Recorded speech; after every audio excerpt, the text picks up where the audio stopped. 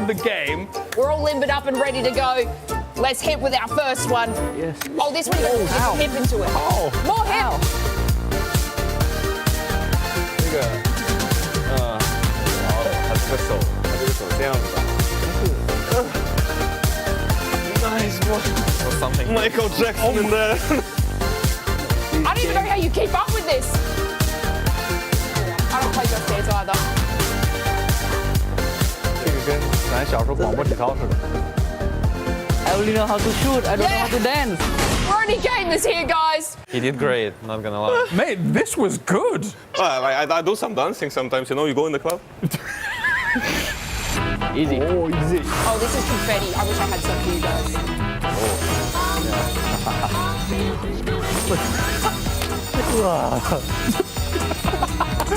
Oh, nice.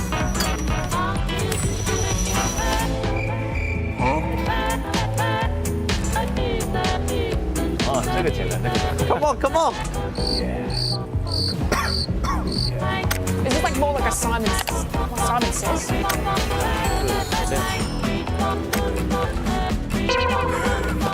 I reckon we got to do the back one. Let's see how low they can go. Oh, no. Yes! Come on, show those backs. Oh, I think I heard a crack. I heard a crack. I think, you know what? I've seen enough. I've seen enough. Hurt me.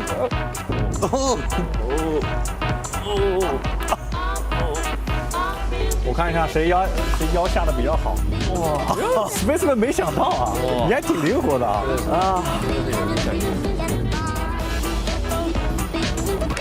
Like, I can hear the crack in my back.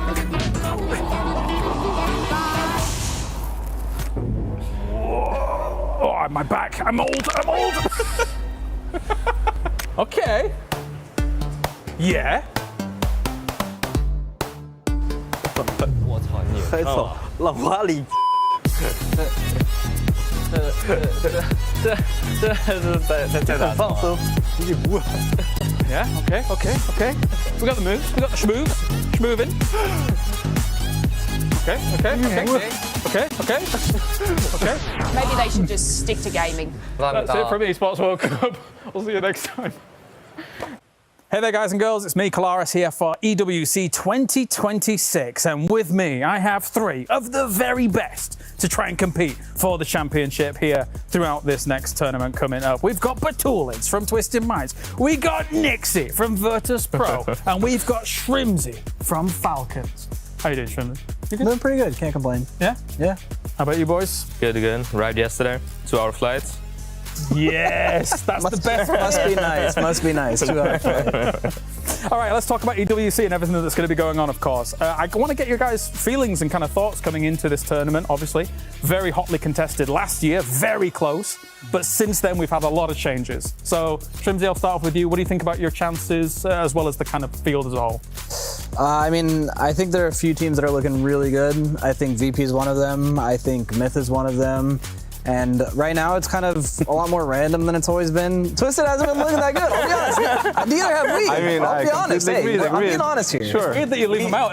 Like, considering normally it would always be Twisted Minds in. Yeah, of course, yeah. I mean, I think very highly of us and Twisted, but I mean, to be honest with you, we both haven't been playing very good. Yeah. So, I mean, I also think the game's a lot more random, so I'm expecting VP to do well, I'm expecting Myth to do well, and then everybody else, I'm just kind of like, well, we'll see. Fair. Batu, do you have a response to that, or your thoughts? Yeah, first of all, I don't expect any teams to perform well. I think it's completely random. And like for me, every single team who managed to play good this year, they can be easily win this tournament or lose the tournament, like on top 24. Yeah, and I agree that we are definitely not the favorites as for now. We didn't manage to win a single event this year yet, and we are adapting. But slowly, slowly. Okay. But hopefully this one's gonna be the tournament. How about you, Nixie? I don't know. I'm happy that they brought 6 games per day, I think now. Yeah. So I think the 5 games per day, I think 6 is like a perfect number. Yeah. But overall chances, I don't know. Like, of course, I want to say we were gonna win, but the game is, as the boys said, like very random. Yeah. With the holes, like the red zone can change the outcome of the whole game. So it's like, I don't know. It's random, but I hope we have it what it takes. Circle settings changed too, and that's Circles, the TPP, and also you have to win the game, Yeah. to win the tournament. It's also a bit different. Yeah. And create some interesting outcomes. I mean, you don't have to win, no? I mean, if a team it wins, still ends at 18. yeah. I mean, if the team Yeah. wins, they win a tournament, True. and that might be a bit unlucky for someone in the finals, but we'll see. We'll see. Yeah. What do you think about the circles? I mean, obviously you kind of got to experience them a little bit at PNC, right? Yeah, I think it sucks for us because we always lead edge. You know, before it was like okay, but now for us it's like we're leaving with a lot less loot than normal. No. But I mean, there's no excuse, you know. Sure. The game is what it is, and you have to adapt to it. And if you're not good, you're not good. Yeah. I think the unplayable shift is actually fine. Yeah, I don't but I think think the time is a big change. Time is okay. a big factor. Because sometimes I'm just looting, I'm like, oh, 2 minutes before the pop, I'm still looting. Yeah. We got blue zone changes as well as med changes as well. Does that Yeah. kind of make change things for you Batalians here, or? I mean, Mad's not really changing too much. It's buffed They're a strong. bit. Yeah, Yeah. but like overall, I don't think it's too important in terms of like big stage, competitive stage. The circles do like change a lot. The speed of them. I mean, the first phases and these water circles, the rock circles will be funny to watch. Not so funny to play, you know, but like I'm fine with it. Yeah. It's not something that you feel like, oh, like not like TPP, you know. Yeah. Not that big difference. So yeah, I'm just happy with that. Okay, fair. Any final thoughts on that before we move on, or? No? I agree. I agree with pretty much everything you said. I concur. He's a smart man. Yeah, both of them are. Yeah. Big brains over here. That's true. That's true. All right. Well, let's talk about your groups and how things kind of line up in that regard. I don't know. You did. I just know I'm in Group A and that's it. So you told them your group. I don't know a single team. The who only is- reason I know is because Avenger told me earlier. Because I already did media with him. Yeah. I just know we're playing first days. And I mean, that's it. technically, you've got to play everyone anyway, kind of, Yeah. right? Like, but I suppose there was always that thing because Virtus Pro for a long time was always like last day playing, and you Yeah. wish you weren't. So Group C is the worst. Yeah. 'Cause- We're in Group C. Yeah. Group C is really, yeah. I would say Group A is great. A and B, like if you play first, is the best. yeah, Yeah. Because you play with 0 points, like Yep. against teams with 0 points. Absolutely. no thoughts to that then. I mean, I don't know which teams in which group play. I just know we are in Group B and we play the first and third day. Yeah. And I'm just happy that we are able to play even. That's all. Just play the game, enjoy. Okay, I like it. I like it. Let's go bigger picture then, because actually all three of your organizations very prevalent in the club championships as a whole. Falcons, Virtus Pro, Twisted Minds as well. I'll start with you, Shrimsy, considering Falcons now two-time champions. Is there any extra pressure on you guys considering you got to step up? There was a moment last year for Falcons where they really needed a win. I think it was in Overwatch. It was Overwatch, that one, yeah. Yeah, you needed a win in order to be able to actually even become the club champion. Yep. So what do you think about it overall? I don't think there's any extra pressure for us. The club championship has always been a thing. We've always performed, and I don't think it's something that's on our mind. Obviously, we want to win, and you know that's obviously good for the organization. But we have to worry about ourselves first before we can worry about them. So That's fair. you know, no extra pressure. We just come play our game, see what happens. I think Virtus Pro, you've got a lot of good shots. Yeah, think? but I think someone just won from Virtus Pro, I'm pretty sure. Or got second place, I'm not sure, but at the end of the day, it's like no pressure from like the org side. It's, yeah, I mean, it's just good tournament, which we want to perform for the Yeah. org because it adds something extra, because they're gonna get extra money, so yeah. I mean, but so far, no pressure from VP. Twisted Minds, Falcons rival. What do you think? Yeah, I mean, we've been pretty happy that we delivered, like, first it was second place in PGS2, like when Falcons guys were Sonic's guys. Yeah, and then we got a win. Previous year it was pretty huge for our organization, but we never felt like any pressure or something. We're just happy to deliver some good results and happy to help them to win something in this championship. Yeah. And that's all, yeah. What do you think about, let's change gears a little bit here. What do you think about the West versus East play style? Because you've, obviously the game has shifted quite a lot. You've got Myth winning 2 PGSs, looking crazy in that last one. There were some circles here and there, but they would have probably won it even without those, I think is fair to say. So Nixie, I'll start with you. Do you think that there's any big differences between West and East, or do you think you've just got to react to the game? I mean, I think it's team-based because, for example, Myth is a Thai team, and you would expect like Thai, Vietnamese teams to be more random in the early game. But if you look at all of their games, they had zero stuff happening. In the early game, they played slow. So I would not say that playstyle is that big of a difference between EU and NA, EU and like Western to Eastern. Yeah. So I mean, yeah, like it just depends on the team. I would say it's. Yeah, like as for now, it's not really about the regions. It's only about like specific teams who manage to find a way how to play TPP, how to play these new circles, everything. I mean, new circles we still didn't play yet, only in PNC, and PNC is different tournament. Very good. So yeah, I guess it will be different from previous tournaments also. Okay. And Sorry, I didn't mean to cut you off. yeah, huh? I didn't mean to cut you off, sorry. Yeah, and also in my opinion, playing like EWC or like maybe PGC is harder than like PGS tournaments. Yeah. In terms of mentality, some of the really good teams, maybe they will play much worse because of some pressure or something. I don't know, like we'll see. But usually that's what happens. How about you? The only thing I know is that Liquid is an APAC team now. They're just inting Circle 1 every Wait a game. minute. Every game they're just inting, so. I mean, they needed to fix something. There was some. They're mixing stuff up. They're mixing stuff up, I'll say that. So hopefully we see them play better. Okay, fair. Or Well, hopefully we see them get last. all that. All right. They're a club championship team, so. True, they are. Yes, they've got a lot of good representatives across these games. A few last thoughts then. A big one. Thoughts on TPP? Who wants to go first? I can go. He loves TPP TPP, King. so I mean, he's pretty good. Yeah. At TPP. I mean, I would say, okay. Here we Full go. honest. Full honest. Here we go. Full honest. The reason why I enjoy TPP more than FPP is because of other people not liking the TPP as much as FPP. Because they put less hours, Okay. I can see people grinding less. So that makes me more motivated and liking it more than FPP. But at the end of the day, I think it's the same thing. I think in competitive, it's not big of a difference. Yes, playstyle is like different. Yeah. But I still think it's the same thing. If you get the mechanics down of TPP, if you get down mechanics of FPP, I think at the end of the day, it's like same thing, in my opinion. That has a devious smile. He does. But, well, the thing is that I kind of feel like it's one of the reasons why people caught up with you guys quite a lot. Because I feel like you guys had such a good grasp of FPP. TPP has been a little bit difficult for you to adapt to. I know the teams have kind of caught up in that regard, and now everything is relatively even for the top team. What's your opinion? I mean, for me, it's incomparable, TPP to FPP. Yeah. FPP was the best for esports. It was the most competitive stuff, and of course, our results for me in FPP mattered a lot.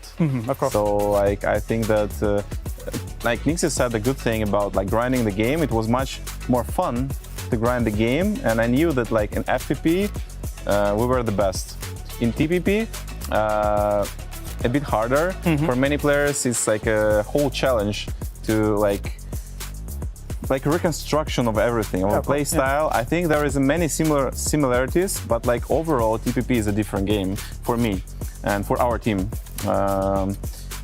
I like FPP more, but like as for now, I just have to basically grind the TPP. Yeah. Try my best, but I mean, you know, we're like big boys. We don't care too much of like all this stuff. We just play the game, enjoy our lives, and if we win one day, maybe we're gonna win PGC exactly in TPP. Who knows? Like, that's just mentality. We just play and try to enjoy the game. And you, I mean, there's not been any third places recently, and I'm not happy about that. No, it's obviously a huge change. I don't think it's as big as I thought it was when the TPP first came around. Okay. I think that it's obviously a lot, but it's not like game changing. It's not like, you know, we were good then and we can't be good anymore, you know. But it just feels like we're getting beat down with so many changes that it's just like it doesn't matter anymore. It's just, it feels so like random nowadays with, you know, the holes, the circle settings, BRDMs, panzers, mortars, TPP, pickaxe. I mean, it just seems like there's just so much going on that I don't even care about like one little change anymore, you know?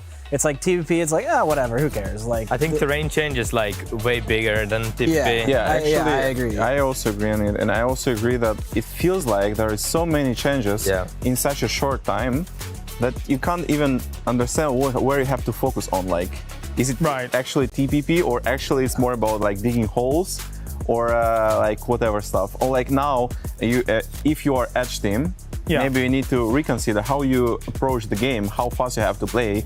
Maybe change loose spots or change the way how you should play between first, second circles. There's so many stuff to think about to change as a team. So yeah, it's pretty hard. Yeah. When the constructible terrain came out, I was actually a big fan of it because we were like, oh, we can always come up with something. We can be like, be smarter than the other. It's another layer that we can be smarter than the other people. But that's fair. But now it's just so much things happening. I don't even remember that I can mortar myself in the middle. Right. Because it's just like, oh, there's red zone holes there. How can we kill them? And at the end of the day, it's just, I don't know. It's so much things happening at the same time nowadays. For example, it's like you see a team mortaring a hole, you're like, we're smarter than them, let's take it before them, right? Yeah. So they mortar a hole for you, you take it in front of them, you're getting inted by another team that's already thinking about taking the same hole. BRDM flying in. And then a BRDM flies in, and then a mortar comes, and then you look at the map and there's a red zone on you, and you're just like, what is going on? There's a lot. There's so much. And then you start smoking yourselves, and then you have 4 blue zones on top of yourself by another team that's already third-partying you, and you're just like, well, I don't know what's happening. Don't worry. Now somebody's going to drive through that smoke. And it's going to be gone. Gentlemen, we were on a good track, but I am afraid we have run out of time. Thank you very much for joining me here. A lovely conversation here with Batulins, Nixie, and Shrimsy. That does it here from the Esports World Cup 2026. We'll see you for more. Hello. Hello. I'm your teacher, French teacher. Baz. Is this torture equipment? Baz for the snails. Huh? Oh, the snail? What snail? Yes. No, yes, no. of I ain't course, trying to you see do no it. snail. Wait, there's no snail. I dare there's snail be in there. I dare hold you. it. I Wait, I got it out. Why can't you bring butter croissant? This place is mental. AJ. All right, so when are we gonna do the? Oh! She is massive. Nah, no. There is no way. And people say that You the like it? Americans are not cultured. What are you doing? Don't you eat beans on toast or something? Hey. She went too far then. She went too far. Too far? That That was a hate crime. I apologize. You went for the low blow there. Yes, like, I apologize. Oh, this is the frogs. Look at Ou their alors little vous legs. dégustez les. Oh! Look just at chilling like this as well. legs. Just stick with chicken. Like, what's the point of doing this? You know what I mean? C'est une spécialité française. Just let them just walk around. They don't want to be eating. They were just trying to ribbit, and jump around, Ce sont and les these in front cuisses de said, go on then, grenouille. put some sauce on it. Cuisse de grenouille. Double check. Cuisse de grenouille, like a chicken. Oh, that's like an action figure. No, you don't do that normally. Well, You put they it in used to do that, and they Put can't it in your now. plate, Yeah, not possible for Foglets. just like Why? Paulette. We can't. Well, The fact that they're there right now, I'm devastated. Cut it in two. Cut it in two? Yes. Okay. How do you say cut it- teacher? Yes. Professora? That's Professor. Portuguese. Professora, No, you put it in your Professora, this is Vici, 6-7. Vici, My Vici, my Vici. I said the change. I'm trying to finish 6-7. Sorry. Am I insulting the French if I don't try it? Yes. Okay. Okay, here I go. Let's 3, go. 2, 1. Oh, yeah. Oh là là là là là là, c'est magnifique. Bravo. The snail was easier. The texture Yeah. Oh, is interesting. That's yeah. not good. Why do people only eat the legs? This is nearly. Nearly the whole body, yeah. Yes, afterwards it's a Ramon, chuck me a baguette. This is I can go with Yeah! bread. This is what I can get into. Catch it. That was a good catch. Alors, Put in it the in. plates. Okay. Comme ça. Just do the sideways, man. Ouais, sur le côté. Voilà, Yeah. c'est ça. With my hand. If he's put his hands all over the bread, at that point you might as well just put it in your mouth. What are you doing? It's Voilà. not French manière. I'm so sorry. Voilà. but- Bread's good. Hey! Finally the good stuff. Madame, Ouais. why does AJ get a cake when he didn't even try the snail? I don't know. Is that what type of snitch you are? Yeah, that's kind of bad cheese. Could you please take a spoon? She's not looking, she's not looking. They're not bad. I think you have to cut his cake for him. Why Dessert, did it take that long to do that? If we lost our napkin, do we use the tablecloth? No, never. Take your napkins. So you never used your hands to clean this ever? Wipe it off. Never. Look, On the this, napkins. not here. So if we don't have anything, That's what the tablecloth is for, right? We grew up in the You're gonna wilderness. watch it anyway. Merci beaucoup. And we'll see you at the next French lesson.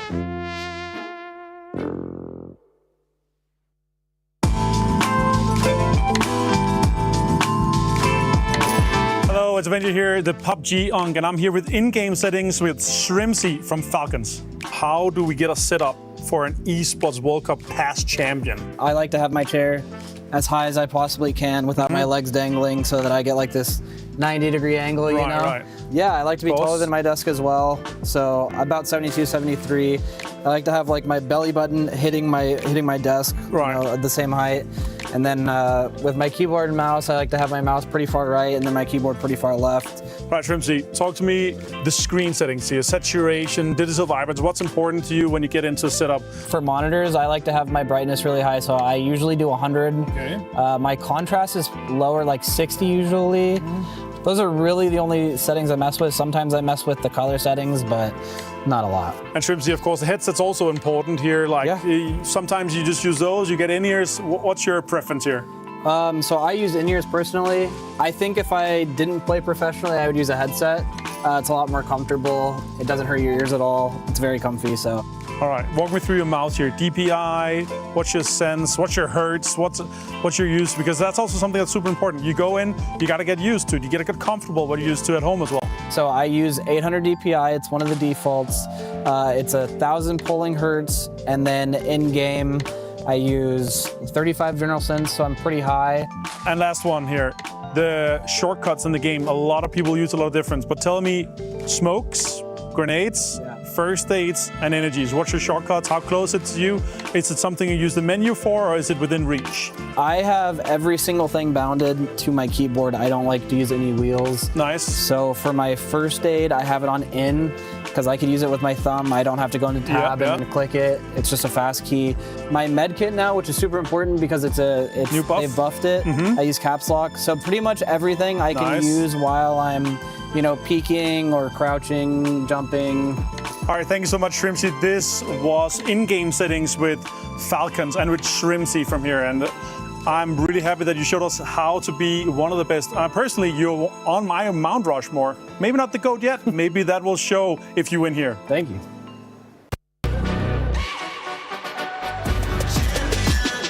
This ain't no regular thing. Came for the ring, you know what I mean. You see my name in the lights. Better get right, I'm champion.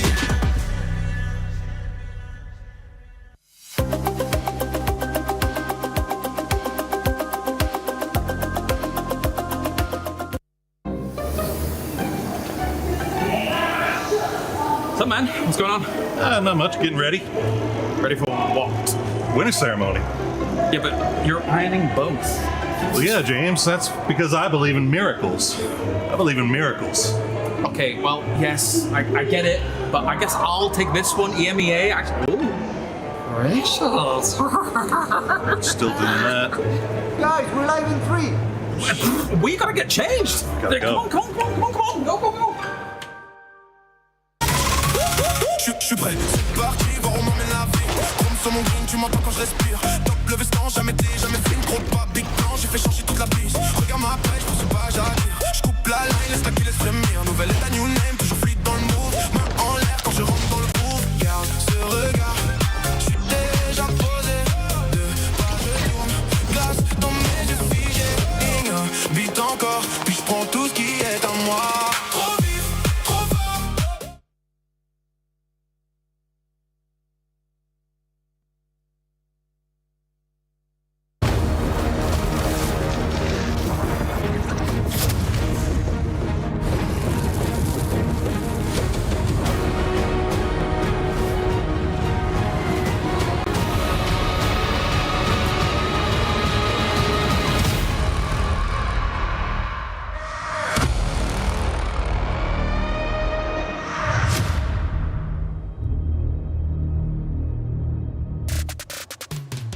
Yesterday, VP gave us hope that teams will be able to catch him up. but it didn't end up being the case because at the end of the day, they made sure they assured their dominance with a chicken dinner and kept the lead to second place with 27 points. Will anybody be able to catch them up? Because today's match rule is in effect as well. Welcome to the PUBG Battlegrounds at EWC 26 Grand Finals. We'll be crowning possibly a new champion today for PUBG Battlegrounds, but I wouldn't be able to do this by myself. I have none other than Godspeed, Lace, and Toffees with me, and even though we don't have the Eiffel Tower behind us, we do have the totem where the champion team will be putting their key up there at the end of the day. How are we feeling, Toffees? I mean, I feel good. Probably not as good as VP feels, though, I'll tell you that right now. But I think it's going to be an exciting day of play, no matter how you slice it, right, Godspeed? I think today is going to be incredible. There's an actual chance that we only play 2 games. Obviously, we'll talk about that a bit later. But that is just a crazy proposition to think that we can have a grand finals here end in 2 games potentially. It could end in 2 days. I know everybody is hoping that's going to be the case. I see you, production. I see you, Tomash, back there. We'll see if that's going to be the case because this is championship weekend. It is club championship. We'll not just be crowning a champion here for PUBG Battlegrounds. We'll also be crowning a champion for other games going on at EWC. So why not? Let's get an update with what's going on with the club championship with Glitter. It's championship weekend here in week 3 of EWC 2026, and it's time for another club championship update because we have a lot of action going on here today. So let's start with a little bit of an update from some of our other stages. Yesterday was a big day in TFT as Team Vision was able to claim the win, and this is big for Team Vision because they were a club that only had 2 participations in CC. So the ability to have performed so well and gotten those points on the board will be massive for them. Then we're going to move on to EAFC. It's their last day of competition today, and as it stands, Team Falcons are currently only 3 wins away from claiming that trophy. This could be massive for Falcons as they are one of the teams that need a win in order to then make themselves fully CC eligible for that title. However, that could also happen in our game here today, PUBG Battlegrounds, as it is our grand final day. And we have a stacked lobby that is going to play into so many of our CC storylines that we've been talking about. So let's dive into it. At the top of our leaderboard, we have VP and Falcons. And like I mentioned for Falcons, they're still looking for that win, but so are VP. And VP have a massive point lead over the rest of the pack right now. So they've set themselves up potentially well for some success. However, also in our top 6 are Na'Vi and Vitality, teams that have been sitting at the top of our CC leaderboard for the last 2 weeks. They already have their wins done and dusted, so for them,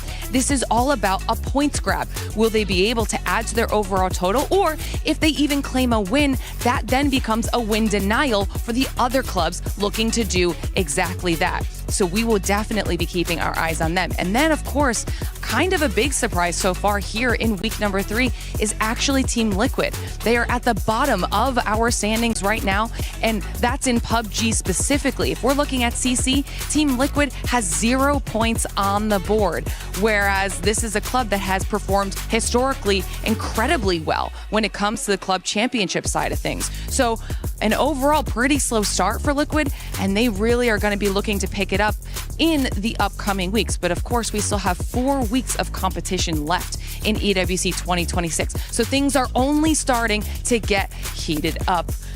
I can't wait to see how all of it plays out today. It's going to be a massive day for some of these clubs. We're going to have to wait and see how all of it plays out. Hey guys, Porsource and Matchroom here, and we've got 2 days of finals in the books, and now that has set the stage for our grand final here today to determine if we will have a new Esports World Cup champion for 2026. I mean, it all comes down to when we're looking at yesterday, it was about VP. They had a massive day 1, and it was about how much points could they get ahead of everybody else. There was a drop down into them and Falcons, who also had a lead, enough to feel comfortable away from everybody else. But VP spent the day hunting, trying to find as many points as they can so that way they could push up the cut line, and it felt like it wasn't going to happen until we got to that very last game when finally they got a chicken dinner with a ridiculously high kill count, really pushing them ahead of the pack. Yeah, you're absolutely right. Up until that point, it felt like they were hunting down Falcons. They were hunting down the teams that were kind of in contention with them, and they weren't really separating themselves that much. But that final game really pushed them right up there, and Falcons honestly did a good job of keeping up, but there were other teams that also managed to kind of jump their way up in the leaderboard as well. Yeah, it was vicious day. And I don't mean because it was vicious because of lobby, I mean the vicious. These guys were popping off in a big way. Tycon suddenly finding his legs again and finding his aim, putting in a lot of work, that whole squad finding successes, and they were eating so many points. That's why VP couldn't really find the lead, and Falcons were getting like a couple points here or there, but they couldn't push their lead. And it all comes down to now, when we look at coming into today, we have a cut line for Smash Rules at 136 with VP on top, Falcons on the hunt, but I don't even want to count out VC yet. No, you don't. And they, so yes, there you go. Virtus.pro has to get 10 points, and then they have to get another chicken dinner if they want to secure the win early. Otherwise, it's going to go all 6 games. But there's so much more on the line. Obviously, our eyes are set at the top of the leaderboard to see where Virtus.pro wins, to see if we get that new champion. But up and down the leaderboard, there's more at stake when it comes to club championship points. Oh man, there's 2 squads that really want some club championship points coming off of PUBG, and it's going to be Falcons and VP. Luckily, first and second respectively. There was a bit of a come up after what we saw going on in TFT, so both of them kind of had a little bit of a shimmy in position. But at the top, whenever we look at club championship points, it's going to be Navi presently tied up, and then a little bit of a trail down back behind that. We've got Vitality still in a good position. They've been hanging out around 5th place, so could find some decent points. But AGAL, who's in the hunt for club championship, just is not succeeding inside of PUBG right now. No, they're having a really tough go, and they have not a lot of time left to try to figure out how they can get a little bit more club championship points. Well, there you go. We've got a new champion at stake. We've got club championship points at stake, and we've got a whole lot of prize money at stake left here to play for. So, guys, make sure you tune in for the whole day because it is going to be sick. But that's going to do it for us here. We want to get you in the games as fast as possible, so let's throw it over to who we got next. Thank you, Porte and Matcher, for the STC Rewind, and also the One Take Queen Glitter with that Club Championship update. And for everybody currently watching at home, don't forget to do your pick'ems. Just check out the EWC Play app, put your predictions in, do those pick'ems, and I'm actually gonna want to see which picks you guys are gonna be doing. But we're not gonna be doing the ones for who's gonna win. We're gonna be doing predictions for how many games is it gonna take to crown a champion. Lace? I mean, look, I love a good show where there's lots and lots of games, but, you know, we've been shutting down the end here. Let's just make it 2. Let's just make it 2 so, you know, we can kind of chillax a little bit. I've got my fingers crossed, but I like a bit of action, but 2, please. I think 2 is a good guess for me personally. I think we're going to go 4 to 6. I think there's a good chance, depending on the way that the lobby shakes out, especially with everyone going to be looking at VP going for that chase, as well as VP potentially looking to keep 2nd place down. There's a good chance we'll see 4 to 6 at the very least. I mean, honestly, it's 6. VP has no reason to do anything stupid. They're going to slow play this. I'll say 5 at the earliest, and I'm sorry. I want to believe it's going to be a cool smash changes everything situation. But unless Vicious comes out and just cracks off on game number 1 and makes it some sort of crazy race, I don't think it happens. My body's telling me 2, but my mind is telling me 6. My mind. Now let's look at the Stony story of the day, which is none other than VP. By the way, these stats are from yesterday alone versus the Vicious. The reason why we're bringing this up is because Vicious had an outstanding streak yesterday in 3 matches where they were able to get top 3 finishes back to back to back, followed by 10 or more kills. I mean, that's what you got to do. Essentially, they tried to do yesterday what VP did on the first day, and that's how you get back in this match. Unfortunately for everyone involved, VP had the last game, right? If it wasn't for that, then I think both Falcons and Vicious would be on a bit of a better hunt schedule.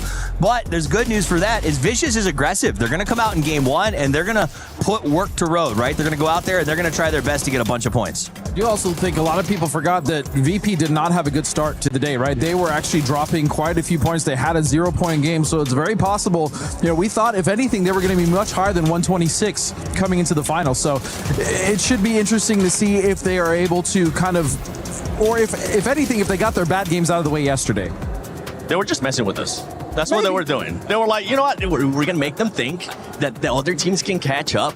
And then at the end, we're just going to, psych, we're going to get a win. That's exactly what they ended up doing. It felt that way. It felt like for the benefit of you guys up there in the studio, we're going to make this a little bit closer than it seems. But, you know, I got to give it to VP. They weren't catching circle ones. They were working for everything they got. That last game, they had to actually, with one car, camp the bridge to get enough vehicles to make that rotation to the south side of military.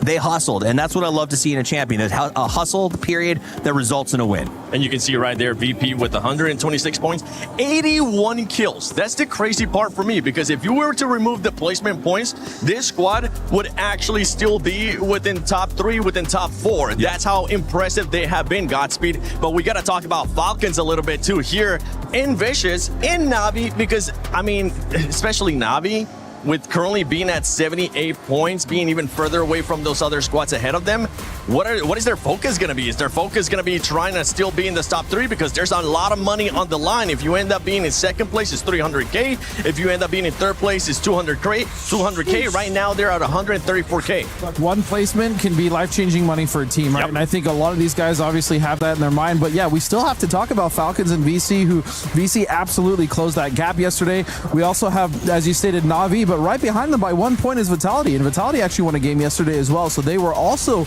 on the hunt to try to catch that up. Falcons, I think in general, they're just going to play their game. I think this first game, we're going to see a lot of the teams just trying to maintain their game and play their way until something maybe dramatic happens. Maybe VP actually hits that 10-point threshold. I'm not sure. Yeah, and as we're alluding to it, the smash rule is in play.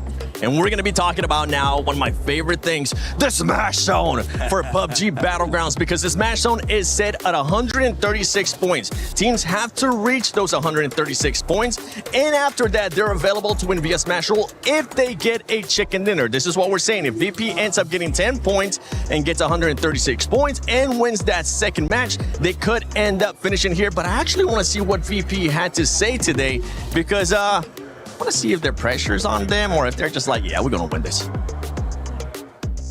Hello, Avenger here. I'm here with Nick C from Virtus Pro, and you guys were looking fantastic so far in the finals. A record-breaking day 1, a good day 2, and now you're looking good to win the whole thing. What's your thoughts coming into today, and how are you prepared?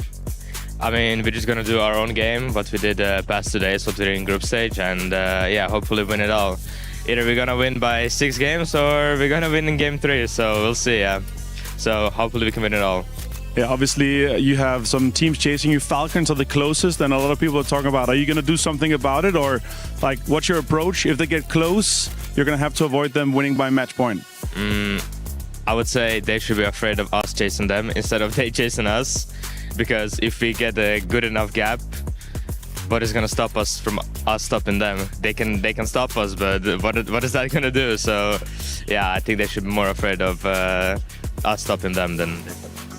And I gotta ask as well, do you think you're gonna win by game 6, or are you gonna get a chicken dinner after you hit the threshold?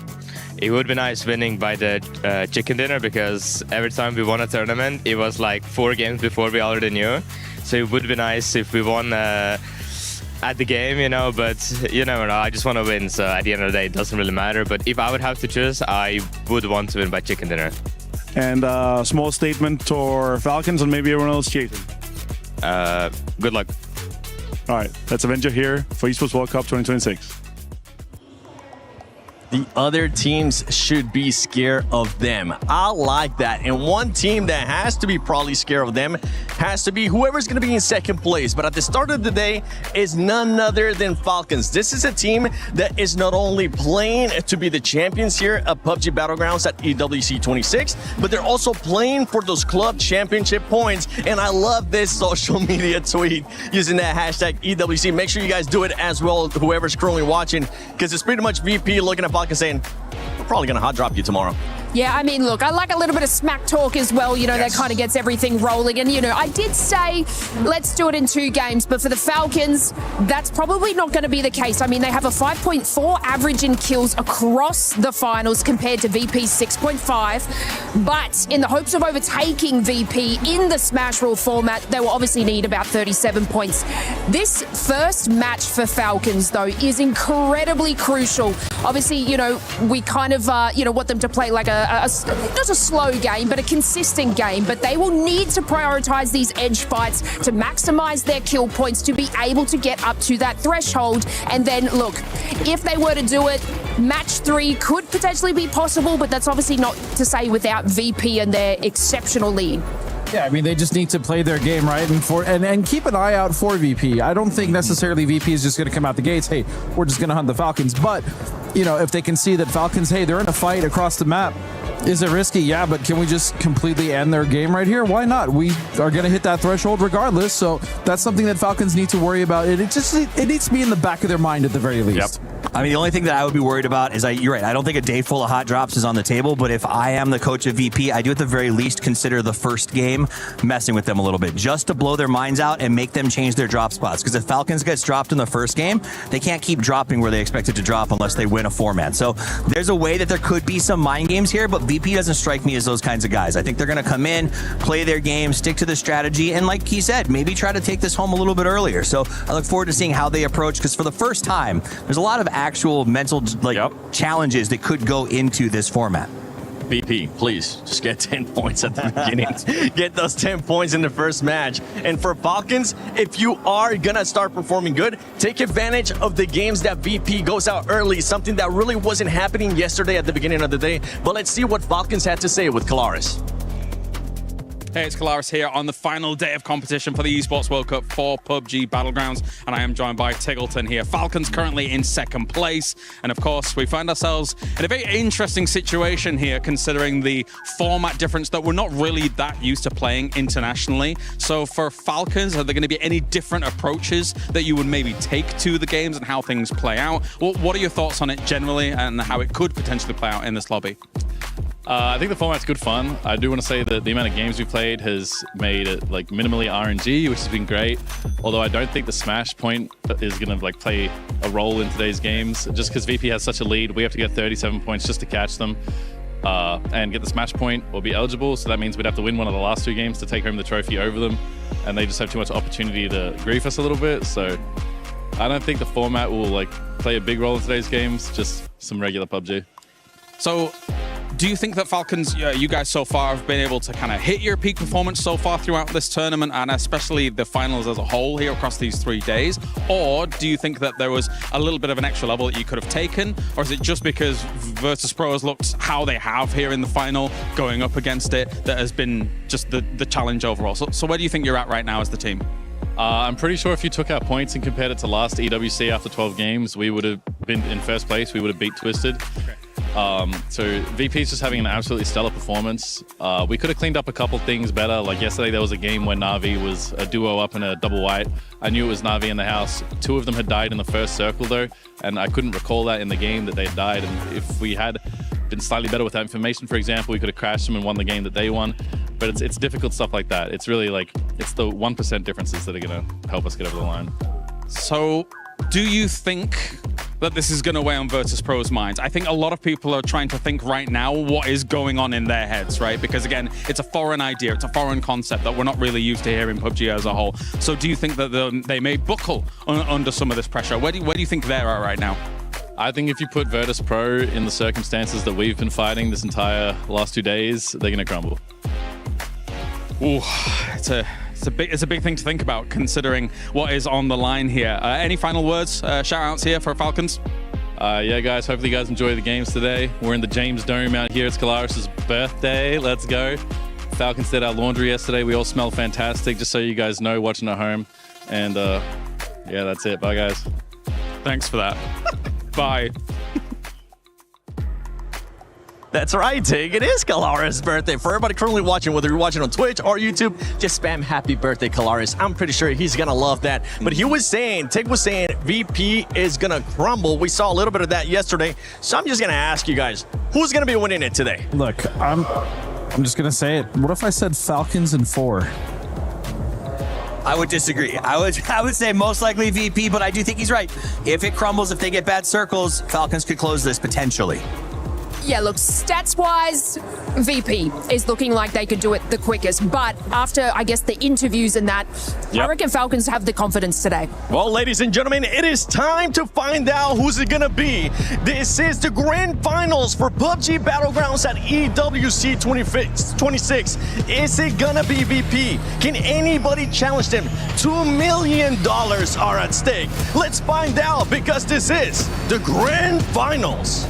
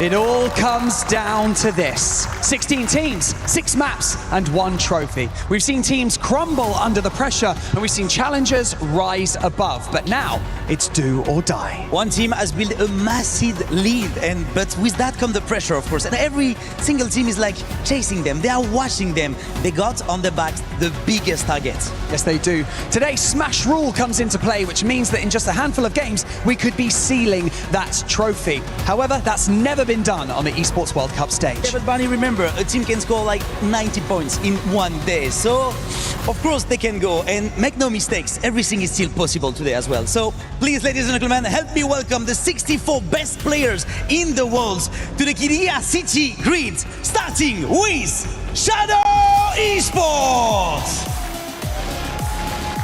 With Setsuna, Jexy, Henzi, and Kamaz! Team Liquid! They are Alo, Purdy Curty, Cowboy, and Luke 12. AGAL with Delwyn, Himas, Sololzi, and Destroy. 17 Gaming! They are Lil Ghost, Tian Tian, Wenhua, and Xiaowu. Cam Esport, they are Cloris, Denvu, Wongef, and Dirt Juice. Myth! They are Kiss, Jacob, Scrappy, and Baron. T1, they are Ehend, Type, Heather, and Rainy. Gen G Esports, they are Salute, D, Saul, and Bean. Your reigning world champion, Full Sense, they are Tiger, Belmont, Flash, and Tanalo. GK Esports, they are EJ, Akan, Pop Pro, and Xiongjan. Team Vitality, they are Gedrox, Lomaibal, Livente, and Queasy. Navi, they are Feorist, Boostic, Spyro, and Hakatori. The Vicious Esports, they are Deacon, Bo, Surti, and Dugmai. your reigning club champions, Team Falcons. They are Tiggleton, Shrimsy, Gustav, and Kickstart. Virtus Pro! They are Nixie, Lucarix, Vimy, and Curexy. And finally, your defending champions of the Esports World Cup, Twisted Minds. They are Batulins, Lou, Perfectix, and Example.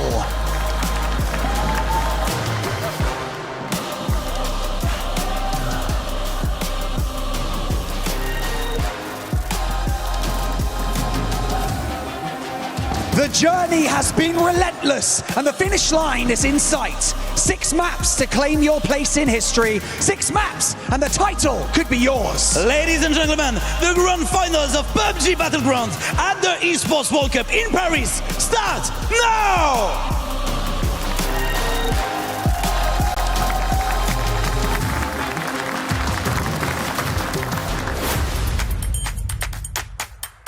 Who's going to be able to try and make the most insane run, maybe in PUBG esports history?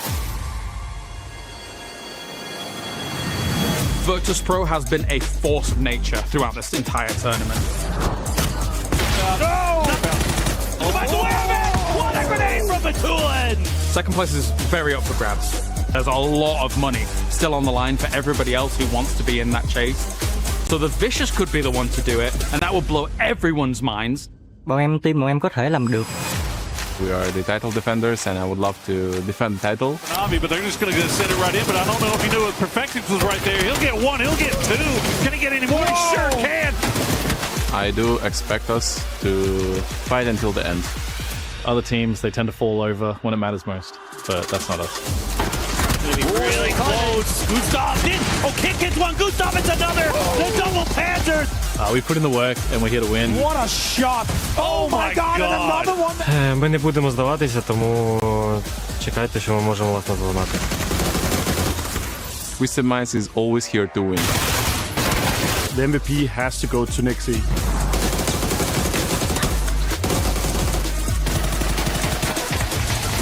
Because this tornado ain't stopping anytime soon. Virtus Pro is here to win. It's time to crown ourselves a champion for EWC 2026, and it is dicey moving into today because we've got a lot of different storylines to dive into. Yes, Smash Roll coming in, VP being so consistent, but with a 40-point lead on 3rd place, so much more focus is now shifting over to the Falcons and really how they're going to fit into the meat grinder of everything going on. Yeah, it really feels like because of the point threshold that gets created based off of VP's huge lead that they've established, that you're probably looking at Falcons needing to win one of the first 2 games and have a big point kill total behind it to really feel like they might have a shot to catch up to VP, for someone to stop them. Because just a reminder, you know, the point starts from where VP ended yesterday, 126, so it's 136 is the threshold. You hit that point total, you can't win on that game. So even if you get a chicken dinner and you hit that 136, it's still not good enough. You have to hit that threshold, and then in a game after that, get a chicken dinner to claim the trophy. And right now, VP has set that mark very, very high. And that's what's led to a bit of the chaos. Are we probably going to see hot drops off the get-go? Most likely not. But it is pretty much the entirety of the lobby versus VP to deny them chicken dinners as much as they can, and maybe even trying to go after Falcons in their own fashion. It's not going to be, let's just commit into a hot drop and try to kill them off the go. It's going to be, can we find a trap? We see a firefight going on, we hear the gunshots, we see in the kill feed that one of those 2 squads is next to us. It's time to see if we can pounce, if we can get something off of them and install their role so we can find more. Exactly, and for VP as well, they have opportunities that if a game looks like it's not going to go their way, a circle shift maybe they don't like in their favor, they can go and hunt other teams and say, we're going to make sure that you can't catch us even if we can't get the points we need here. So there's a lot that can happen in the middle of this, so we'll be trying to keep track of everything as we get into our very first game of the day on Erangel. What do you mean? Our circles have been not at all wild all over the place, and our plane path coming in, leading down into military base. That's where we did see VP take that last victory on the day yesterday, finding big success playing into military base proper. So see if any congestion happens on drops. It looks like most people are kind of separating away. Plane path could cause a little bit of drama, but it's mostly going to be for vehicles, I would assume. Yeah, you would think if there's any early shenanigans, it might just be because some teams, you know, when they have their alternate drops, their secondary drops, that they have ideas going on where they think their vehicles are and where other teams think their vehicles are, and they overlap sometimes. One of the things I want to talk about while we get this is VP's drop. It's kind of distinct because it gives you a chance to go to military base or stay on the main island, gets decent loot, so they get inside track on a great plane path like this for themselves. Yeah, I mean, talking to the coach of Visa a little bit about how happy he is that they get Ferry Pier because of the things you're talking about, Matt. There's a lot of vehicle spawns there, a lot of access to, in a circle even like this, over on the western side. We are very heavily shifted in that direction, so VP is going to have a little bit of a foothold to start.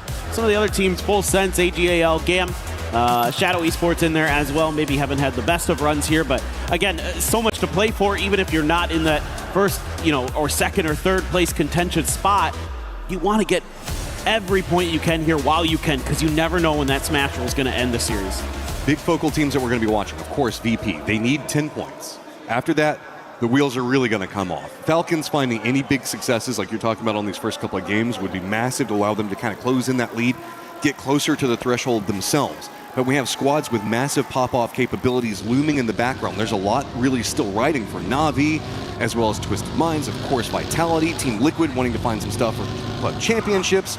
There's a lot of moving factors as we're going through all of this, and while the circle is great for VP off the start, it's entirely across the map for Falcons. Exactly, so Falcons are definitely going to be in what you would call a slightly more difficult position in a way, but the Falcons' MO so far this event, with Gustav taking over the reins as the IGL, I think they're quite fine to play on the edge more so. I think that suits their current identity a little bit more. Again, it's opened up players like Kick to be much more of a fragger than we had seen in earlier events when he was the IGL. On top of them having, I think, a lot better idea of how to stay active in the mid game, give themselves those deep runs into the late game, and even though they haven't been able to convert quite as much as Virtus Pro, their style's still very, very effective. Twisted had a big come up yesterday, and they still have a big climb that they've got to do, but it is doable with just a couple of games to really catch up. So it's about pace setting for a lot of these squads. Yes, VP is in that pole position that you're talking about, but there was a big dust up in the squads in 4th, 5th, 6th, GK having their climb that they had. Twisted, like we were just talking about. There's still opportunities if these squads can really string together something at the start, but it does require a little bit of a falter from Falcons, as well as VP not finding that chicken dinner. Exactly. We should talk about some of the teams that are kind of in the middle of the pack that are still looking for club championship points to keep themselves in that race. You got to look at like Gen G, T1, Twisted Minds, all want to stay in that top 8 to keep themselves in the hunt for a solid finish in the CC race. You have Na'Vi and Vitality, who need to get these top 5 finishes to protect their leads that they've established for themselves here so far. And remember, we're over here in France right now. It's a nice rainy day in Paris. Vitality is finding a lot of success whenever we look at the club championship. And again, in that hunt, every point that they can find is going to put them in a much better position in the club championship.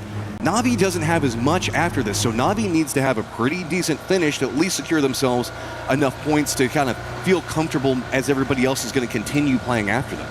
Exactly. And so, yeah, just tons of things to keep track of today, as every position does end up mattering in a lot of different ways. Not only the money, but also for the club championship, as we're going to be kind of trying to keep track of it as best as we can throughout the day. The squad that's in 3rd place right now, I believe, or 4th maybe, is AGAL. They've been playing in a lot of games, performing well, not having a lot of success inside of PUBG so far.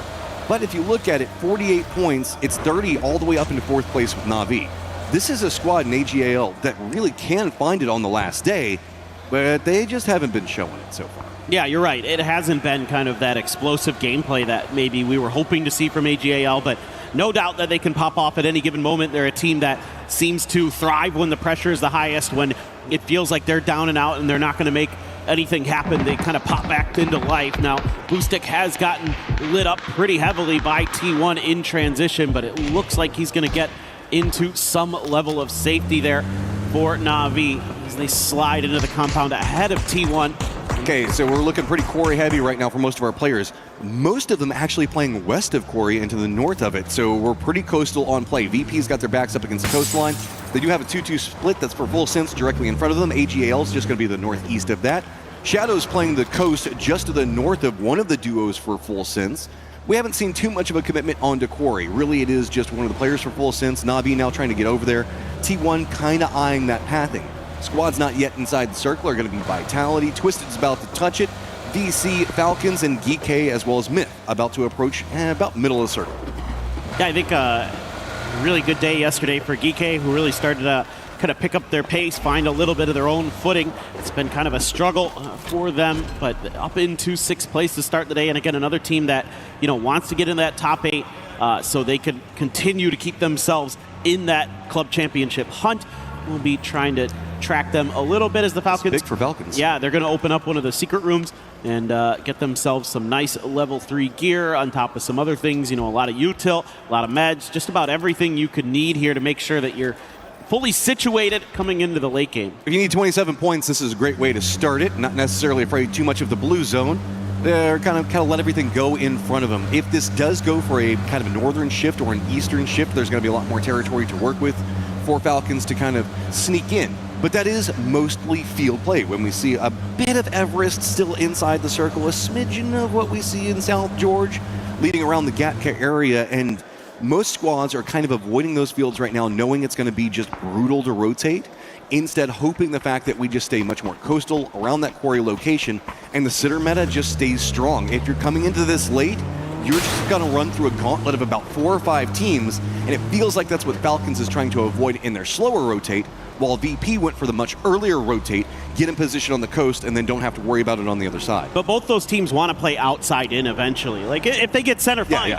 They're comfortable to play that. I'm not saying they won't take, you know, a circle that just lands on top of them, but they both have shown that they're really adept at being, in the case of Falcons, really maneuverable in the mid to late game on the edges of circles. Like, they'll hang out after a circle pop, look for other teams, wait for their moment to either strike or find some open space. VP can do that too, but I really like the way VP kind of sets up these mobile fortifications, these wedge formations that they like to go for that really make them really difficult to get through, because if you take a team fight against VP, it's like, okay, you might get 1, maybe 2, but they're going to wipe you out most of the time, and that's made them such a difficult team to go up against, and why they are so far ahead. They do this roaming thing in the early game where they just kind of don't sit in the spot long enough for anybody else to really know where their firm defensive positions are going to be at. And so a lot of people kind of overstep, thinking that they have the opportunity, and then VP just counter pushes on top of them. Ooh, that circle does stay right along the coast. VP going to feel great about it, hoping that maybe they can get those 10 points in this game. Northeast is going to get clustered real fast. Gam's going to be running in. Gen G back behind it. Team Liquid as well. There's also a lot of open area in this, and when we've been seeing open area, not necessarily a lot of trees, it's mortar time, baby.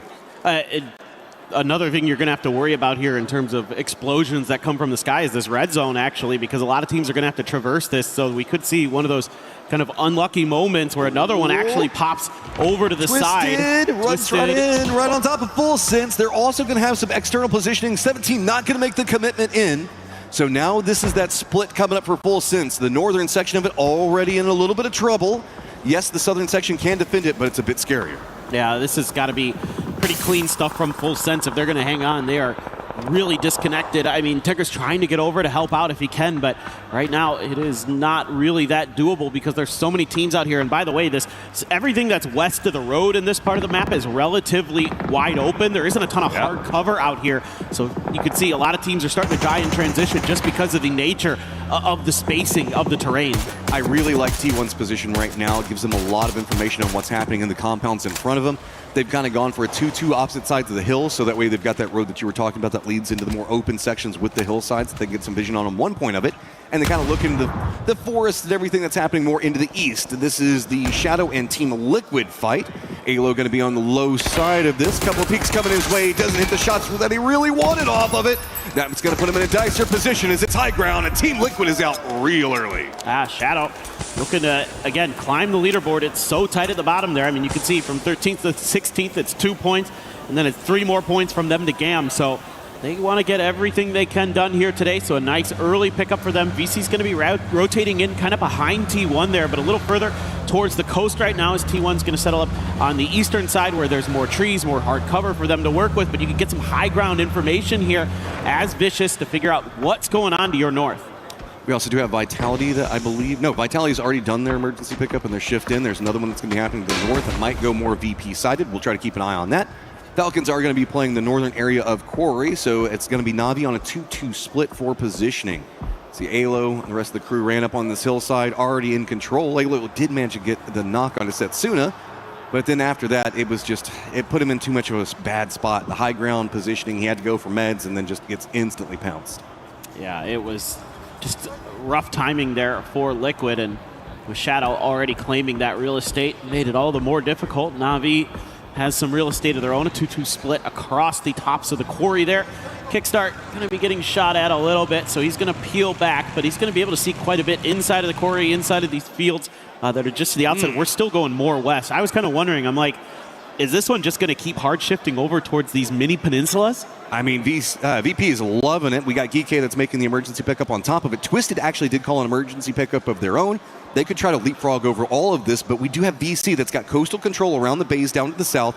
VP is going to have the hillsides. T1 on the other side of it. To the north, the cluster is creating a death funnel, all stacked on top of each other. Early rotate for GAM is going to be very beneficial, but it's going to be Vitality as well as 17 mostly gatekeeping out. And it is going to be Gen G, Anyone's Legend, Full Sense, Shadow Esports all trying to make a path over there, and maybe Twisted if they don't go for the commitment, as it is going to be GK making landfall, but it's going to be right next to VP. That's not going to feel too good. No, all they had to work with over here was some of the craters created by a red zone, so they're just going to have to drop in there and try to make it work, but it's really going to be difficult because they had teams rotating in that direction. Akan already down, and you have Full Sense who's in trouble up on the north side. The retreat away from VP's firing line opened up VC's firing line on the coast, so that's made it a lot more problematic. Also allowed GAM to squeeze in right next to him, so GK clinging to life on the coast with near on nothing to work with. You can see it's just a couple of smokes down and trying to use the ridgeline of the beach itself. Luckily, VC can't commit too much more in just due to the positioning. They're afraid of where T1's going to be playing from, but T1 has already taken shots into Na'Vi right now. Yeah, GAM's trying to see if they can find another angle in towards this GK position, but it's going to be pretty tough. The trenches are deep enough where you can prone down and hide relatively well compared to the rest of what's going on the screen, but just kind of keeping my eye on kind of what the Falcons are doing over on this side. Yes, thank you, observers. This is great. We were looking at Kickstart flying around, but meanwhile, they have found some entry. This is a perfect Falcons game. They want to find those edges and kind of hold those down, look for their moments to strike. Twisted Minds did not take the emergency pickup. I think that they were afraid with Full Sense right next to them that they would just get picked apart right as soon as they launch up into the air. That does mean that they're kind of trapped in their compound. With Full Sense, Gen G has managed to get two of their players right on the edge of the zone. Shadow's going to be back behind all of this, so this cluster of squads, while it is phase number 3, are all kind of trapped in this mutually assured destruction point where they can't move into Vitality's angle, and they're just kind of stuck there. Blue Zone's going to be right on top of them in a few seconds, and there is just nowhere to go. You're going to have to fight your way out, but the way that these compounds are set, you really can't even do that. No, it's going to be really tough. I think Twisted's going to have to make some kind of wide wrap because the road is really heavily guarded between Vitality and 17 Gaming right now. The Twisted's making the run. They've hopped in vehicles. They're going to be running right next to 17. They're going to put them very close to Vitality. Where do you go? Popping up on this side. They're going to run right in the midst of Vitality. No clean shots. Finally, Quizzy does find example. There's not much really to hide behind with those cars. They've got to stop. There is nowhere to go. Crossfire is now starting to get set up. VP even sees some of this. Shadow is following right back behind it. Vitality switches their focus, and everybody is just dying in these fields. Oh, what a great position of an M249 is Hello My Bad. He is able to do so much damage to these teams that are coming through, whether it's blowing up the vehicles or actually claiming lives with that gun. That is a beautiful spot to be in, and he puts it to great use. So now Twisted had to run the gauntlet. They do get 3 through there. Frankly, that's not too bad, given the teams that they were going to have to cut past. And they've done a nice job of at least settling up with something, but here comes VP. It's all the kills just rolling right into them. They're finding everything. They've got a great position in the circle. GAM, GK, Gen G need to come into their west, right into an area that they've got perfect vision on. Everybody to the north around Vitality, the circle abandons them, still leans into VP's positioning, so that's more points just looming. They don't even have to chase. They've just got to continue to pick off people as they roll right into their face. Yeah, for VP right now, it's just about holding the line, just making sure that all the teams that are to your north and your west are going to have as tough of a time as possible getting through, and you're going to be able to collect maybe 5-6 kills along the way. Who knows? We'll have to wait and see, but Genji is doing a little bit of damage to Vitality. That's way up on that northern congestion, but Genji has kind of a off high angle into it from the distance. Meanwhile, Falcons right next to T1. Yeah, they can't go too far into this. They've got to stop right on the edge of the zone. The high ground for T1 and these trees are just going to provide enough cover to make it dicey, but you know that T1 will roam down onto this. They're trying to already get in position for nades. Falcons are all stacked up on top of each other, so that's going to make it very scary. We also have Myth on the other side. Looks like Falcons trying to take a couple of shots at, but Blue Zone now starting to fall on top of Full Sense to the north. Vitality going to be looming right next to it. 17 right there as well. All these squads still trapped over in the north. Well, nowhere to go. You just got to fight, and Vitality wants as many of these points as they can find. Yeah, I mean, for Vitality at this point, it's just try and clear all the teams behind you if you can, which is just Full Sense at this point. But again, Tian finds an angle. 17 starting to get their footing, starting to get their bearings. Twisted's a little bit angry that you tried to gatekeep them. Oh, Perfectix goes down to a nice grenade from Hello My Bad, though. Meanwhile, Flash on a sliver of life, a Molly in hand. It goes with him, and he is probably going to succumb to the blue. Nades and damage just still continue to rain down on the Falcons, and they can't find the game that they want, and T1 going to be the ones that just keep finding more. Full Sense does falter up into the north. That provides more breathing room for Vitality, but Falcons, can you fight your way out of this? I mean, it just feels like everything's stacked up against them. They're bottom of the valley, nowhere to go. If they run onto the side with Myth, that's going to be a problem of itself. Genji's trying to fight their way right in between everything. They're just in the south of Twisted Minds now, and it's going to be VP taking shots right onto their backside, and there is nothing to be had over here. Everybody's falling to the north. Vitality now out. At least Twisted has a path to just barely get inside the circle. 17 just sends it in as well. They're trying to make something work while VP is busy trying to keep Genji at arm's length, but Genji has managed to establish themselves at least temporarily. Eyes probably got to turn around a little bit for them. Still Twisted Minds in the blue. They're hemorrhaging players, though. They're hemorrhaging health. Lou going to fall. Batulin's on his last legs. Should be able to get that first aid off just in time, but it's phase 5 blue, and it is going to chew through his health so quickly. Beamy up on the roof, looking towards Genji to try to keep them pinned down, but there's just enough of a ridge line here for Genji to kind of hide behind for now. Here's the problem, though. The circle is finally left to VP. They're going to have to deal with the mess that everybody else has been dealing with. 17's already moved into kind of a gatekeeping position.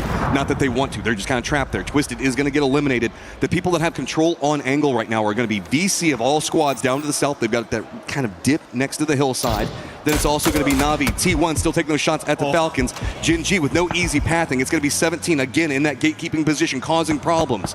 Back behind all of this, we still have Gam that has to get into the circle. So VP is going to have to make the choice to lean into the firing lines of where VC is hiding at, or 17, Myth, and anyone's Legend, as well as jumping in front of Genji. There are no safe rotates from them from this point forward, and all the kills they were hoping to get here all happened too far to the north for them to really secure. That's true. I mean, this could have gone a lot differently, but VP was kind of stuck in their compound, not really able to collect on much because there were so many teams surrounding it. They couldn't really reach out too comfortably. We saw it one time when they eliminated Shadow, and that was about it. So now going to have to make their move, but they've been so good in these kind of moments where they're able to establish a bit of a beachhead, and they are on their way. And look at this, already some dips created for them. Do manage to sneak in a spot, but this is that VC side. This is the safest of all of them that they can go for. If they get up on top of the hillside, they're going to be drawing a lot of aggro. VC's just trying to defend the hill as best that they can. Live shots coming up. It's going to be Simon T that gets a knock on to Lucarux, but he is safe for now. Being on top of everything now means the fact that he should be able to get rezzed off that point. Nade's not going to easily be able to get up there, but Tycon's going to be close. Na'Vi taking the shots on VC has kind of slowed down the push that VC wanted to go for. Oh, I was going to say, this could be about the worst team you want to come up against, but Tycon is going to get flushed out, it looks like here. Yeah, Navi's going to claim that point, so that has bought Virtus Pro a little bit of breathing room. You know, VC, once they knew that was Virtus Pro and that dip, they were going to try to take them out as quickly as they could, but they were thwarted on their backside. Meanwhile, 17 is harassing and hammering Genji. Nixie's going to get involved too, and he's going to get the knock on the salute. I mean, they're putting up the damage. It's just really hard to find the kills. You've got to kind of curve the bullets around, and it just keeps getting stolen away. That time it's going to be 17 that finds it. Falcons still fighting, backs up against the blue zone, getting some shots on T1, Myth on the other side of it, but it's all about VP and trying to survive. The longer that they can get here and start to dig down, they can start to dodge the shots every single time they go for a profile, inherently making a bunker into that position. So now they've got high ground control on a lot, but are Mortars going that way? No, they're going after Myth instead. Those were darn close. Myth already suffering a tragedy earlier in the finals when Soul connected onto all four of them. Oh, the circle favors VP. Yeah, it's right on top of that hill. So VP, you're going to need somebody to displace them here so they don't hit that point threshold. I mean, they're getting closer and closer. That 136 mark is what they're eyeing. Already got a placement point and 3 kills in the bag. But remember, it has to be a chicken dinner the game after they break threshold. So even if VP does manage to get a chicken dinner here, it doesn't count for the smash. It's going to be the game after that. They're in a great position and potentially win it, but then all wheels come off. Falcons knows this. They've got to find something over here. They've got Myth and T1, 2 squads during the group stage that were just rampaging on top of everyone. And now Falcons has to fight against them just to touch the circle. And if they do, the only section of the circle that's going to be near Falcons is that lip that drops down into the road where there is no safety to be had right on the edge of the zone, and it's going to be vulnerable to multiple positions in the egress. It's just time to fight for Falcons, they know it. They've got to just drop whatever utility they can on Myth and start finding some kills. And they have found a huge knock initially onto Baron. They're going to look to try to flush that out if they can. Scappy has a foxhole for himself, is going to remain in that safety. Jacob, no helmet here in the blue. This is not comfortable at all for him. He's just going to be able to get that first aid off in time, but the vehicle rolls away from him. He's going to have to chase it down even further into the blue. Falcons turn their attention up. They almost pay the price. Goes down to blue zone. Kiss, though, finds Gustav, gets the knock on him. The timing's going to be really bad. Blue zone on top of him. It's going to be Falcons fighting up the hillside. Nade rolls down. Doesn't get a lot. Tig's got to be careful of the blue zone. Scappy on the other side. Myth finds Falcons and demolishes them. And it's Kiss who gets most of the kills in that exchange. That is brutal for Falcons. Only 1 placement point, 1 kill. Virtus Pro still 4 up, center of the circle. Things getting wild over here. T1 gonna take their crack at trying to deal with Myth, but they are getting absolutely lit up by AGAL. They strike from the hillside. The climb trying to start for AGAL. Weakened squads galore. Nade's now starting to rain on top of VP. Problems mounting for them as well. Finally, Vicious has a way to get up the hillside. Navi had to move closer, so it denied out the sightlines on push. Notice Beamy down in the low side of the hill, though. He could be the guy that manages to turn this back around and stop VC in their tracks. Nixie would love to try to get that res off, but I'm not entirely sure if he's going to be afforded the opportunity. Duckmite has another blue zone, going to let that loose. No more damaging util in the bag for him that I can see. Meanwhile, 17 is doing a nice job up on the other side, but here comes Navi. They want to try to get involved in this. Both them and BC absolutely have their eyes at the top of this hill, but you can see it's a bit of a hedge of the bets here for Virtus Pro as Beamy is going to be disconnected from his team. 3rd and 4th place. Have a hill in front of them and a climb that they've got to do. VP coming more active, looking down on 17. Lots of shots coming up from Vicious as well. Ian still alive on side angle. Anyone's legend is going to get eliminated. Nobody from VP finding those points, but we're in placement, so it's going to continue to tick up. That's really all VP is looking for. They want as much on this game as they can get. Chain reses and being in the focal point of everything is fine as long as they can reach that break point. Yeah, and they've got a little bit of extra help with the smoke, so they're going to be able to buy themselves just a bit more time. C4 going to be attended here by Simon. He may just give his life for the cause because this is uphill. You can't just send this in there easily without getting enough momentum. Got to time it well. Oh, the dip in the hillside. Now it's a problem for VC. They can retreat, maybe even use this whenever it explodes to find some safety inside of the dip. But Beamy was already playing far enough away from that there was that anchor position. He hasn't really revealed himself yet. I think he's waiting for the push coming up from VC. And VC can't go for it because Navi is still so comfy cozy down in southeast. Everybody else is fighting to the north, and Navi is just waiting for their moment. So uncomfortable for Lukarux, no helmet, so going for those peaks that much more risky. He knows that T1 and 17 Gaming are fighting each other, and he could potentially have something to say about that. But again, going for those moments has been really, really dicey. Lil Ghost looking to be rezzed potentially, but they don't have too much more time here before the circle is right on their back. So I think they're going to have to abandon that just onto Xiao Wu. Is going to let loose with the stuns, keep EN pinned. EN lets loose with a few of his own, has the good util. VP's making a push right back behind Ian. They want to get a piece of this. They want to find these kills. Ian's just trying to hold the line up on it. Ian does win, but he finds himself VP on top of him. Nowhere to go. He goes down, and now VP has control over the northern side of the hill and gets distance away from VC. They're 1 point away from hitting the threshold. Again, they could win this chicken dinner, but that doesn't mean they win the tournament just yet. But they are certainly putting everyone else onto notice. VC and Na'Vi haven't been able to establish those footholds that they'd really like. Yes, like you mentioned earlier, there have been a few craters that have been created for VC to work with, but they haven't been able to get that knockout blow to go. Meanwhile, things just going to kind of slow down here for a moment as everyone assesses the situation. So much util already used between everybody. You can see here Nixie has nigh on nothing. He doesn't even have a first aid kit left, just bandages and energy drinks, really. And so it is going to come down to some gunfights, it feels like. And where this circle goes next, that's really what everybody's waiting for with bated breath. Na'Vi's got a good control section of it that they feel fine with, but if this does hard shift down to the southeast, move coastline, it could be bad.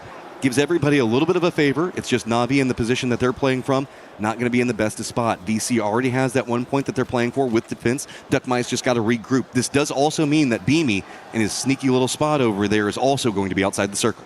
This is a big game for Na'Vi. If they can close out the win, they could potentially either get to or maybe even get ahead of VC. Off to see, but oh, here it goes. Beamy being very, very sneaky. He's still outside of that next circle by about 10 meters or so. So he's going to have to crawl a little bit forward. It's just going to come down to, who's going to see who first. Is Duckmite going to have any idea that he's going to be that close? Here's the thing about it. If Beamy and VP pounce at the right time onto VC, they now get high ground control over that hill. VP was wanting to hold on to it, but it's VC's positioning that's made it so complicated. If VP get control of the top of the hill, it's going to make Na'Vi's position so much worse. The only reason Na'Vi is really comfortable where they're at right now, as you can see, looking up into that hill, they don't have to deal with anybody. They don't have to worry about the cover points really that much yet. If VC falls, VP will have the perfect way to close out the game. Na'Vi is hoping that maybe VC finds this firefight for themselves, but that's a mixed bag. It's still 93 to 85 on the overall leaderboard between them, so no matter what, Na'Vi wants to try to eat as many of these points as they can, while VP just needs one more. Yeah, I think the edge of this circle kind of just enough for Na'Vi to work with, but they want to get ahead of the curve a little. They're going to move a little bit forward, using those smokes to cut off VP's sight lines. They have a hill between them and Vicious, so they're going to be able to cut themselves off, gain a little bit more space, but it's not comfortable. There's so much flat ground from them to VP. If VP can use some of this third-person perspective and they can start digging some hills and look over the top. So Nixie found the angle that he likes to start digging in and finding the ability to keep his eyes onto Na'Vi. And it's such a great position on this one. They just have to wait, keep an eye for Na'Vi. Beamy's got to hold back VC, or at least feed the information over. That's allowing VP to go a little bit more aggressive, see if they can weaken, maybe get a knock or a flush onto Na'Vi, who's 4-man strong right now. Everybody else only got 3 up, and VP, looking into all of this, it just all seems like it's coming down to the linchpin on Beamy for them, and he is playing this so patient, so quiet. VC just keeps taking a couple of shots over at Na'Vi, but no commitment. Their eyes are on the prize, and that is VP, to see if they can stop them before they can get anything else. It's final circle time, so VC now turning their attention over towards Beamy. Let's see if VP is going to leave him to his own devices. He's got some smokes to work with, so he can keep them pinned on the edge. That frag, I'm not sure, did about half damage to Beamy there, so he's going to have to stall up. Meanwhile, Nixie, wow, that is crazy good. That is amazing. Him and Lukarok's doing mega damage. It runs up on the side of it, though. Got to be careful from that side flank. Hakatori looks like he's trying to find something. Big damage comes out. He does get the knock on the 2, and Na'Vi just runs up the hillside, finding a lot. It's all Beamy, but he's trying to work on VC. He goes down. VP doesn't find their point. So now it is going to be VC and Na'Vi lined up against each other. A 2v1. It is at 136, though. It is going to be Na'Vi who takes the game, and they come out swinging on day 1, but they got it. They got it. On the close with the kills. They got it. It was just enough. 137. Yep. They've got it. So they have hit the threshold. Now all Virtus Pro needs to do is get a chicken dinner, and they will win EWC 2026. Oh, that's one of those things that you have to adjust for the Smash rules with the way that the knocks come into play. Once it all kind of switched around, those couple of knocks that Beamy got on the side while he's fighting for himself, switch it up, and now VP is in touching distance of getting that trophy. Yeah, now Na'Vi's gotten ahead of VC with that win, so this is a huge movement in a lot of different ways. Talking about the club championship for Na'Vi, that was a big way to start the day. Falcons, I would say, angry at this circle. They just had to fight their way through it and just couldn't find a way. It was a little uphill battle for them the whole way through this one. and everybody just right along the coastline. So they've just got to mentally rebound, come back in, and so much pressure onto Gustav's shoulders. Coming in, IGL and Falcons for the first time in this one, and having to deal with such a hard set circle away from you is, it's painful off the start. It's all going to be a mental game for Falcons from now on. For sure, and it's really tough. I mean, now you're going to have to just frag out of control. You're going to have to get the wins somewhere along the way and hope that somehow VP slowed down. Because again, if we get to that 6th game, you know, then VP can just win on points alone. They don't have to get the chicken dinner because we're just playing 6 max games today no matter what. But VP now has 5 games to find a win to claim their trophy. And again, it's a VP, dude. They are just so freaking consistent. It feels like it's nigh impossible to stop them out of making it in the top 4. The only thing you have to do is hope that everybody else in the lobby decides to stop them from getting that chicken dinner whenever they do get to the top 4. Okay, it's a nail biter from here on out, guys. We got to get this next game ready to go because it's gonna be good.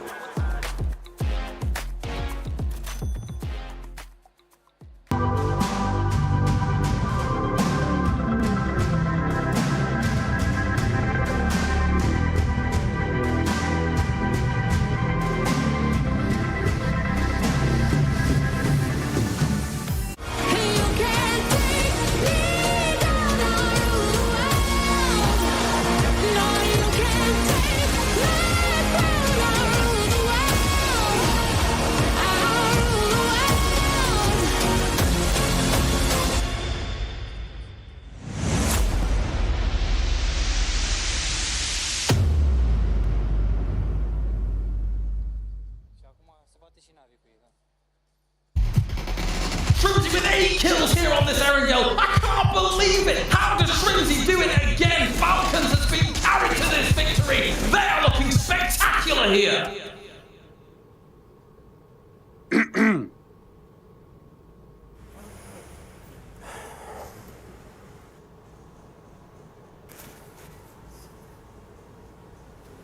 Tight schedule today. Let's go. Doc, I call perfect rotates, but I still feel empty. You know, TPP is killing me. No chicken dinner satisfies. Classic IGL burnout. Delegate more, breathe with the zone. Next. Howdy, partner. Oh my. That last rodeo was wild. Woo-wee. Cowboy. How many times did I tell you? You're not a real cowboy. Land safe for once. But Doc, the loot calls for me. Out. Yeehaw? I said out. Tactics, rotations, push left, push right, smokes this, smoke that. I don't know anymore. My team doesn't listen. Nixie.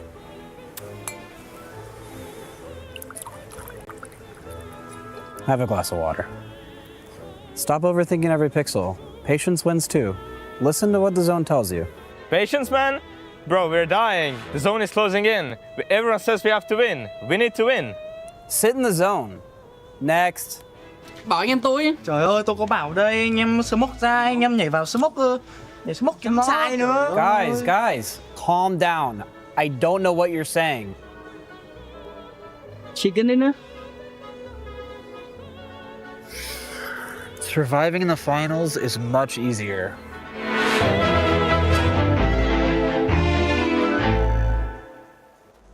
What a first match, but before we actually break down what happened and how much we want it to be one more game, we actually are going to be interviewing none other than IVD Maluco because he was able to join the Esports Foundation Creator Program. He is currently live streaming from Brazil to the Brazilian community. Maluco, how are you enjoying the tournament? Bro, this is good for me to be here, man. This is crazy for me. This match is crazy too, and this good. See, from Brazil, Caraguatatuba, you know. Thank you for joining. Thank you for EWC Creators Program. This good. This good. This very good, bro. I'm glad you're liking it. Now we don't have any Brazilian squads, but who are you rooting for? I'm root for Furia, bro. Furia. And this match, my heart is Furia, but I'm char and rooting in last game on group R8. Yeah. Oh. It's good. Yeah. Right on. All right. This crazy. Thank you. Let's go, bro. Thank you so much for joining us, Maluko. If you guys want to be interviewed in the future, make sure you join the Esports Foundation Creator Program. Obrigado. But now to the actual thing. One more game. One more game. One more game. Because VP was able to get the 10 points that we needed to see, Toffees. I mean, it was a wild game. I think there was a possibility that maybe Falcons could have stopped them from hitting that 10 if they hadn't been completely wiped out by Kiss. And VP played it perfectly. They got a good movement. They had a compound that no one could crash. And Godspeed, it's wild that they did this on the first game. Yeah, I mean, they only needed 10 points, and they still managed to get 11 somehow. Want to give a shout out to Nanas Vincer, of course, for winning that game. But I have to say, it's super unfortunate with the Falcons as well because of their rotation. Yes. They started all the way on the east side of the map, did a wide rotation, made it to a good spot, only to get wiped by Kiss. Yeah. When you try your best, but you don't succeed. Yeah, I mean, like Falcons had like that furthest rotate from the eastern side, and look, they used and grabbed as much utility as they possibly could on the rotate. I kind of thought they were going to tail Vicious at one point, but you know, we had Kickscard side and kind of like scouting in the sky, but man, the zone pulls for them just. They were being shafted the whole entire game, honestly. But you know what? VP read this circle so incredibly well, clearing what remains of T1 on that north side, and then sort of focusing on Vicious, who were kind of like playing a little bit sneaky on the southern side. But look, you heard, you know, them in the interview. They were like, oh yeah, 6 games. Yeah. I think they were lying to us. So here's the thing. VP wins in the mid game, right? So they dropped at Ferry Pier. They got out very quickly. They moved to a good compound that's defensible. They made sure teams had to stop short of them. We saw them sort of cause that kerfuffle by taking some shots where Navi and I think it was Shadow and a few others all ran into each other and got stuck. And then they moved to the top of the hill. Very proactive, ran a nice 2-2, so they couldn't get wiped out all at the same time. These guys are proving to us they're the total package, and here's why I love that. Coming in this far ahead, it would be very easy for us to go, well, with a lead like that, you can win by just taking it easy. How better to prove you are the best team in the world by coming out and saying, even though we could take it slow, we're going to drop 10 on 1 and show you guys just how powerful we are. And they were able to do that. And now we're starting to see the crowd getting alive. Even in chat, I see y'all with that copium saying that Falcons is going to be winning. Let's see if that's going to happen, because right now VP is absolutely dominating. And I love that we got a chance to finally see Myth Kiss show up in the grand finals, just absolutely destroying the Falcons. So VP is a good story, but it does something really important, Godspeed. It makes everyone else, they're on notice, right? Because the difference between, say, 5th and 3rd is hundreds of thousands of dollars. And you now know that VP could win this at any moment. So you have to play every game like it's your last and make as much as you can. That's also the big threat, right? Like, if you are one of those teams that just has no chance of winning the actual event, you still have so many spots that you can go up and try to, again, raise what you're getting to get home with. But the other thing to think about is, if you're one of those teams, if you notice that VP is in winning position, do you sacrifice yourself to stop them from stopping the tournament right then and there? I mean, it's going to be a hard decision because everyone now has their eyes on VP. The threshold has been crushed and they're ready to go. Yeah, I mean, we sort of saw that play style from Myth. Like, yeah, they're kind of in that meter of the pack and they might not be able to make it to the top. Probably won't, but they were prioritizing those eliminations, especially like in the, I think it was the top zone on T1. So Myth are literally locking in for those points just to creep their way up the leaderboard. So we're going to see a little bit more of that. And I think Gen G were kind of doing the same thing, but they got caught off a little bit more. I'm over here just giggling because we both just saw something pop up on Myth that had a screen fall from too. grace. No, not even that one. It was find VP, kill VP. That's what's going to be happening. But in here's the the second problem. match. I think Vicious could have done that, but the fact of the matter was Vicious was holding that 3rd position, and if they had gone over the hill and attacked them, they might have given up 3rd to Navi, and that would have cost them almost $100,000. So they can't risk. You can't throw your bodies at VP like that, and that's sort of, I think, what opened the door for Virtus Pro to lock up those points. And I do think the gymnastics of playing these Smash rules is something a lot of these players are not actually familiar with. It's not really something that we implement all the time. And again, it completely changes how a lobby works depending on the points. But you know what? That's what these teams have to adapt with. You heard Shrimsy say it best. There's constantly changes. You just got to adapt. VP could end up closing it out on this next match. Is it going to be one more game, or is it going to be 3 games as we're going to the second match of PUBG Battlegrounds at EWC 26 Grand Finals? Thank you very much. The book of Virtus Pro here at Esports World Cup has been legendary, and they are down to one more chapter. Can they close that book here on Tego? I am Porosaurus. Joining me once again is Martin, and Virtus Pro, Martin, has been absolutely insane. Yeah, what a way to start things off with here, to get those 11 points needed to then, let's see if they can do it in 5 games. They just need to win 1 game or fend off everyone else, but the chase is real. It's extremely close from 2nd place to 5th, and 2nd place is $300,000 while 5th is 100. So you can jump up that leaderboard quite easily. We do go to Tego here for our 2nd game of the Grand Finals.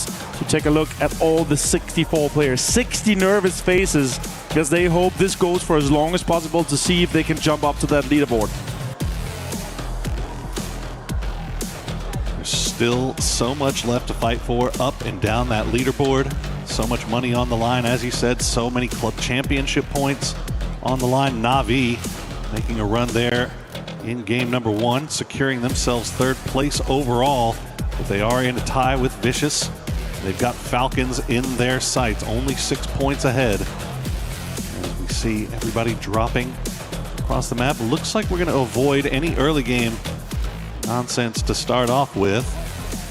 And Virtus Pro once again have actually split here. They got 3 on the northern island. They've sent Lucarux down to the south. We'll see where the circle decides to go. Yeah, this is definitely a very interesting split for VP to go across all sides here. Coming in from the western side towards the east. And I'll just jump over to what the kind of... This might be a remake though. But yeah, let's see what happens once we get locked that in here for sure. It looked like a... Don't see too many games going on I don't on think... the screens. No, it definitely looks like a remake. Okay. Well, there you go. All right. Well, built up all the tension, just for the tension to build up a little bit more here as we check in with those Virtus Pro boys. They don't look like they're too stressed, though, do they? No, you saw them also in just after the game. They were laughing. They were having.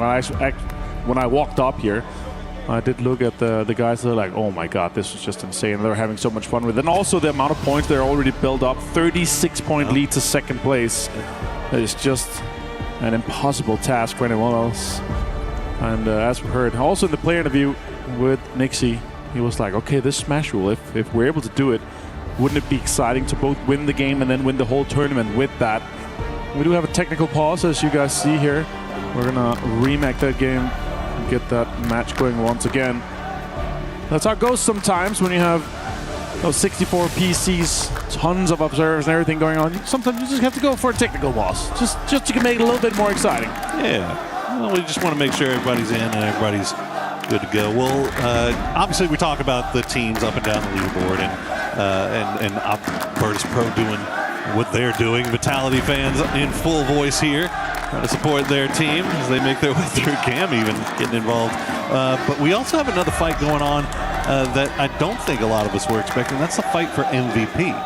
Nixie obviously just fragging out. He's going insane. But Soul is right there behind him for Gen G. Yeah, if Soul can do it, that'd be crazy. Also, the amount of knocks he's had and everything that's been coming along for them it's been absolutely unreal. So I'm really excited to see how far they can take it. Right now, let's go through it here. 29 kills for Nixie, 26 for Soul. And for the most damage, Nixie leads by 600. Soul does have 6. Soul has more knocks, but Nixie has more survival time. So it definitely comes down to how the 2 players are going to be able to do that. The most impressive to me, though, is Soul being able to do that from where Gen G is on the leaderboard. Exactly. That's been very cool to follow. Them being in 9th place. They have less than half of the points was what Virtus Pro has been able to do in the same amount of games. It's pretty wild when you consider, you look at our player stats, the tops of the leaderboard, it's literally just Nixie, Lucarux, Beanie, all the Virtus Pro boys up there, and then and Soul. So, I mean, he has just been having himself an absolute banger of a final here. And unfortunately for Gen G, they're not getting the dividends off of it. But you know what? They still have a little bit of time. I mean, they're not too far removed. I mean, they're in 9th place right now, but I mean, 5th place is not too far away. Like, it's definitely possible here. Absolutely doable. Even for the bottom teams here, they're also a fight, both for the club championship or for everyone else to try to get a bigger share of that prize pool. As even from 16th to 9th is 20 points. And you can jump into that top 8 where it makes you eligible for the club championship points. Last place, 8th for the club championship points, gets 50 points, and then all the way up to 1,000 for the win. And there is, overall $75 million on the line across all games, across all the championship here for Esports World Cup 2026. You can see the faces of the players getting ready. Keyboards nice warmed up. Looks like we are getting back into the plane, and we are getting back over to Tego once again. Different plane path this time, but we'll see if that actually impacts anything. You know what? I figured out why we have to go again. Oh, I figured it out. All right. You know what? We didn't go for it. We have to go for it every single time. We have to go for it's time to Tego, ladies and gentlemen. That's what it was. Yes, that's how it is. Second game here, as we got all the players ready and into the game here, and we're gonna have I would say a pretty much western plane path, starting all by Hosa and Prison, going up to Shipyards, close to most of the players. But again, all these teams that's going for Kong, Young, Ouyang, and the far eastern side of the maps can have a little bit of a longer rotation here. So let's see if anything changes. Luckily, as all see, the 64 players are here. Not much of the teams had any time and any chance to see what happened, except for what happened in the parachute. So let's see if anything changes once everything comes into effect here. Youngchung, hot drops, nope. Still just gonna be Virtus Pro. That's gonna go out and get greedy, get as many cars as they can, get Youngchung locked in. As you see here on the map, on the drop, as we finish the plane path. Some teams are close on the northern side. GK up there, Myth up there by Shipyard, but VP's just able to flex out. And then again, as we talked again before, the 36 points lead down to that second place. It's mostly just gonna be a race for, can we see VP win a game in the next 5, or can the other 15 teams try to chase down a better placement on that leaderboard? You see Falcons down there by Prison. Oh, wow. All the way on the edge, but I think they're pretty comfortable with that, right? Like, even though we see the circle shift all the way off to the north and away from them, when you have a drop spot that is on the edge like that, you're kind of going in there assuming that we are going to have to travel, right? Yeah. So not anything that they're going to be too uncomfortable with, as we do see that first circle pop there. Is going to be the river going kind of through on that northwestern side, but mostly mainland. I don't think we'll see, unless, I mean, a hard shift to the northwest would be insane. Yeah, that would be, then we could just say VP has found the magnet for this tournament. Yeah. Although they have been fracking out at an absolutely insane level. 87 kills in 13 games compared to the 66 and 48 we have from Falcons and Na'Vi. It's been very impressed with how they have been able to form. As we jump over to Nixie here, and of course, very likely, if VP is able to close this one out, that we're going to see Nixie also lift that MVP alongside lifting the trophy for Virtus Pro. Absolutely. He has delivered a performance of a lifetime here at EWC. We've already seen it so far this year. Virtus Pro, their records at PGS has been pretty impressive as well. So, I mean, they talked about a team that was coming in here extremely hot. Virtus Pro was right at the top of everybody's list, along with Myth, who have not been able to really find their footing here in the finals, but still a very, very good time. I mean, we saw what they were able to produce during the group stage. You know what? Now that I think of it, and we're half a year deep in the international scene for PUBG this year, you could argue that VP is probably the team that has been able to transition from being a top team last year to also bring that in and adapt to all the changes that have happened this year.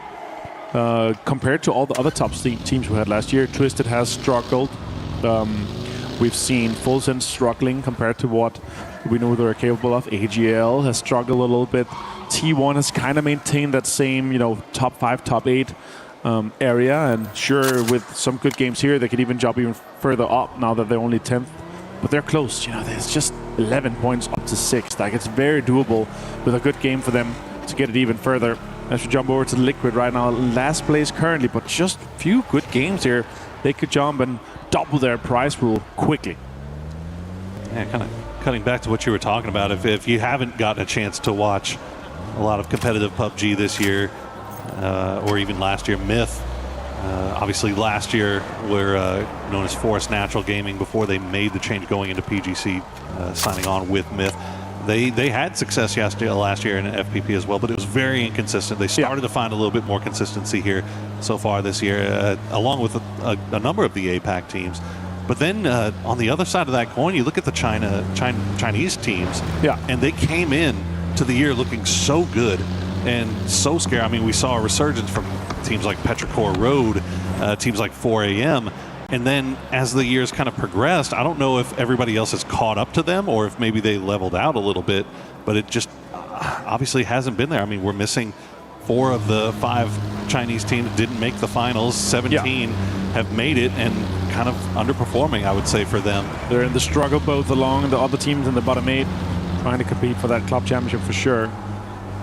So we both have AGL, Team Liquid, GAM, Shadow Esports 17 mid down there. Gen G is a big name, and T1 is a big name also in the club championship. As Gedrox actually catches a bit of lead here. This Team Liquid is in the chase. Birdie Curdy gets him with a headshot on the drive-by. As Liquid double up here, an all-or-nothing match for them today. Yeah, there was very little chance that Team Liquid was going to allow Gedrox to escape that when they were already in vehicles. So they hunt down that point, secure that point for themselves. Now they do have the rest of Vitality off to the north. They also have Gen G making their way into the north side of Yongchang. We see Myth run into Tambu, losing Kiss early. That is rough news for them, as he has been a superstar player, and Jacob actually nowhere near this. So we'll see if Myth continue to stick around, if they're able to get Baron out. Just a fight for straight up positioning here in this eastern side of the circle, hoping for it to come back across the small river. More utilities being directed towards Myth, as Baron is actually spotted on the other side. He's taking some shots towards Tanwook. Tanwook catches a headshot, 58 damage done with the MK12. It's going to give his position away, though, and now the rest of the GAM boys know exactly where Baron is. Dropping the smokes will slow things down for now, as another member of Myth will try to come over here and provide some support. Gets the shots into Duckjuice. That's going to be Scappy from the hillside, but Duckjuice just pushing through with that Panzerfaust in hand, hoping to spot out something. Scappy will get pressed away from that high ground position. You saw the damage coming through, and I think Baron, was that a C4 in his hand? It was. Drop one on the wall, maybe. Trying to take GAM by surprise here. Panzerfaust in hand. Duckjuice will take him down with the suicide Panzer. But that is going to be 2 down now from Myth, as Scappy will just have to retreat and join Jacob. And that pushes GAM in to a few points here now so far, and those points are so close in the bottom half of the leaderboard, so it's very important for them, as T1 also tries to get in further into this circle here. So many teams around Yongchang. You could always think that they were looking for VP if VP was playing slow here. T1, Vitality, Gen G, and Liquids over in this direction, and nobody's there except for all the teams looking for VP, looking to try to stop them. Shots coming, Raining finds Quizzy as Vitality loses a member of their squad. A little hillside jousting there for Vitality. Unfortunately, that's going to be the second member that they lose, already losing Gedrox to Team Liquid. T1 continuing to drive around the hillside to see if they can hunt down a few more members. They might have pinned out Levante. We'll check and see. But Falcons slow pushing in from the south side. They've got a pretty easy path into the south side of the zone, and yet Levante will get spotted out by Type and flushed out unceremoniously with the bumper.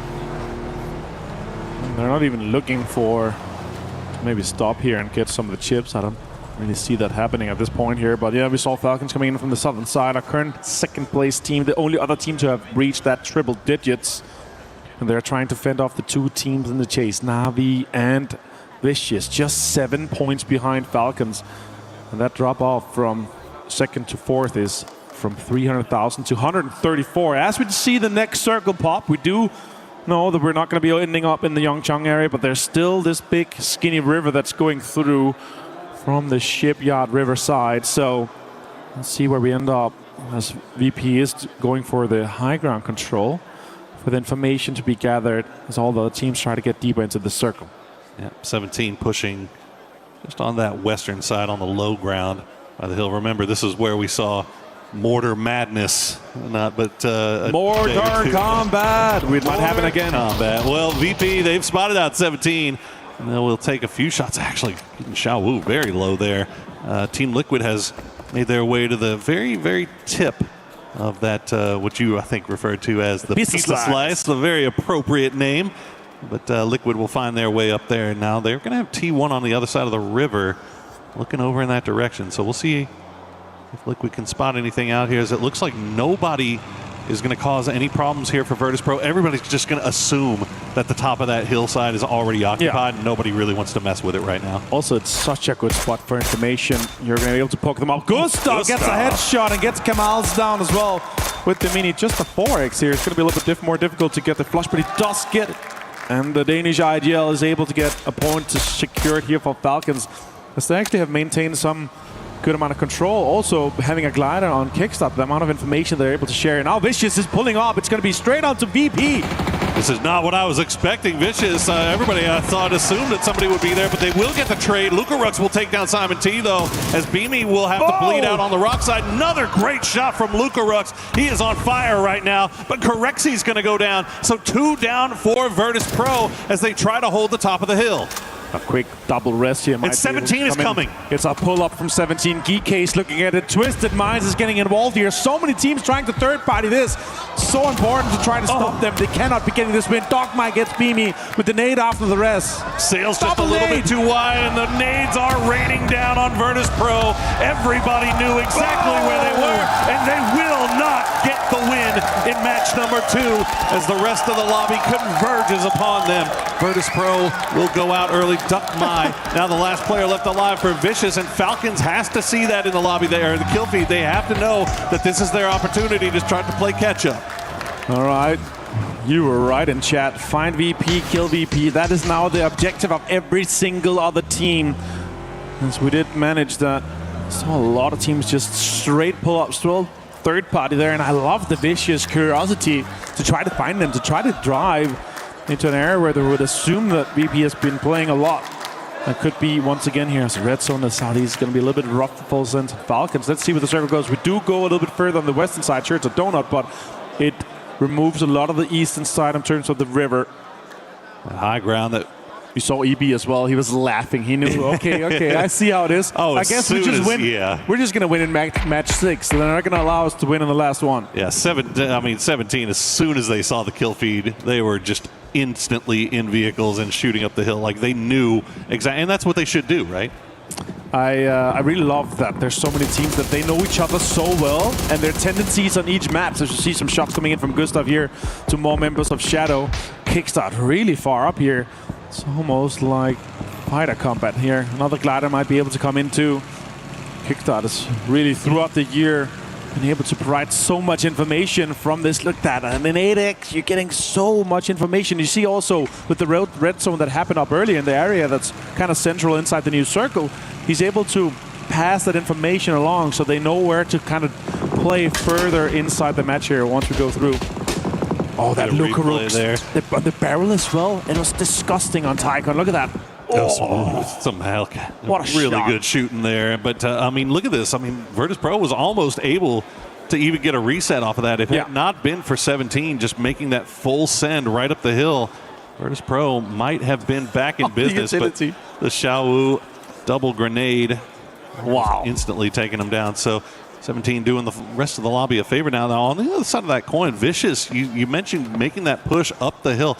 They still have a lot to fight for. They're now in 3rd place overall, but only a 2-point lead on Navi. So now that they're down to Duckmai, it's going to be tough. It's going to be a catch-up game for Navi for sure in terms of getting closer to Falcons. If they're able to maintain the spot that they have currently inside the zone, Bean does find pretty Curdy.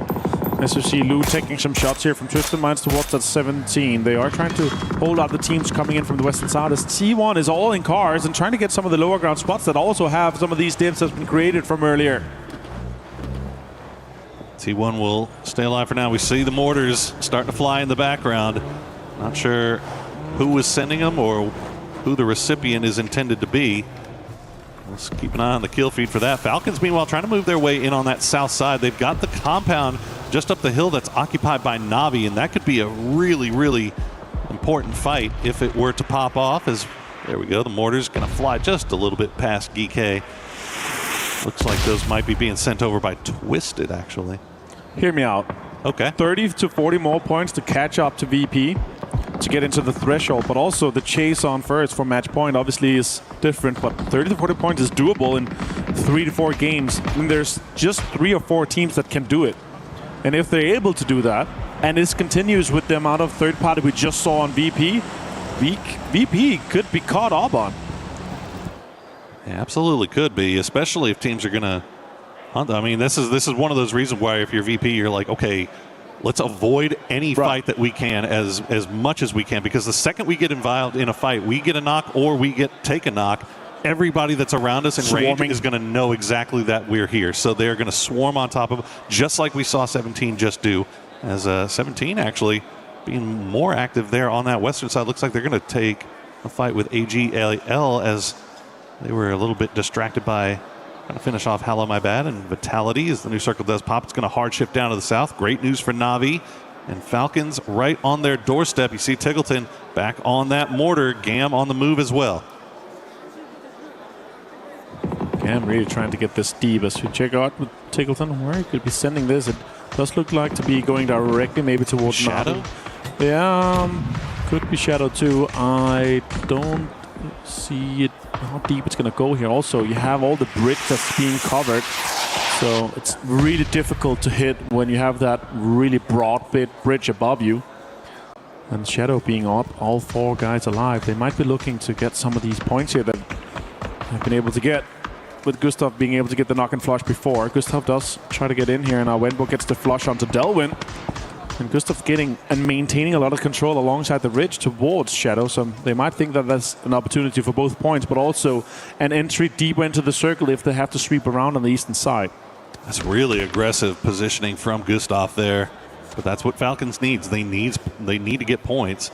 He just cannot afford to get caught out here, as it looks like Setsuna's going to take a few shots over in his direction. Meanwhile, Team Vitality will get eliminated in the end. Full Sense going to run into AGAL, as it looks like nice knock and flush onto Flash, but the return onto Himas will take him down as well. Kill feed is lighting up while Falcons continue to try to pressure Shadow Esports. AGAL does get eliminated in the end, and Full Sense will keep 3 alive. AGL has really had a rough tournament considering how good players we know they are. And now this next circle closes. Shadow could really be in this unfortunate situation of being in the middle of the burger, with Gen G coming in from the northern side and Falcons continuing to consider the pressure that Gustav is going to be able to provide here. As more mortars are coming in, and straight towards Gam here. That did blow up the car, but it does provide and enable some cover for them if they swap around in some of the areas. Here, next circle is going to pop shortly here, and Twisted Minds on the edge, 17-2. A lot of teams is going to have to fight this next circle. 13 teams up, 43 alive.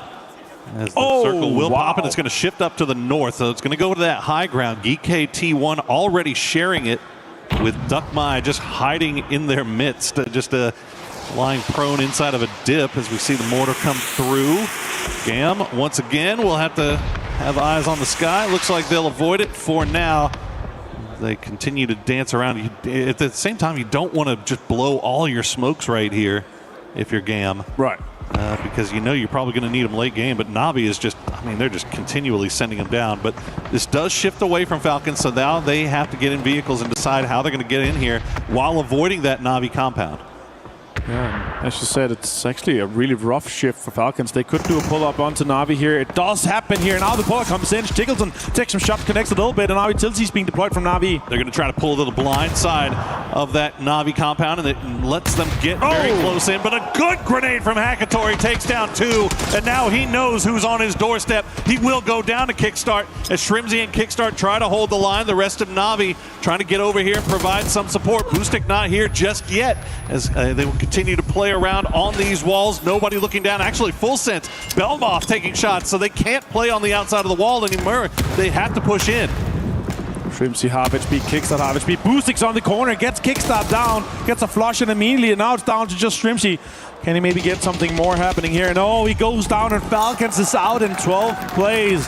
As Na'Vi gets 4 kills and gets ever so closer to Falcons on that second place on the leaderboard. That is absolutely not the team you wanted to go down to, as Falcons will now have to sit and watch Na'Vi. They do manage to take one off of them, so they have to play with 3, but they still have their compound in on the very southern side of this circle. As we check back in with Full Sense, they get a knock onto Gam, so 3v3. They do have a little bit of a space that they can work with inside this circle. And meanwhile, on the northern, just outside of zone, Twisted Minds and 17. 17 has been very active this game after dispatching a VP. And now they're going to try to push right past Twisted Minds. That might be a little ambitious as they're also getting shot at by Geeke. Akan will take down Tian Tian. Songjane takes down Lil Ghost. 17 down to 2.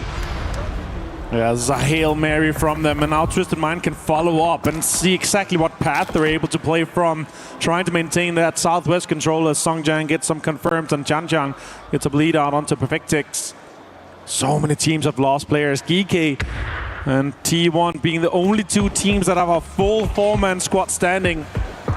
Sure, Na'Vi is only 3, but that compound is good. If they just get a little bit more here, it could work out. Tanbu finds Belmoth as he opens up. Put some shots with the Rock. This next circle shift going to be huge for Na'Vi. They can get a little bit of luck because leaving that compound is going to be absolutely impossible. And yeah, they're going to have to do it, and they're going to have to push uphill into the Geeke compound. Geeke in a beautiful position here, depending on what T1 does. T1 on that northern side, they've just kind of been looking down to the south, downhill.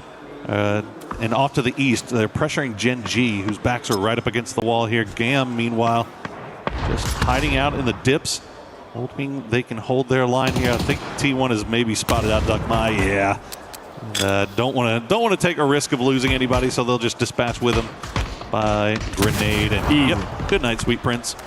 Duck Mai goes out in 10th place as Vicious. So it goes out here, and with the points that they had on the leaderboard. Oh, they're gonna hope for Na'Vi to not get any more out of this one here.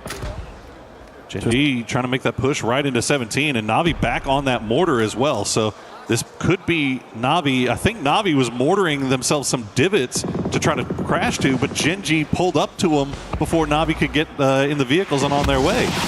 I like that. Oh, 53 damage onto Soul, and he was just on the edge of the kill zone. And now Na'Vi's pulling up here. Damage is being done. Varus is low. And now nades and utilities being deployed to try to fend off this push here that's inevitable from Na'Vi. Double nade, triple nade. Triple nade from Gen G will fall a little bit shy. Na'Vi will be able to dance around on that hill. Nobody shooting in their backs just yet. Tigger will take down Tanvu, so the fight on the south still well and cooking as Gen G now have to pay attention to Geeke, I think, who were taking shots in their back. So Na'Vi, all things considered, after Gen G steals the spot away that they were trying to create for themselves, they're managing to stay alive right now. And out of the 9 teams we have left alive, it's 6 on the south side, but it ends up being T1 mid and Geeke that's just fighting on the north side. Type goes down as well. Scappy gets the flush. Heather finds Scappy though. And T1 is down to just a 2-man with Heather and Raining. There's a Panzerfaust in his hands, and Jacob is trying to roll around on this absolute stolen BRDM. Thanadol finds Lou, and the fight in the south completely evolves now as so many teams are involved. Thanadol finds Lou for the flush as well. It's a huge problem for T1 there, as they were 4 strong, but they lose 2 to the duo of Myth. And now Jacob alive in that BRDM. Gen G actually going to send it back up here, up to the north. They're going to get right on top of the BRDM, and they're going to take out Jacob and the BRDM as well, but he goes down as the BRDM will move just slightly on the explosion. And yeah, T1 knows it. They're immediately pushing. Heather's got the grenade in hand. He's been having himself a heck of a tournament so far. Now he's looking to collect yet another point, and he will. Puts it right in his pocket. T1 managing up to 6 points now. Full sends out in 7th. Heather continues his fracking capabilities, finds another flush as well to get T1 on 7. That pushes them further up the leaderboard to try to catch up, just 6 points shy of 7th place on their 10th place. So that's huge now. Na'Vi activates. They have to get into this circle here, but there's a wall of 17 Gen G and Twisted Mind players, including the most amount of drops I've ever seen. Santa has just flown over Takeo and dropped every single present that he had in his bag. Look at that flying in. Goodness gracious, he must have crash landed. And no, double drop next to each other. Things have been going great here for Na'Vi. The fact that they were able to leave that compound and keep all 3 alive is huge. And now they're only 3 points back from Falcons. But they do have to make their way into the zone, and you can see T1 already sniffing over here. 17 obviously looking in that direction as well. Twisted Minds using that rock to try to find some kind of height. There you go, Raining will find Spiro. Follow up with the Molotov. Boostic now on the clock. He's down to half HP. He'll take down Heather. Gets another point, but now Ferris, the last one left alive, as Raining will go and secure 2 points for himself and T1. That was massive. He's down to 46 HP himself, though. Has to go for first. And more intelligence being thrown, and T1 is out in 6th place as Gen.G and Soul gets involved. Now shots coming in towards Ferris. He's survived for quite a while here. Now they've breached into the triple digit in this game here. 102 might be able to break above Falcons with just one more kill and one more placement. So an absolute impossible task as 17 and Gen.G staring in his direction. He's going to have to make magic happen to push this further. No utility, no heals, just 5 bandages. That's all he's got going for him. And Geek, for their part, they've just been sitting inside their compound and they've been laughing the whole time. Now, any offensive utility that anybody has left in the bag is being sent over towards where Ferris might be.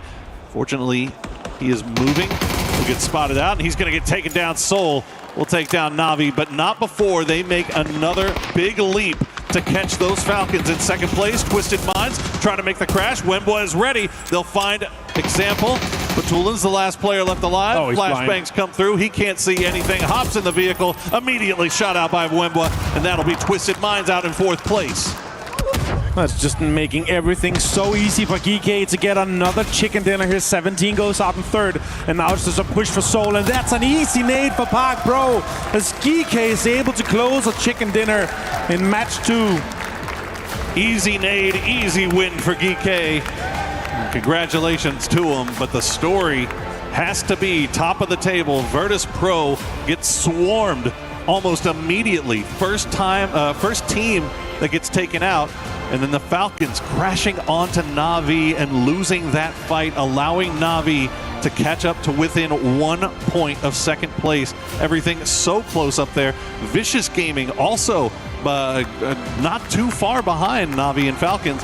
They were the ones that kind of instigated the crash onto Virtus Pro to begin with. So helpful for the rest of the lobby, but they lose a lot of players in the process. Yeah, and Soul on a single mission to put himself in the MVP conversation. 5 kills in that game.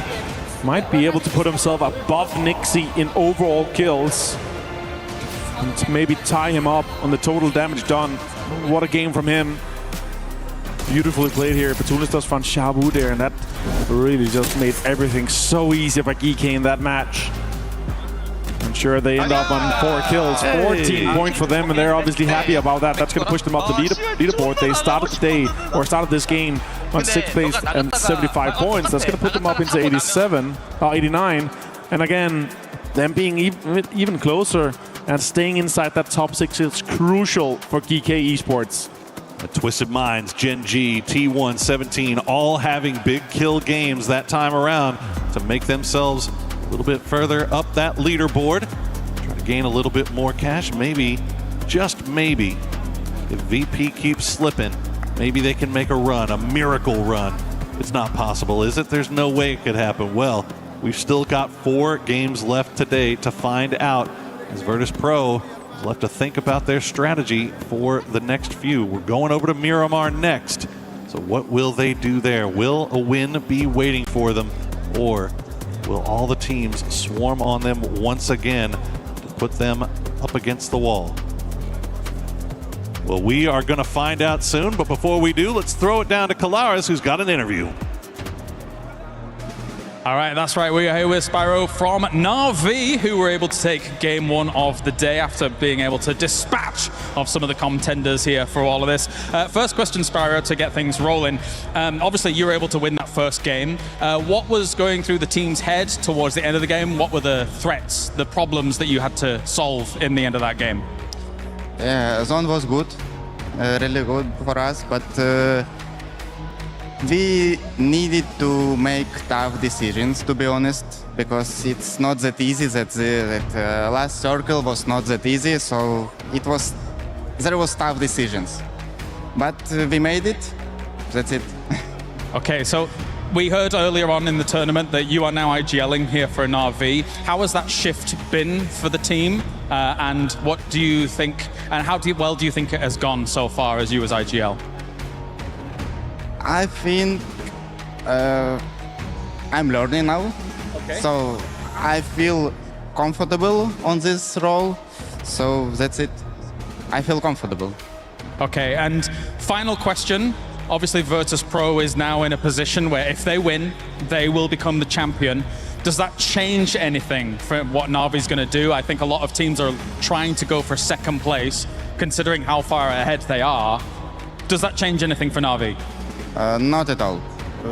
We wouldn't change anything. So that's it. Okay, thank you very much, Spiro. That does it down on the stage here. It is time to head on over to more here from Esports World Cup.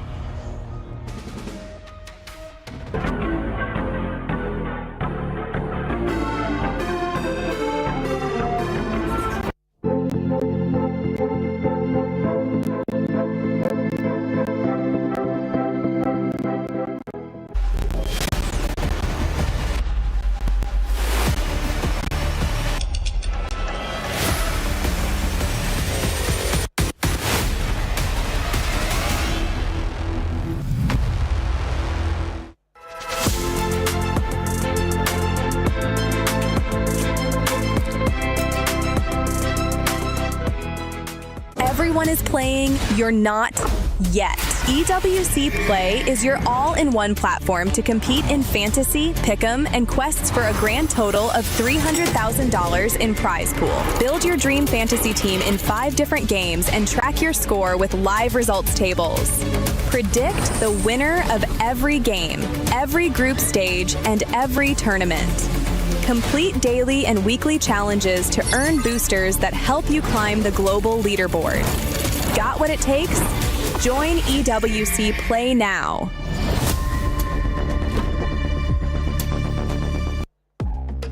It's getting spicy on this final day. We all thought it was going to be VP being able to close it out.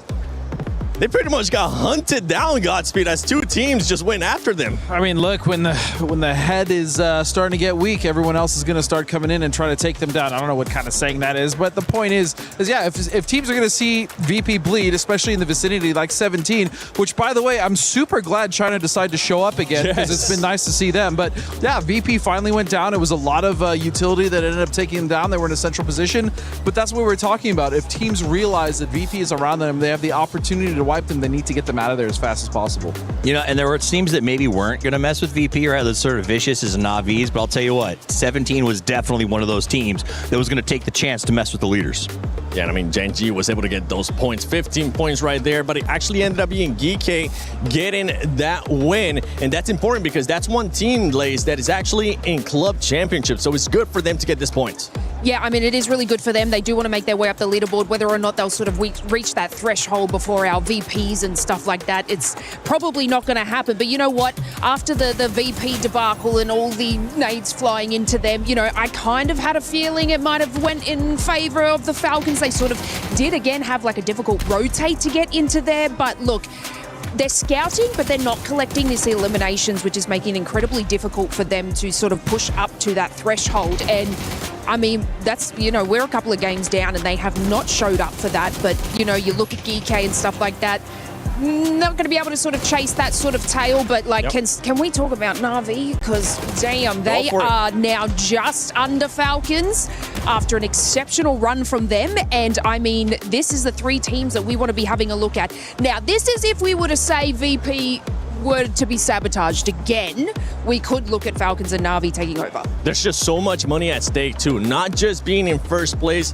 When you go from second place to third place, I believe the difference is about $100,000. So Na'Vi wants to stay as close to second place as possible. 100%. And honestly, you know, and maybe I'm wrong here, guys, but it feels like at this point, you just have to accept that, like, this is VP's tournament to lose. So you have to play as those next 3 teams to, like, get your points where you can and hope that if VP drops the ball, maybe you get first, but you just want to end up as second or as close as you can. Yeah, if you're not, like you said, if you're not Falcons or Na'Vi, you're essentially, I mean, VC, they're kind of getting close, but yeah, you're at this point, you're trying to get as far up the leaderboard as possible. Whether it's catching VP or not, they're still focused, again, on the hundreds of thousands of dollars they would gain just by going 1 or 2 placements. Well, I'm hoping that more teams will start showing up. Earlier, we got a chance to see some players too. Kiss from Myth being able to just take care of Falcons. When we're talking about players, as we've been able to talk about in the past, what is one player that you would like to see step it up in this upcoming matches? I want to see a little more out of Hakatori. I think we saw a really good glimpse of his brilliance on that crash by Falcons when he got the double grenade push out. But I think that we're going to have these big moves where he's getting at least some big 3 pieces and they're putting him in riskier spots. If the win condition is we want to get first place. I think they're probably, again, looking at that second, third. How do we get on top of that before we make the next step? But I think that that's the key to theirs is does Hakatori absolutely go off and have a wild day? How about you guys, Speed? Any player that comes to mind besides Hakatori? Yeah, I want to see Nixie just kill everyone in the lobby and just, you know, win the tournament. That's my answer. Lace, I'm thinking you might want to go with Tig. Aussie as well. Falcons wanting to do well. So, is that...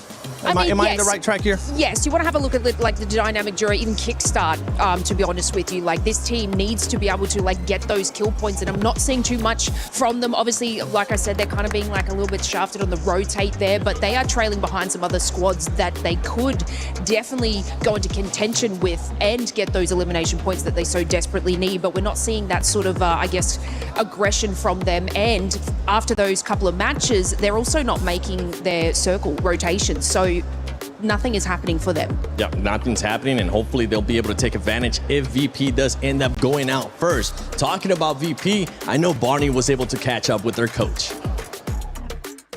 It's Grand Finals day. It is the day to close it out, and the team that is running away with it currently is Virtus.pro. I've got the coach joining me, Ibiza. Thanks for joining me, mate. A pretty intense day so far, but you've dominated the competition up to this point. How are the boys feeling today?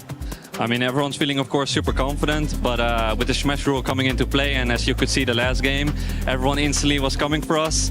There's a lot of pressure. Also myself, I'm kind of sweating like watching it, but we're keeping composure. We're going to talk after this game, some things over it again, and yeah, we're going to build on that, so see from there. How was it after game 1, seeing the boys get into Smash zone so quickly? It was really nice to see. We instantly we were also in the late game. We're like, get that point, because they were counting themselves. So that was really, they were keeping track of it. So yeah, it was a good feeling to instantly get in there. Yeah, and then just before I let you go, some of the casters and the analysts were talking to Nixie earlier today, and he said that, you know, if there's a map that they would choose to close it out on, it's going to be Miramar. That's the next map. It's map number 3. Do you feel the same way? Do the boys feel like they could close it out on this next match, do you think? I mean, Miramar... It's not our strongest map, so I wouldn't say so. We're usually like a Erangel-Tego team, Erangel or a Tego map right now, team-wise. So I'm not sure about Miramar, but I mean, we're gonna see it, so.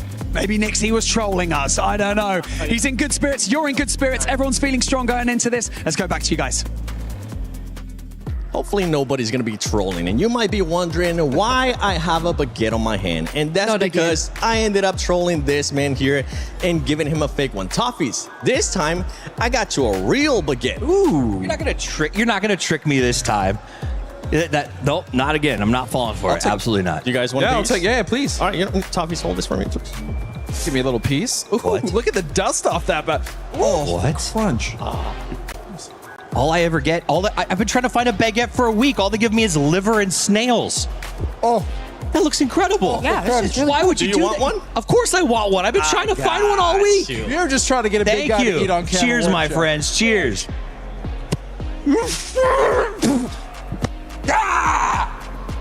Well, he didn't want a real one, so this is very good, by the way. It's delicious. Yeah, this is fantastic. It is delicious. You know what, As a big Kalaris, man, I approve. take it away. We'll be enjoying this baguette. I want a piece now. Yeah, all right, where's my baguette? I want a baguette. That would be fantastic. But yeah, of course, I am here with Avenger as well to talk about what we've seen so far, because I guess my first question for you is, did you think we were going to see Virtus.pro break the limit in game 1? That's nuts. No, I mean, you can see how happy they were about it as well. And, you know, as you just heard from EP as well, they're counting. And these guys are so good at kill feed tracking. They know exactly where they were. They know how many teams were left. And they just needed to make sure they got those. And again, doing it in match 1 makes it extremely exciting for the rest of the day. But then we just saw what happened in game 2. I've never seen so many teams third party and swarm a team that fast. Vicious, 17, even Geeky was sniffing at it. Like, there's so many teams and they're committing so much util. Who haphazardly Geeky actually wins from that angle eventually down the line, which means that Virtus.pro was already setting themselves up for the potential for what would have been an insane first 2 games, and then the only 2 games of one of the shortest days in PUBG history.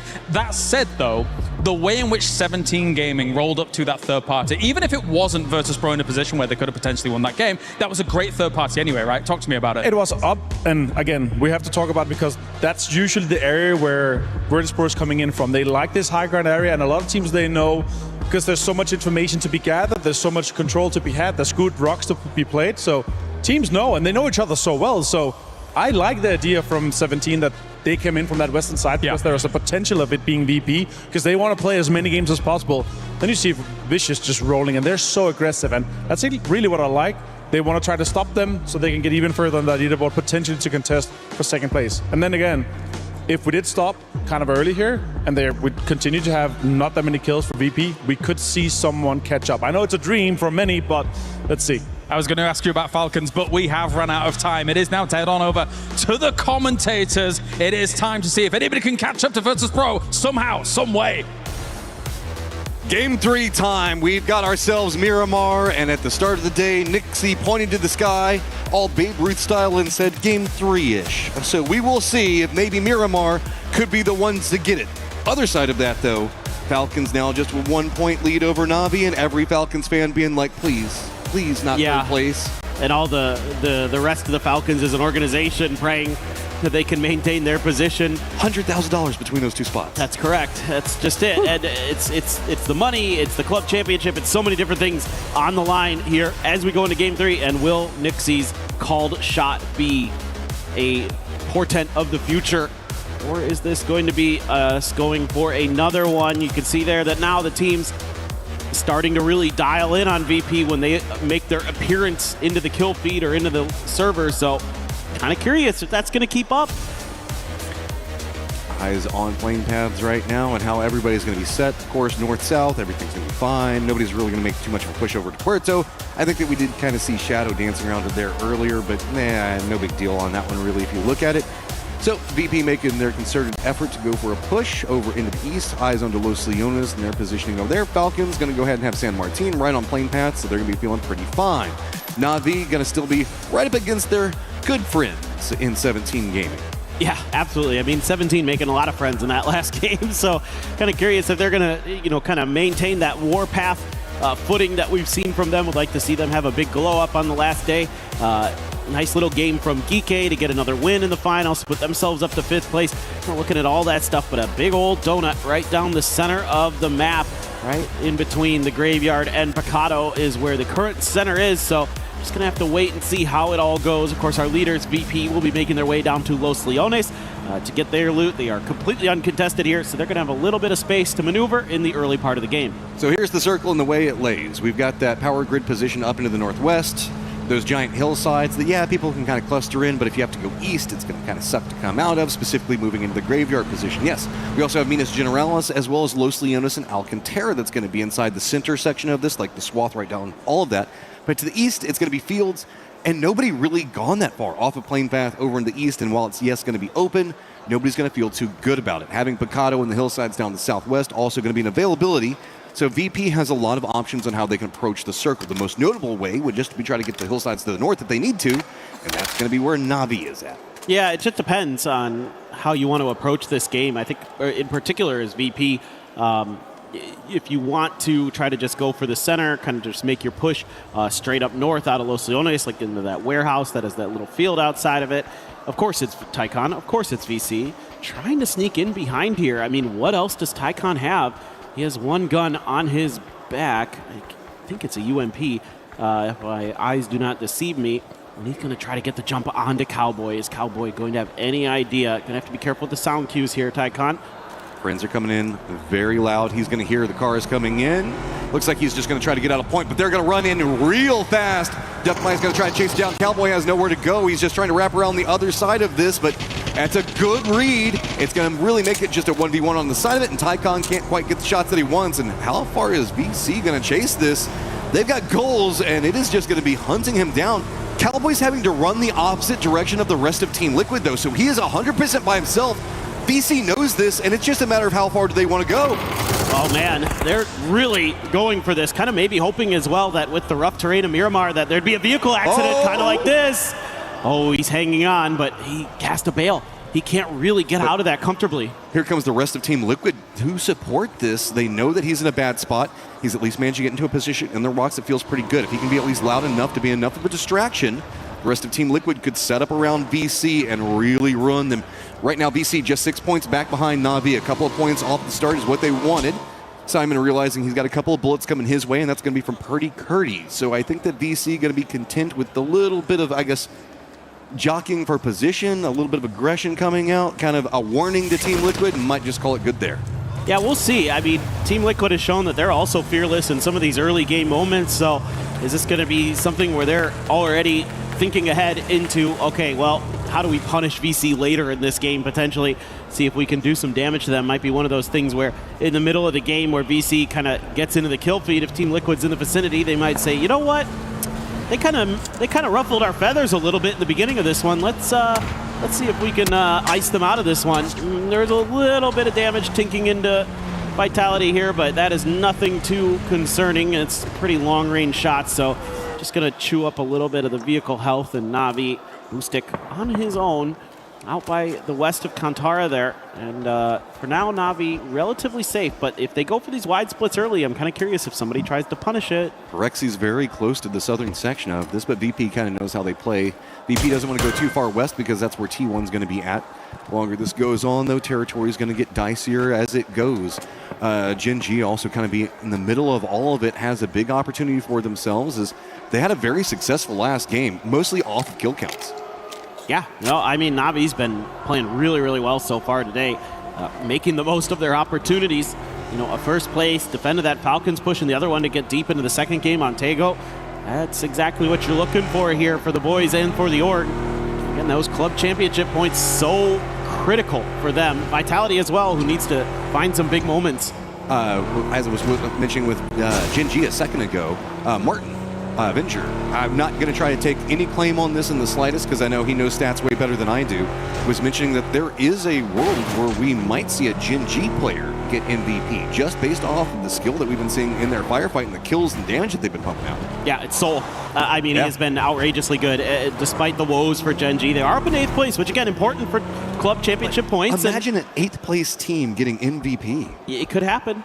He's that good still. He's that good. He's why they're there. Yeah, I mean, he's a PGC MVP. He's an incredible player. So, he's also leading in throwable kills right now by a pretty wide margin.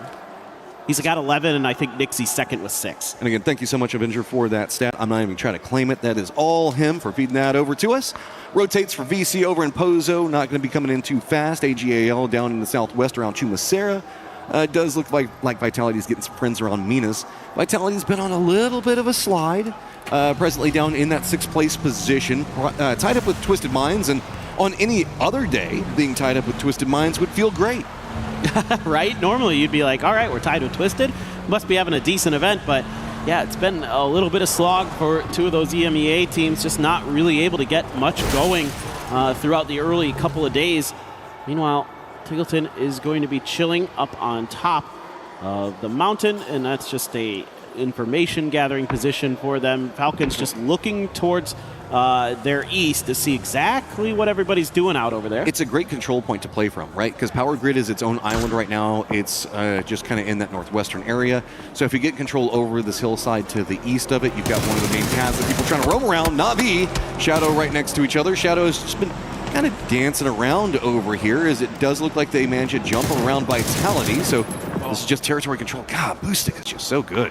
It's one more bullet, and he had the knock. That's all it would have taken, but just couldn't quite find the angle. So Kamal's looks like he's going to be able to get to safety indeed.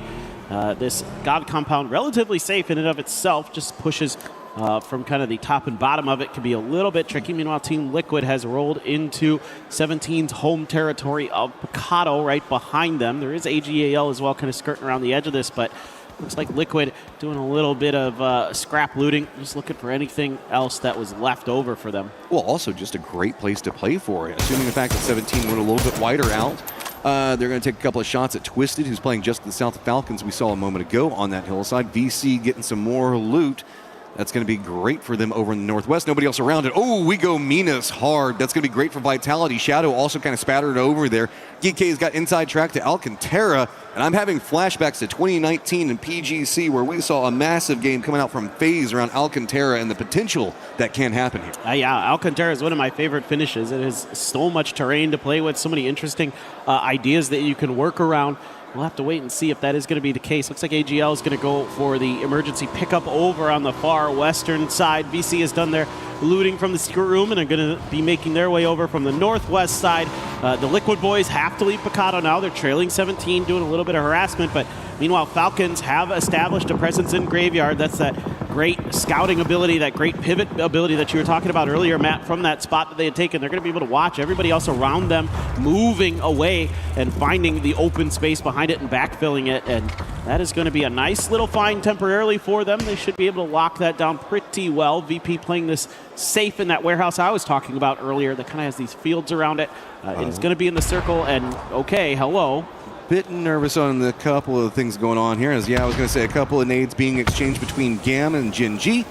Being already down and flushed out. A lot more focus coming over here as Vitality also has a player that's playing around Minas Generalis that is not, so might be a bit more of a reset coming out for them as, yep, they're going to get the res, and Minas Generalis can support a lot of teams. Yeah, it's got all these little mini walls and corridors that kind of create all these different little sections that you can hold down inside of it, so if we end up going that way, it feels a lot bigger than it is on the map, just because it can support so many different squads over there. Really, though, I'm looking at Navi in the center of all of this. Falcon still holding that graveyard, but has left Tig back around San Martin. Yeah, so Tig is just doing some of the back scouting, watching the flanks, making sure that nobody's coming behind them. AGAL is indeed up in the air. They're currently center over the circle. Where do they want to get out is the big question, as they're still eyeing what's available. I mean, they could go north, they could go far to the east if they want to try to maybe get lucky and grab some vehicles. Maybe they've spotted something out there, but nope, they're going to be heading right in towards Kantara. North felt like it would probably be safer. There's a lot of guys already over here down into the south. Navi not going to get too much vision on this. It's going to be mostly GK taking the shot. Smith on the other side of it. My lord, look at that mini-map. Everybody's trying to get a piece of AGAL. Can we even see Sololzi touch the ground? He does, so he doesn't instantly die there. There is a res potential, but I dare you to go for it. Yeah, you can see that Full Sense as well has some oversight of GK's position. That's actually from behind EJ, and they're keeping him from being able to really dial in up towards his north. So kind of an awkward situation. A lot of these compounds in this part of Miramar are really odd because they have a lot of narrow, thin windows, but they can be seen through from a couple different angles, so it can make it tricky to kind of go for the plays that you want. Over towards the west now, still keeping Minas Graveyard in the mix. Kantara as well. Looks like VC is going to be coming into Minas. Go ahead and add another friend to the soup that's going on over there. Twisted's going to be up to the north of where we can see Falcons playing. I think that they're going to play the actual graveyard instead of like the church and everything else like that Falcons got. Tig's going to head and regroup with Falcons. I believe that Twisted saw him make that move, so VP is going to have to deal with, down to the south, T1, who's just been involved in a lot, and Corexi's got himself that Panzerfaust. Ian, oh, it doesn't connect! That's going to be a follow-up shot coming up from Corexi. He gets the knock on to Type. And does T1 stop for this one? We know that they'll go for kills if it's available, and Corexi's in a dangerous spot. Luke Ruck's already down. Yeah, this is really smart from T1. They have to commit to this fight for a couple different reasons, but most importantly, it's Virtus Pro that you just ran into, and Luke Ruck's probably just going to be eliminated by that blue zone. There's just no hope. They're going to have to leave him to his death. Type still very much resable. Ian trying to stick that just to the other side, and T1 and Reigning going to claim this position. Team Liquid. Here comes Team Liquid. They're running right into this. Do they even know? Looks like T1's managed to set it up fast enough. Team Liquid's instead just going to stop right on the other side of this. Not going to go too aggressive just yet. They've left Luke 12 back behind this all. So Luke Ruck's now down and flushed out for VP, while Team Liquid looks like they're trying to pounce onto T1, but I think the T1's just going to hop in their vehicles and go. They got at the point that they wanted. Now back to their merry way of running around and seeing what other fight that they can get involved in. Hey, there's a free car back there, at least for Liquid. There's a Murado sitting in open space. Meanwhile, Twisted has made their way in towards Graveyard. I was curious if Vicious was going to try to backstab Twisted here, but instead they opted to rotate ahead of this fight and play a little bit of gatekeeps to play it a little bit safer than maybe we're used to seeing from Vicious in this final lobby. Tough to get some grenades in here. Shrimzy being very active right now, has that Saiga as well to defend. Big points on the table for Twisted Climb. You can see presently tied with Vitality like we were just talking about. Big fight for them can put them up next to GK. Championship points on the line for them every time they climb. But on the other side of it, it is Falcons now tied up with Na'Vi with that kill that managed to happen. So presently Na'Vi in second place. Falcons needs to get their groove back and needs to get something big here. Church not going to provide much, but Gustav does get the knock onto Lou. Counter shot comes out from Example, and Gustav goes down. Oh, that was an aggressive position from Gustav. He's in a little bit more of a dangerous position in terms of being resable. So Tiggleton starting to make his way over there. Some grenades out the outside. Going to be a little bit undercooked, so not going to catch onto anybody from Twisted, who've got Perfectix and Batulins with an AWM watching on the outside. So if Falcons do end up trying to make any pushes outside of the church proper, they've got the punish. So Falcons kind of stuck in here. Gustav trying to relieve that pressure, but not able to really successfully do so. Now that being said, Shrimsy does get a knock with this blue zone grenade. And that's big. That's Example. Yeah. And also, you know, like the disc was talking about, people they're waiting to pop off. Yeah, Tig, kick. For me, it is Shrimsy. Once Shrimsy starts going, man, it is going to be Falcons finding a lot of success. Perfectix can't really do much. I mean, he can make the run over next to Example, but you can see that Falcons were using TPP angles and vision to look through those windows, and it just doesn't feel good to make the cross. Instead, is this a bait? Maybe try to see if anybody goes for Gustav. Perfectus is thinking about going for the nade on it. I think it's a little bit too far to the right, though. Yeah, it looks like he just doesn't quite have the read onto where that would be, or maybe it's just trying to go for a timing play on the player leaving the church. Shrimsy is going to send out a grenade in response to keep Perfectix at bay. So far, Twisted Minds not able to really get this fight to go their way, and they're on the outside of the new circle looking in. But the longer this fight goes on, the kind of worse it gets for both of these teams. Now, Falcons will be able to get Gustav. Vitality crash right on top of Na'Vi. This is a big fight for the center. Vitality has one of the players go down near on instantly, and that Hakatori finds a lot, and that is big. Na'Vi at 5 kills and climbing. That's not the player you want to see get heated up. We know what Hakatori can do, especially on this map. He has dropped some absolute bombs before on Miramar. And he's already 2 kills deep. Meanwhile, Shrimsy tries to go up onto the roof, get punished a little bit. Batulin still anticipating that he might be trying to chill up in there, but Falcons, the rest of them disconnected, trying to make their way through right into BC. Oh man, there's nowhere to go on the circle. It has abandoned this position. Falcons runs right into the waiting arms of BC, who finds a lot. They're trying to climb, and now it's Falcons surrendering points to the team that they don't want. Back behind them again. Shrimsy and Kick starting a lot of trouble as really Twisted hasn't left position. They're waiting to pounce as well. I mean, if this is clean for Vicious, they could find themselves up into 3rd place, getting ahead of Falcons. They're only 5 points behind right now. Shrimsy will end up claiming that point onto Example. He maintains his position in the bell tower of the church, but so far he hasn't really been able to help out in this fight. Meanwhile, he's trying to track Twisted Minds' movement, who've reached out into the blue to try to make their next rotation. Gam gets up into a pickup there, but they already had a couple players center circle. Gike has Kantara Crater, and it looks like that might be where Tanbu was thinking about dropping. Alo with the bolt hitting T1 players off screen. I think that really Falcons are just trying to wait for VC to go for a more controlled position. Genji is going to be coming down, wrapping from Minas Generalis. It's going to be pretty close. Navi's going to take the shots, might force them a bit closer into VC. Shrimsy's been keeping an eye on what's going on with Twisted, so he's going to take a couple of shots. Now we know Falcons, well, at least Falcons now know that Twisted's no longer on that point, but they still have to deal with VC in front of them, and now Genji as well. This is going to be a really hard rotate for Falcons. Yes, it is not feeling good, and that makes it just that much worse. Already in the blue, taking a bunch of damage as Kickstart. Soul is looking to try to play spoiler here on the other side. You can see Genji starting to formulate some kind of plan, but Tanvu just died after getting called back in, I believe. Yeah, so it happens. Just think. He was just floating around. I was watching him on the map, just looking for info. Yeah, just scouting out for the squad. I mean, it works out. Gem's in the middle of the circle. 17 is going to be right next to him. One of the duo splits coming up from Na'Vi is going to be in the east. T1, now the new gatekeepers over to the northwest, trying to hold back where it's going to be Twisted Minds, VC, Na'Vi's northern duo, potentially Genji and Falcons. Mid still needs to find a way to circle over into the east, and that's going to be next to Shadow as well as Alcantara itself, now kind of getting abandoned by the circle. And it's going to be AGAL as well as Gike on that path. Solid enough work from Twisted Minds to not just be down. Yep. Kickstart, though, not much he can do. He is completely gate-kept by multiple different players. Soldo looking for that point. Not going to be getting there. Pow actually steals it with a grenade. VC finds another one. Now it's all down to Shrimsy, alive out in the blue zone, watching it all go awry in front of him. But it is also going to be Jin G right now in trouble next to BC, and more point potential coming up for them.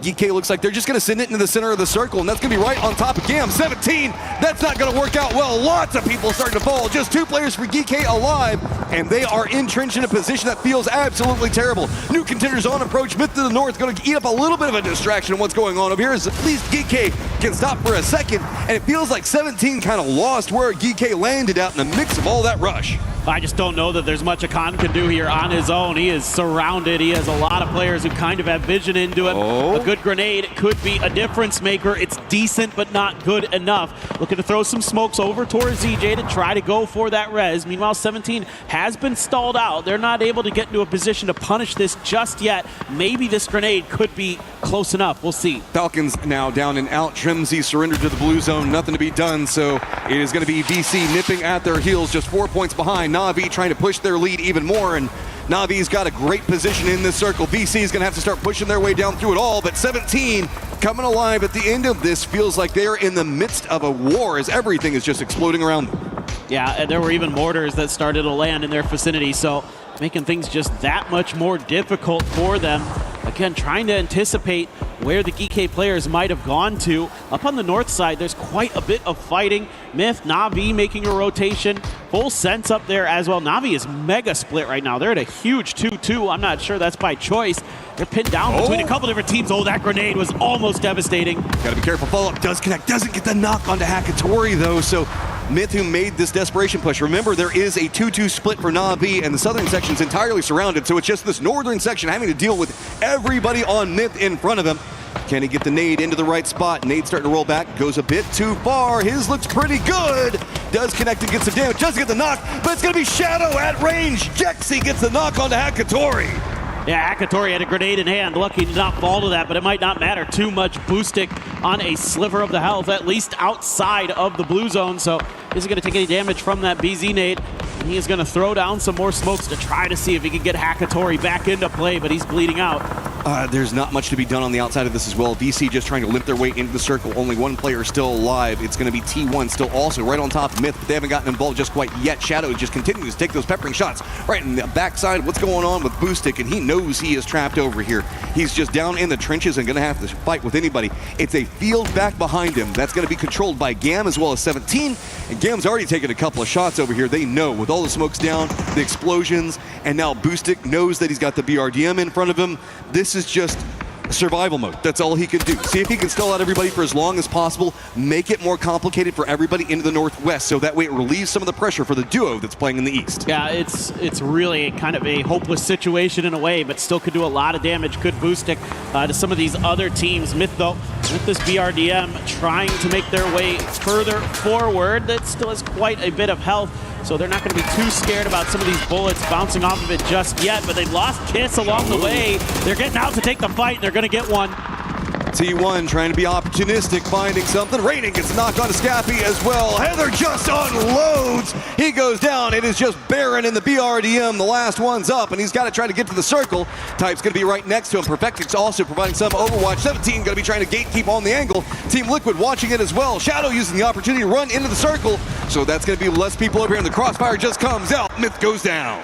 Yeah, they did quite a bit of damage to T1, though, and that's actually opened up a lot of space here for Boostic to maybe survive out of all of this. Grenades splashing around a Shadow. They've got AGAL there out on the edge. The Molly looks like it might have connected to somebody onto AGAL. Indeed, Salalzi there. AGAL gone. Nice hold from Shadow. Na'Vi also in the compound right on top of Shadow. Yes, VP is still alive, guys. They're just down to the south. They've got the fields in front of them and a compound. Team Liquid's trying to gatekeep them out, as it is still just Na'Vi fishing with Dynamite to see if maybe they can pick up a knock or a kill off of that. But this duo feeling a bit more vulnerable. Taking those shots with the nade, though, and dropping it right on top of Shadow did force them on a new angle. That opened it up for Boostic. So suddenly the three-man comes back together, and wow, was that punch. Boostic just gets instantly knocked.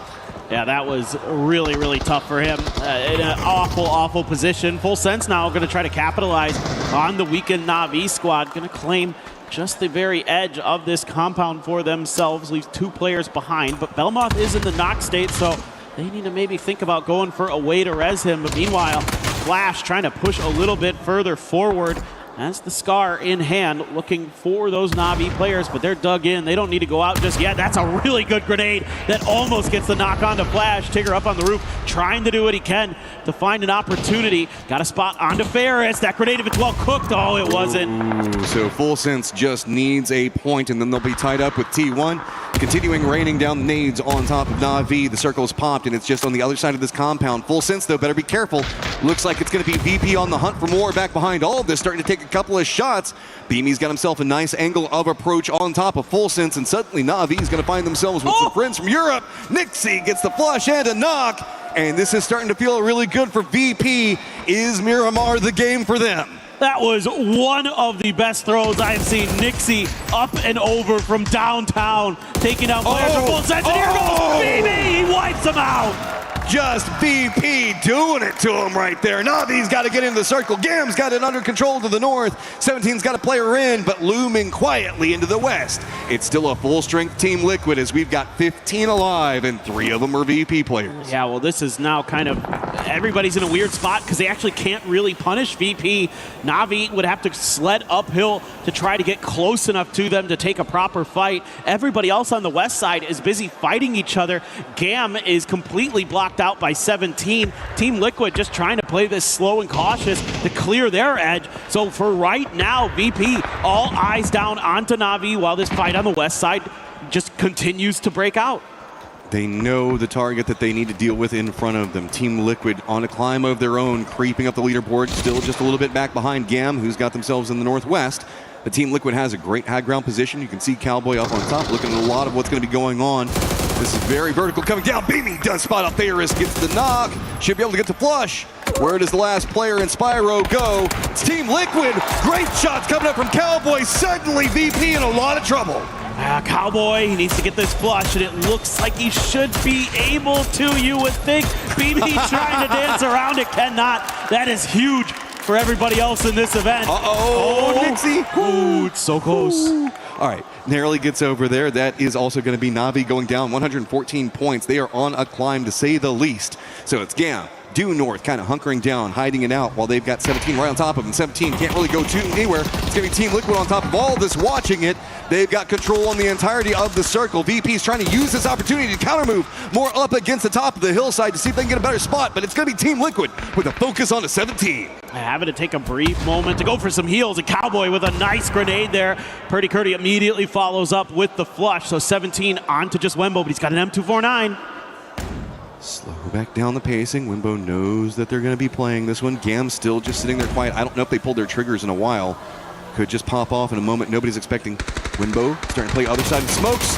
Goes, unloads, he goes down. Kurt knows how the LMG works and counterplays it perfectly. So now it's to the west. Team Liquid's got control over the circle, and they know where Gam is. That shack does not feel good. It's been abandoned by the circle. Crexy one side, 3 players for Team Liquid on the other. This would have to be an absolutely insane finish for VP to claim their title right here. It's going to be very, very tricky with only 2 players with Gam in an unbelievably bad spot to try to get out of. They're going to make their break, see if they can get out of jail, but Team Liquid looking to keep the cell doors closed, and they're already lighting them up. What we're really watching right now, though, is Nixie starting to move up the hillside. This the southern section that we've got Alo and Cowboy for Team Liquid. They're trying to keep lock on the circle itself. If Nixie can get an opportunity to go for anything onto Team Liquid, that can counter all of this. But yes, it is presently a 2v4 as we see the res starting to come up from Team Liquid, and Gam just, hey, what are you going to do? Not much. Yeah, but it really matters maybe which way they peek, because Team Liquid would really like those points, but Crexy says, nah, that's mine. Yeah, I mean, they're just damned if they do, damned if they don't. Anything they do is just absolutely treacherous at this point. So really, it's going to come down to this 2v4, you would think. The Virtus Pro has a little bit of an established position, and meanwhile, Team Liquid starting to fan out. I mean, I think as Team Liquid here, you just kind of group up and just sweep. You don't really need to overextend. You just put like a 3-1 split or something like that. Crexy's going for the bolt here, though. I mean, it's big. If they get the knock when they need it, the entire lobby hoping that VP falls here and that Team Liquid can do it.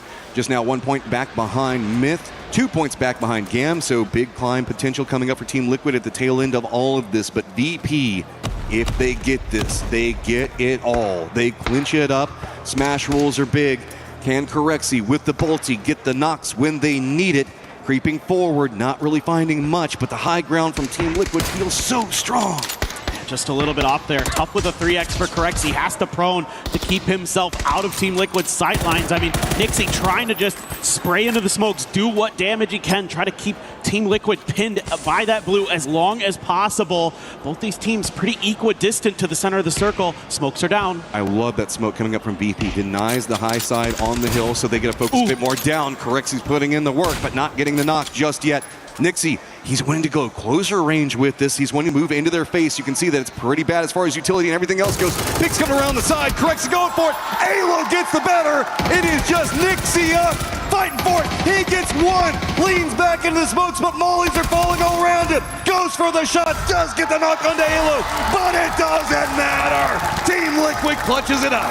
Oh boy, they got real close, did Virtus Pro, but Liquid managing that late game very, very nicely.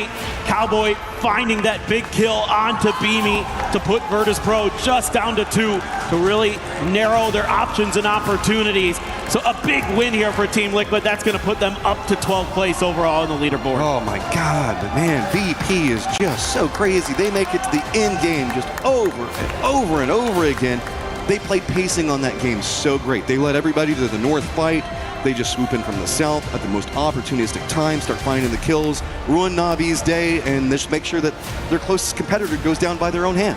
Yeah, honestly, one of the most impactful moments in that game happened very, very early on where Lucarux died to T1, and that actually was a huge difference in that game potentially where maybe VP is 3 instead of 2, and it's a completely different situation. And Falcons right now rejoicing because Team Liquid, the other guys from America right now, really helping them out. It feels like Falcons are just chasing circles, man. They cannot find anything that feels good for them. The pressure is continuing to mount, and they just can't find any success right now. They need a big game as Navi is just usurped position while they found near on nothing. Yeah, man, it's been really, really intense there at the top of that leaderboard. I mean, we've seen a bunch of swings already, and who's in what position from that 2nd to 5th place spot. There's a lot of jockeying for position in the middle of the pack. It's all a mental battle right now. That's really what it comes down to. When you're a squad like Falcons or even VC that's in the hunt behind all of this, you just got to constantly keep correcting your mental, get preparations for it, be leaning in, knowing exactly how all of this is going to go down. And on the other side of it, Navi, it feels like they're even getting like more comfortable the longer this goes on. This is a squad with Hacktory we know can really rip somebody apart, and there is the potential of a 25-point game looming back behind VP if they're not careful. Oh yeah, that's just it, and then that potentially puts them into the threshold position. Yep. So that's kind of what you're looking at here is if Navi can have some big games. We're halfway through the day. There's only 3 more games to go. The lead very comfortable for Virtus Pro. Now it's just about either getting that win or making sure that no one else has that opportunity to hit that threshold. Maybe 3 games to go. Who knows? Maybe. At max, there's 3 more games to go as we're going to be getting into the tail end of all of this. Of course, moving back in,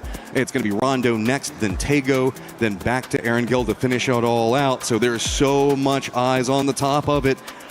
Oh my God, VP, can you get it off of a chicken dinner, or are we going to see somebody try to sneak it away from you? We've got to get the next game ready to go.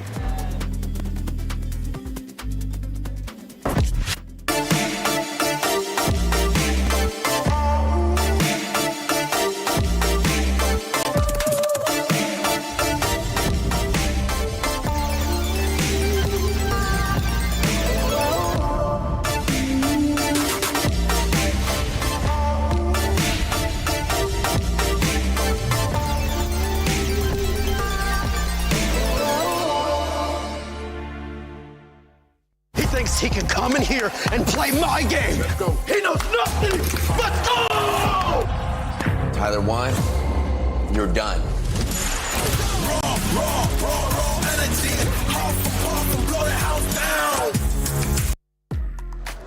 VP so close to being able to close it out. Godspeed, Lays, Toffees, and the 7WG here for you. Oh, if only. If only Gam would have just decided to take the fight, maybe find an opening for VP to third party.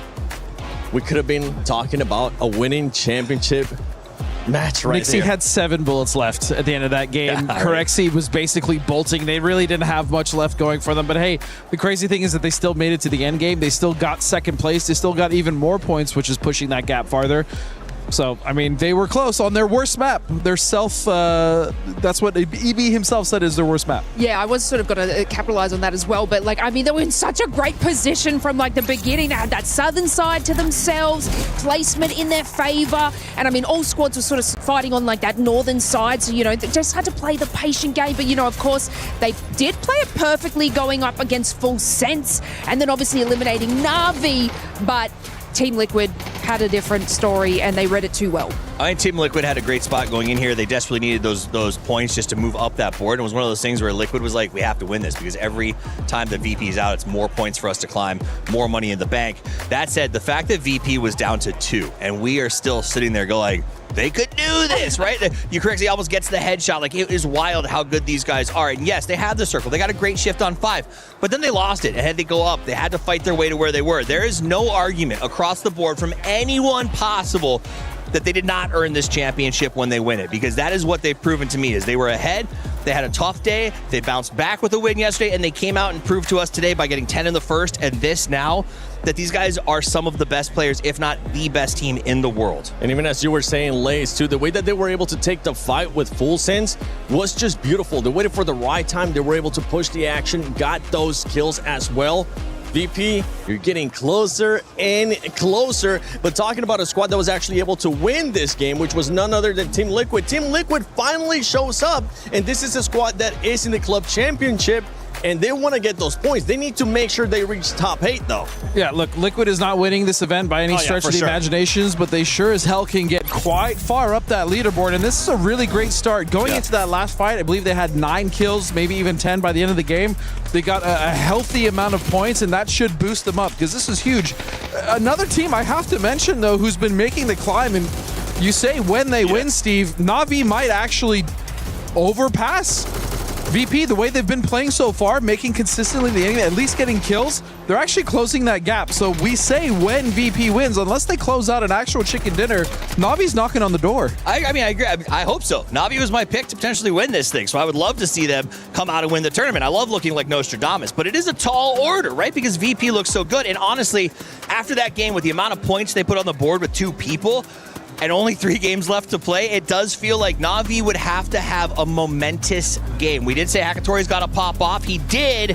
I don't know. What do you think, Lace? Can they do it? I mean, look, they were going hungry in the start. They were able to, like, you know, get a few KP on Gen G. They're not slowing down, so it's, you know, a different game between VP trying to prioritize getting into circle. But look, Na'Vi are at that point contention, and they're still trying to, like, clear their backs and make sure that they can get those positioning. And I mean, that wipe on Shadowy Sports, damn. For Na'Vi, I didn't realize the gap was 30. It's okay though. It's okay though, because for Na'Vi, they're going to be looking at 136 points. Yeah. If they reach 136 points before match 6 and BP's not able to close it out, they could end up winning via Smash Zone. And right now, Na'Vi, as you were saying, they are being consistent. They are looking at that threshold of 136 Don't you know I'm points. I can tell the future, so. What's most important as well is if you look at that graph, they also have 3 chicken dinners, which means they know how to close out the games here. They do. I mean, at the end of the day, we saw VP pushing. I said their win condition here is they have to wipe Na'Vi in that house. They got him down. They set themselves up to win in 6. And you're right, Na'Vi now has to reprogram and say, okay, it's not about point passing.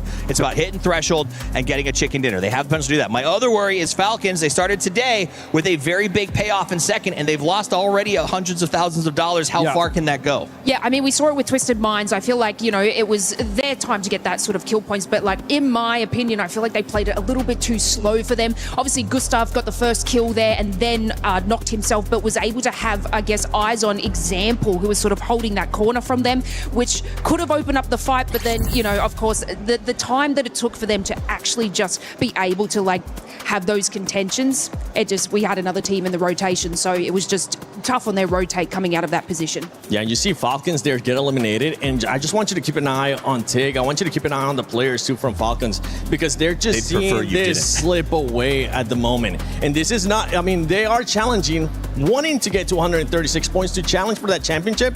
But once again, we got to talk about Falcons in regards to the club championship. They want to make sure they continue to get those points because they really haven't been able to do that well club championship wise. Falcons is starting to get to them as we see the players in a bit of a distress. Yeah, I mean, you talk about that pressure. I guarantee you, if you ask those guys, they're probably not thinking about the club championships as much as they're purely focused on this, but you're absolutely right. I mean, Falcons are champions in the past of the club championship, and they're an org that absolutely wants to get it here.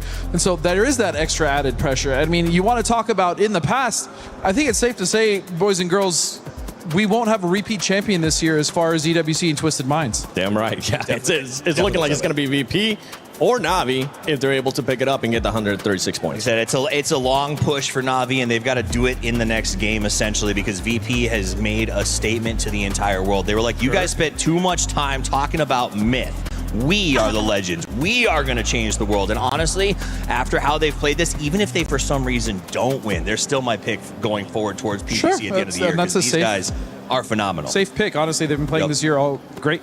It is a safe pick for Falcons. And Falcons, we were able to actually get an interview with Falcons. Let's see what they had to say. Hey, Claris here with Gunnar from Falcons. After a few difficult games, gonna have to ask you the hard questions, unfortunately, Gunnar, for this one, because it's not been the easiest start for Falcons. Talk to me about what you think might be going wrong here for Falcons. Sorry, it's hot as balls up there, so I was sweating. I mean, honestly, there's a lot of hard zones. I'm not like going to use that as an excuse, because obviously we definitely could have got more points than we've gotten thus far. I mean, mainly the thing that's gone wrong is that like we haven't stuck to like one structural play. Like our crash on Na'Vi on the Tego game just could have been better. It could have been more organized, since we had a lot of time sitting right below them.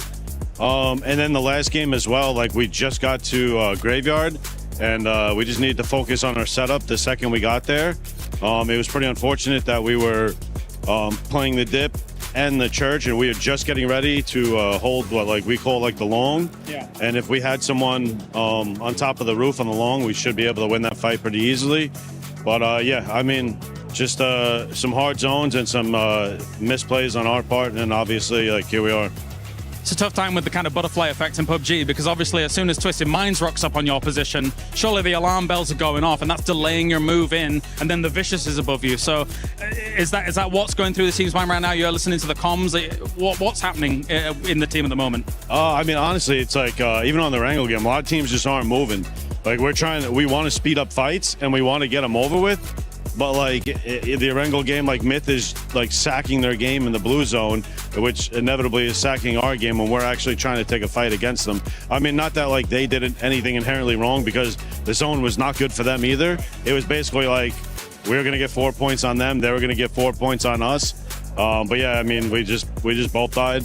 But yeah, I mean, it's PUBG. It's obviously the game's going to be tough. We're going to go out there, reset, and you know, I mean, hopefully get over 20-some points this game.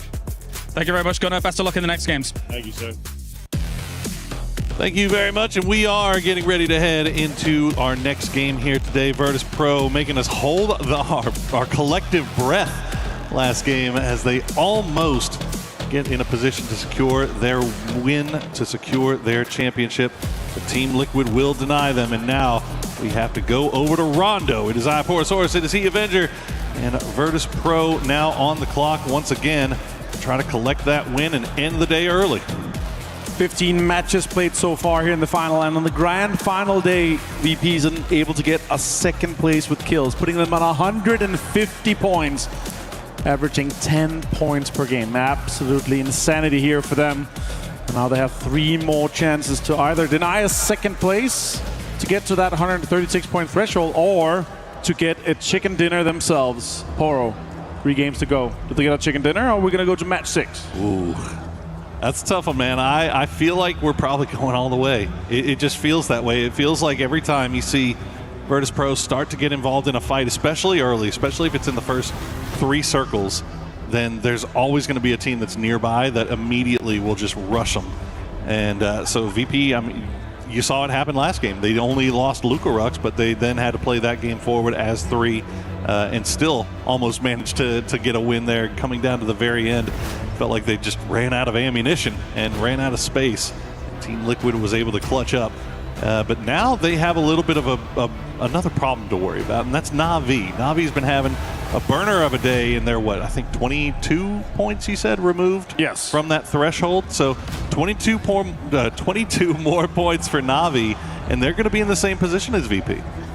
And as we start our game here on Rondo, 3 more chances to go. And you're right, 22 points is what Na'Vi needs to aim for to be eligible to be in that smash position in the second last game. I doubt it's going to happen, though. They're going to be denied by so many other teams as well, because they're the second place team that everyone else is trying to reach up to, from Falcons, from Vicious, and from all the other teams competing here at Esports World Cup 2026. And you know what? With a Virtus Pro win, that could propel Virtus Pro from 11th place to 2nd place in that club championship. They're already eligible from having 2 teams in the top 8, but here with a win would be insane. That'd be absolutely huge for the org. Hope for the best. We see, looks like teams pretty much avoiding each other. Test Track Neox, this Twisted Minds Na'Vi sharing situation has been going on since time immemorial. Looks like Falcons going all the way down to the south. They have not had any bit of luck go their way so far today. Maybe they can find a little bit more luck here on Rondo. We'll see where the circle decides to go. Wow. It's going to go right on top of Zhao Tin. So very early start here. And Vicious, another team that's in the hunt, is right there dead center. Yeah, in the last game, they were able to breach the triple digits, 101 points. And as you see here right now, Nixie is leading with almost 5,500 damage done. BME in 2nd place. And Nixie is leading in the wall kills. Longest time survived, so he's really putting himself in a great spot for that MVP title.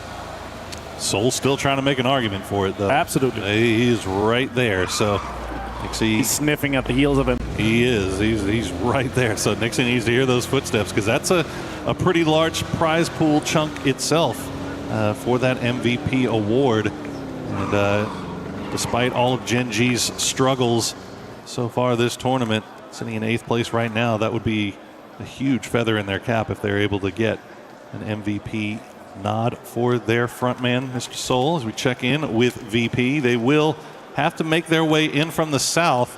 Looks like they have AGAL and possibly GK, possibly 17. That will be kind of on that southern side of that zone. And you've also got Falcons just off to their southwest. And of course, in VP and Hongchang here, such a strong looting spot. One of my favorite ones to go at. It's both fun for hot drops and also great for loot. Yeah, you like this one? Lookaroks and also further ahead inside the circle here to get that point man information too for them. As we all jump over to Vitality, currently 7th place. 20 points shy of 3rd. It's very doable for this team if they're able to step up. What we've seen from Levante so far and the rest of the guys. We know they're able to clutch. We know they're able to win games. They just need to do it in one of the next 3 ones here. And with this circle being this central on Yao Tin, we could end up seeing a pseudo or even a full urban ending. And Vicious being this home turf team to be inside here, it's really difficult city to defend and really difficult city to win games from. So really interested to see how they're going to approach this one here. If they're going to take an edge on southern side or have a split on all sides alongside the edges of this circle here. Seen incredible things from Tycoon so far here, Power, and does feel like he's back to that 2022-2023 level that we knew and loved, and a little bit into 24. Do you think it almost might be worth for Vicious just to abandon Zhao Tin altogether and try to maybe move outside of the city to just off center circle and just take a compound that's a little bit easier to defend? If you would have asked me before we removed Land Roaster, then yes, because how everything kind of lines up. But with this being dead center, it's super high priority at the inside, and now Liquid's actually pulling up into Gen G. It's just Bean. And actually Bean, I think it was taking shots over towards Shadow Esports to get them to move away, and maybe Liquid seeing if they can trick Bean into peeking a different window, and instead they'll just pull away, go back over towards Purdy Curdy. They do have Shadow Esports still kind of roaming around. It looks like they escaped off to the north, but it looks like Shadow has found a compound that they're comfortable with. They'll stop down there, and maybe how far south do they want to go? They look close they are to Vicious now. Vicious. They did kind of stretch out from the city itself, and they've sent Simon T and Powell up here. Powell not really in a support position. Simon T, yeah, he knows they're there. You can see him peeking just to see. Heard him? Yeah, he definitely heard him. Look at that, though. No utility, only 2 first aids for him here. But he does have a 3 vest. But no utility, trying to fend off a team coming in on your ridge where it's extremely difficult to get anything out of. As we jump over to Liquid, they have over to VP, away from Liquid. They have a really easy entry for them to go past Yulin here and get deeper into the circle. Yeah, they're just trying to, of course, get as many points as possible to make sure that nobody gets close to them if we do go the full distance of those 6 games. They've kind of taken their time on this rotation, and as a result, AGAL 17, GK, all the potential threats from early on have all moved in more towards the center. T1 also a drop from that E pickup just on the western side of Jaten as we check in with Gam. Get a little bit close to Shadow, but not close enough to be too much of a problem as they're able to claim this compound for themselves.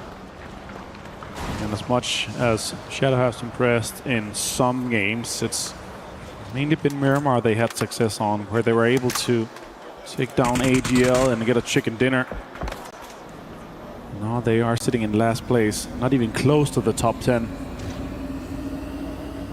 It's been rough, but you know, to be fair, making the final was probably about the most that you could really expect from Shadow. I mean, it's been a fantastic tournament for them. I mean, nobody really had very high expectations, relative unknowns, and they came in and they made the final when a lot of more historic teams with a lot, better lineage, PUBG didn't. So you got to give them all the credit in the world here as we check in with AGAL.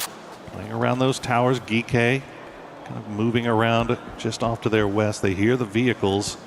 They know they're close, but they don't have vision. And him is obviously always in that conversation.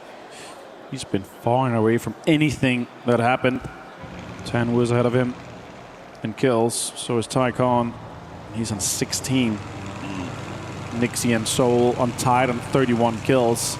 With one more kill, they're gonna double him as his kills here. Now we go to the glider off Kickstart, and Falcons have a UAV inbound as they're gonna be able to see the information coming in on all the cars driving just below them. Geeky, he sees the cars, he has all the information being shared to the rest of the guys, and they're driving far behind him, so he knows exactly how to play around this.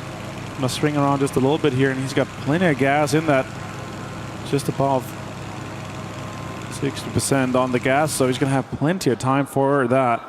Definitely feels like Kickstart has taken a shine to that role as the eye in the sky for Falcons. Done a great job here as Virtus Pro. They're going to find Full Sense. Once again, an early fight here for VP, and the trade comes through. Flash will go down to Beamy, though, in return. So 2 knocked here for Full Sense. VP playing around the trees, but Beamy will find another one. Beamy keeping his team in it, and now Full Sense down to just 1, but they're getting third party from range by Kiss. This was always the concern. The second they start fighting, a third party is sure to come. Nixie goes down to Kiss as Kiss starts to get fully involved from this one here. You see 17 once again sniffing at this. They see this in the kill feed. They're activating for a third party, and Myth is also coming in. All these teams that's in the middle of our leaderboard is trying to catch up to the top. We've seen 17 do it already once today, where they see VP in the kill feed and they immediately collapse onto it, but it looks like this time it's going to be Myth that does it. They're sending all forces, all hands on deck here to try to dispatch with Virtus Pro. They're down to 2, but it looks like actually down to 3. Nixie able to pick up. Extracting him. Yeah, they pick up their fallen teammate. I believe that's, Nixie's the one who's knocked. Yeah. So they're able to retreat to Yulin as, I'm not sure. Well, I wonder if they were able to get the blue chip. They might be able to. No, they didn't get it. Lukaruk died as they were driving away from him. So I think the call from Lukaruk was like, okay, Myth is coming in. I'm dead. If you can pick up Nixie that had more health left, would be way more valuable for them. Tanbo goes down to his own nade after he got knocked here, as Navi is now trying to develop this fight here with Gam. More cars are driving in here, and utilities being deployed towards the cars, and Boostic disengaged from that location quickly Smart play by him. The young prodigy from Na'Vi gets a headshot onto Clorix as well. More damage done, but he runs out of shots, swaps to the SLR, and tries to connect some bullets with 8X. Goodness gracious, Boostic almost takes him down. But the good news for Na'Vi is that GAM does disengage off of that fight after Na'Vi pick up 1. So they do have this compound. It's off center, but they don't have to worry about anybody trying to third party their fight. They're so off. I mean, they're the most northwestern team, or northeastern team rather, that we have. So, but you can see already hopping in vehicles. They don't want to take the chance of somebody sneaking up on them and taking them by surprise. Sitting here with fingers crossed. So many teams inside Zhao 10 right now. It's crazy. I'm really having my fingers crossed here for a proper urban and an inside Zhao 10. We've seen them so rarely because of the land ratio and how everything worked with all the pillars is just around. And as we see here, they're trying to maybe sniff out a Lukaruk's chip to get him rest. Yulin is close. There's a rest station there. Myth is potentially trying to deny it. Kiss is standing over here with a Dragunov and with an 8X. He has no extra bullet though. There's just 0 in the spare. Sure, he's playing AUG on the other gun here for the 5.56. Got plenty of that, but is it worth it for Myth to fully deny a potential rest for them? I don't know. It's Myth is super far down on the leaderboard. They need as many games as possible played, but they actually have a quite deep and central location already, and now they have hurt them left. VP is definitely trying to sniff out this blue chip as we see this next circle. Zhao 10, please, guys. Can we get an urban ending? We do go close. I would say it's a 50-50 right now, but look at the amount of teams that's already posted up inside. Myth is full sending it. They might be greeted by all the teams already inside. There's so many teams in there, and as soon as Myth gets close, they all start opening up as Virtus Pro. Look at all that. Left correction in the blue. Yeah, look at the, I mean, look at the lines coming through. Hackatory, of course, Hackatory is going to get the first knock there. As where even is Hackatory? Is he in the city? I see the rest of Na'Vi all the way off to the northeast. Yeah, they have one building east there and then like a small square setup in the store, a little bit more central inside Zhao 10. A lot of teams on the edge here. They're trying to get ready to kind of leave that. Look at Rooks on screen here. Live from Paris for Esports World Cup 2026, and Virtus Pro on screen trying to, of course, survive the most of it here. And now Myth is playing the edge. After losing Jacob, their IGL that they praise so highly. It looks like Virtus Pro might be going for it. I think they managed to retrieve Lukarex's chip, and now it is worth noting that Tigger has been hiding out in Yulin for quite some time here, all by himself, just eating blue zone damage. I wonder if he was possibly camping the revive station. They lost some of the players in the fight with VP early. I don't think he managed to get many chips. I think he just went there to try to go get some loot, try to get some heals so he can actually heal it off here, and he doesn't even engage on towards Nixie. He's a couple of 100 meters away, so it's not really worth for them. Now we have Liquid potentially fighting with Gen G here in the northern side alongside the ridges. And really kind of develops this fight here that Liquid was fighting on earlier with VC, and now it's a new team. Gen G is trying to pull up maybe a drive-by from Bean here, but setting up for a little bit of a rich play here, trying to bait some utility potentially. Shots are coming in, it doesn't connect just yet. Just a little bit of damage onto the car. You can see on your minimap there, Ferris from Na'Vi also looking over in that direction. So Na'Vi could be once again in a perfect position to third party here and collect a few more points. Remember, they have to hit that 136-point threshold to be able to then qualify for the win in this Smash format. They could break the dreams of Virtus Pro if they do so, but that is a tall, tall task ahead of Na'Vi. We'll see what they decide to do here as we get an overview of Zhao 10. Still very occupied. Lukarux now back in the helicopter, and will join up with the rest of Virtus Pro on the south side. Just seeing how all the teams are kind of developing here with Na'Vi coming in from the north. They're engaging on to the location of Liquid, trying to pull up here. Shrimpsy finds Setsuna though. Some other teams are coming in here, and Lukaruk's coming into the city here. Could be him dying quickly. Boostic finds Cowboy for the flush here, as Na'Vi is engaging in the third party onto Liquid and the Gen G. And Virtus Pro is wrapping right into Falcons. Falcons was a little bit split here. They had retreated to go back and claim their vehicles, and they get there right in time as Virtus Pro is driving past. The sprays come through, but the damage is just not landing. And Virtus Pro is managing to sneak through this. will able to get to some hard cover for the time being and reset. See if they can turn their attention back over towards Falcons. But yeah, look at this. No damage. The chasing really came through, but Falcons, yeah, they're absolutely chasing this. Gustav going to send it right in the middle, but nobody is going to get hit. He's going to pull out, try to see if he can maybe find the shots, but Virtus Pro somehow gets to breeze right through that Falcons split. Absolutely amazing scenes here as we get a proper Sentinel Jouten ending. We're gonna be having some urban warfare here as everything is developing. So many teams engage with each other. Let's focus on some of the teams that's on screen though. Here Na'Vi, Liquid and Gen G involved with each other. Boostic finds Luke. More shots comes in. Boostic is low here as Na'Vi, the closest chasing teams, is low. Halo, last player for Liquid, just won a game here, but they could be finishing up. And now Gam has come up here to try to third party on this. No shots taken so far. They're just hovering around as Team Liquid down to A-Low, but he's playing inside that pagoda. Looking around to see if anybody peeks their head. Boostic going to retreat in as he hears the engines come through. Gen G sniffing around, want to make sure they at least secure these knocks that they've managed to secure or get themselves. Grenade come through, but A-Low on the other side. Stay alive for now. Another one well cooked will drop down. Will avoid A-Low once again. It's kind of an off spot here now. Shots come in. There it Bean is. finds him. Gene stays engaged with this fight between Na'Vi and Liquid. Oh, Res could come in from Boostic. As Gen G's holding on to That's this a good edge here. blue That's zone. a blue zone. That's a great blue zone. Might get some points here for the Liquid boys as it's being dropped from the top. Well played. He finds him. Ferris might be able to get the rest on Boostic here as Na'Vi, even though they're down 2, they did get 4 points, but very unlikely to be able to get the 22 that they need. He heard the footsteps. That was such quick work there by Ferris to take down A-Low, to take down Liquid. But now Falcons also have made their way all the way up north, and they're third partying Gen G, which might open up a little bit of a door here for Na'Vi. They're retreating to the east on foot. And I think they've managed to escape Gen G without them seeing where they've gone. You can see what Falcons is working with right here, not committing to the city just yet, although it looks like Gustav may be sending it in, trying to find at least a foothold in the north that they can then go to. As we check once again, it is 44 alive, dead center of the city, as Gen G will find Na'Vi in the end. They will take them out. Full Sense also going out here inside that urban warfare, as we talked about before here. Next circle does pop soon.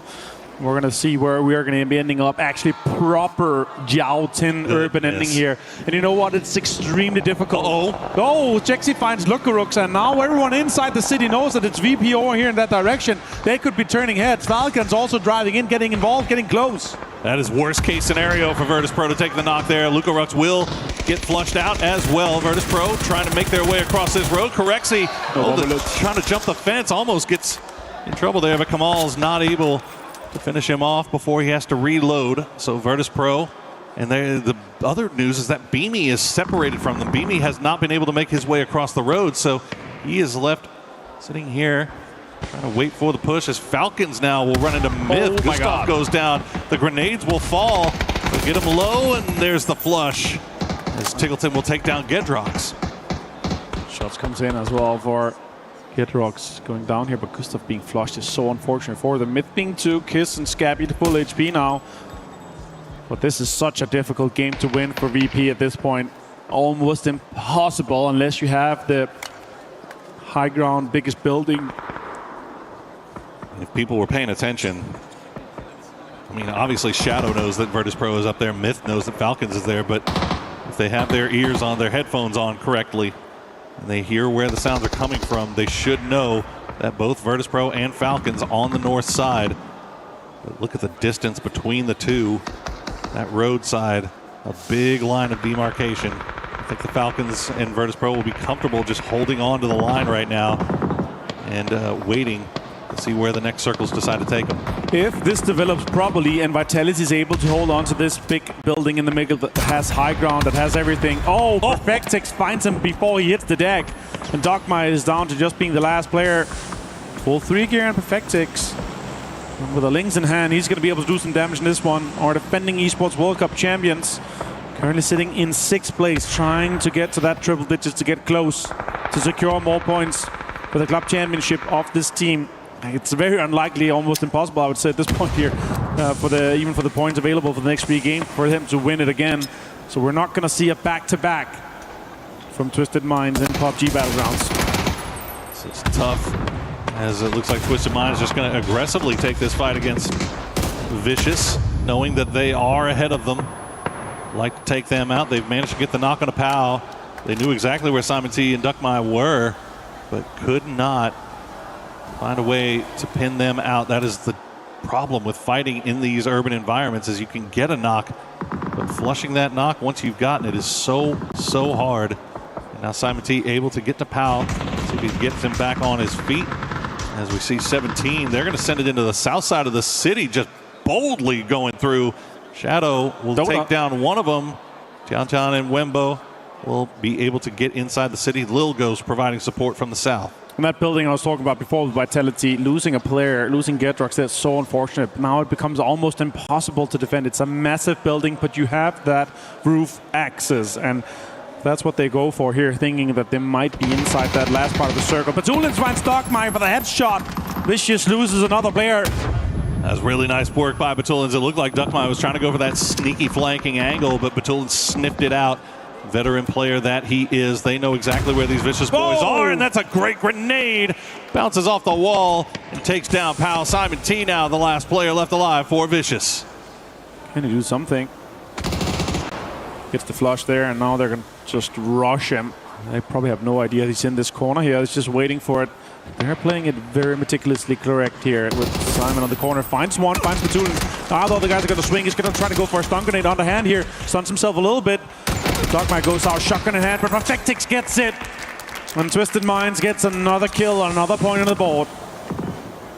See if they can get this revive up. Gen G has kind of sent D and Soul around on this northern side. They heard the shots, they saw the kill feed, but they get shot at themselves, so can't make that full commitment to the straight up push. Instead, they'll just try to put themselves in position to maybe catch Twisted out. And they're looking in the opposite direction. While all this is going on, Falcons and Virtus Pro still 3 up. Beamy has not been able to make his way across the road to rejoin his squad. Shadow still keeping eyes on that.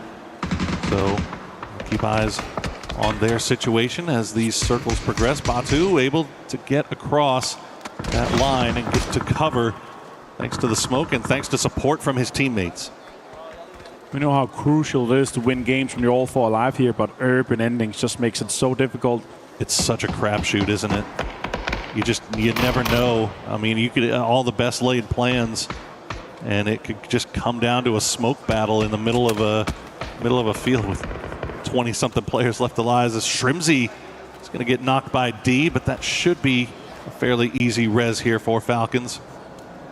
Good news is even if they lose helmets or they lose armor, they're still inside of these facilities that probably re-up. But look at Virtus Pro. They've actually managed to get everybody back over here. Oh, Beamy going to take a lot of damage, though, from Shadow, and he's going to get knocked. He tried to send it across, but Shadow, so patient, waits till the very end, and they will take down Beamy. So now Virtus Pro down to just 2. Now next circle does pop here, Porte. Do we end up where in the middle where we're thinking, are we getting a hard shift here towards the later stages of the game?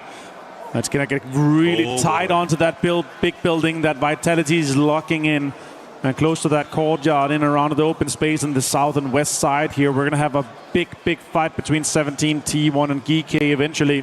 AGL is out. Twisted Mind's going to have to move in alongside Gen G on the northeast side. This VP and Falcons is actually in the same area. Looks like VP is setting up for a defense towards Falcons. So we see them here on screen, and AGL and Shadow continues to have an impact in the lobby. You see that kill feed lighting up. That is going on the south side. So a few knocks coming through. Many of those likely to get revived once again. But this is the story right here. Falcons, how can they make their way into this next zone? You see Nixie, shotgun in hand, holding up, but the problem right now is Kiss. All by himself with that high ground is causing Falcons a lot of problems as they try to make their way through the smoke, but Kiss can just kind of see above it. And Falcons have to re-rack here, trying to figure out they can find a way to get back in here. And Corexy still on the other side of the street here for VP as well, so he may have that's a great angle. Yeah, there you go. You can see what he's looking at. And if Falcons are unlucky, Shrimsy going to take the spray. Yes, Corexy will get the knock. Can he get the flush as well? He can. Kickstart going to go down as well to Nixie. And now Falcons down to just Tiggleton with the Panzerfaust in hand. Luzon goes out as well. Utilities being committed to get Falcons stopped here. They do not want them to continue on this chase. As Nixie gets the confirmation on Kickstart, making it practically impossible with Na'Vi out for anyone to catch them, as second and fourth is already dead. Tiggleton being that last player. Luzon on top of the roof here. That's smart for a double one. It's going to force him on the low ground, and he has a Panzer in his pocket. He could get 1 point and stop Nixie from doing any more damage to Tiggleton. See if Kiss gets involved. He's still on that roof side. Yep, he's looking, and that's going to do it for Falcons. They go out in 10th place. Now Virtus Pro know that they have lost all of the teams that are chasing them. They can play with a lot more freedom here. Scabby finds Quizzy. His Twisted Minds goes down in 9th place, making placement points activate here. Scabby having an impact vitality. They have that central location, and they are pushing it. Genji take an L on the way in, but that knock on the vitality, as you said, opening up a little bit of a door here. As Nixie will get spotted out by Kiss. Kiss causing so much havoc from this high ground position, but he is all by himself. So Scabby has been taken down. Shadow Esports, meanwhile, they've been hanging on the western side of the city for so long, and they still get to hold on to this building for a little bit longer. As Corexy try to go fishing with dynamite, see if he can maybe find somebody, get a little bit of some measure of revenge here on Shadow before having to make his way in. There's a lot of the road that's in place still here. The big corner of that building, the courtyard in the open here. So you really need a lot of smoke. So you have to hold on to that utility, especially if you have more lethals. That could have such an impact once all the teams are going to have to get out in the open. What it looks like, we're going to be finishing on the corner of this big building, as you see from the bird's eye view. As Corexy finds Setsuna on Shadow. He's trying to really get some more points on the board for VP here. Looks like it's impossible for him to cross this without Shadow denying any single step inside.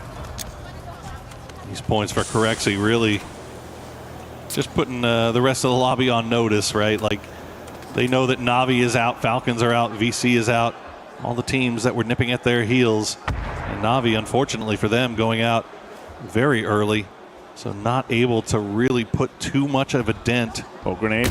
Oh, does 42 damage.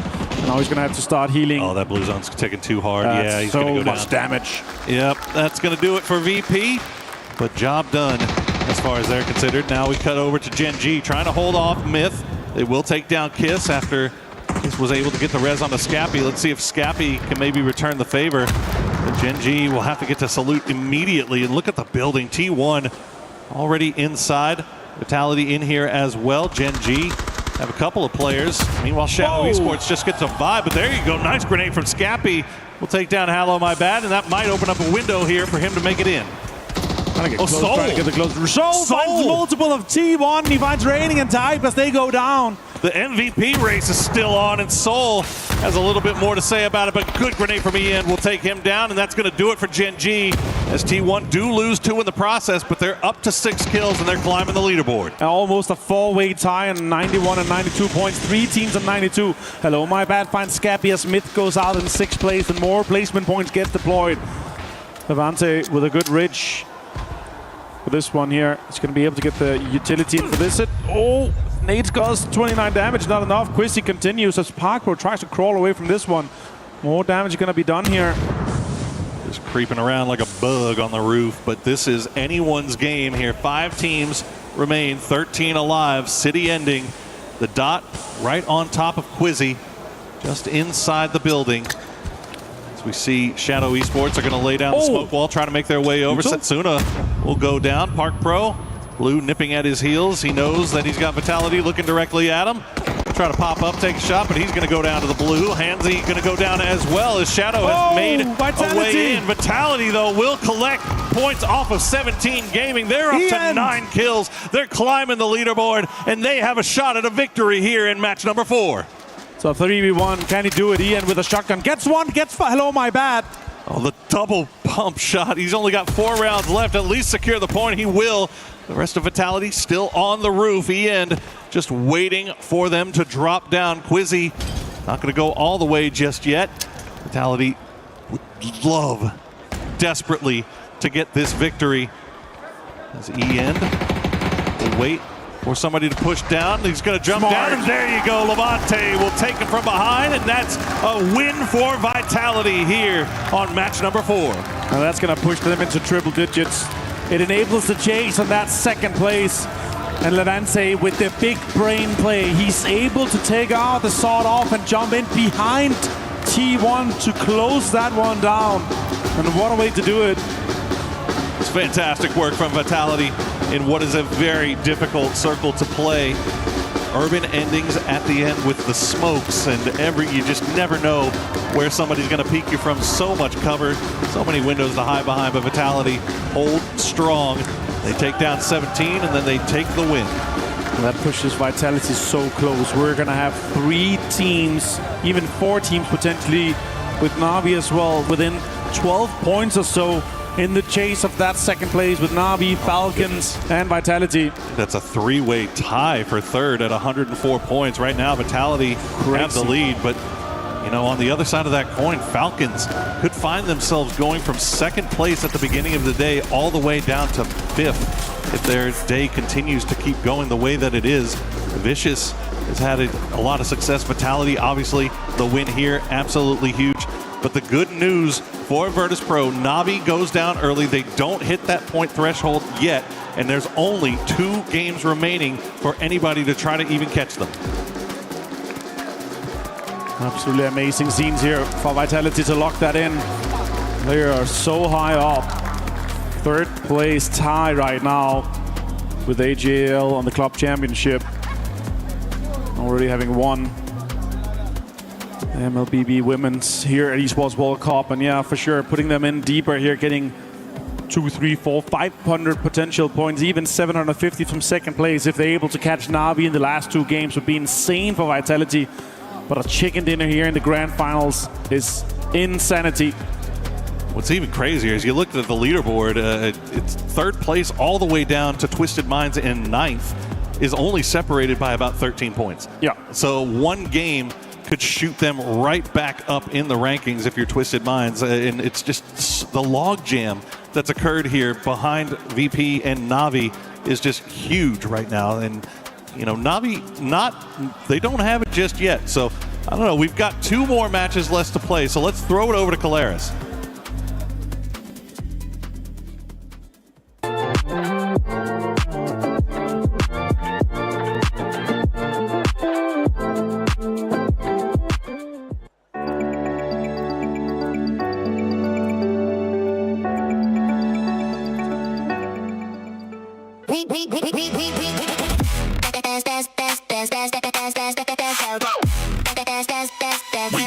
Esports World Cup.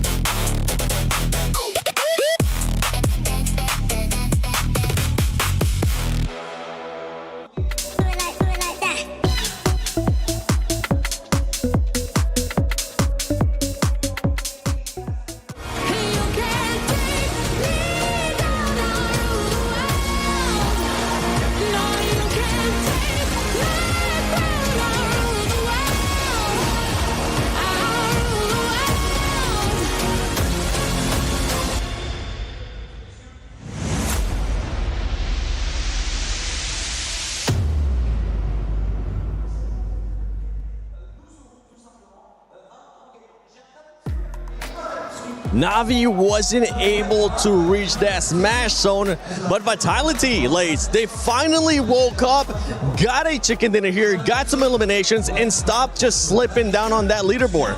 Yeah, I mean, a lot of teams are kind of waking up now that our sort of juggernaut teams are falling down the leaderboard. But, you know, this is what needs to be happening with this. So obviously we've only got a couple of matches left. So it's kind of like the race towards that top of the leaderboard to secure more and more money for their org and their teams.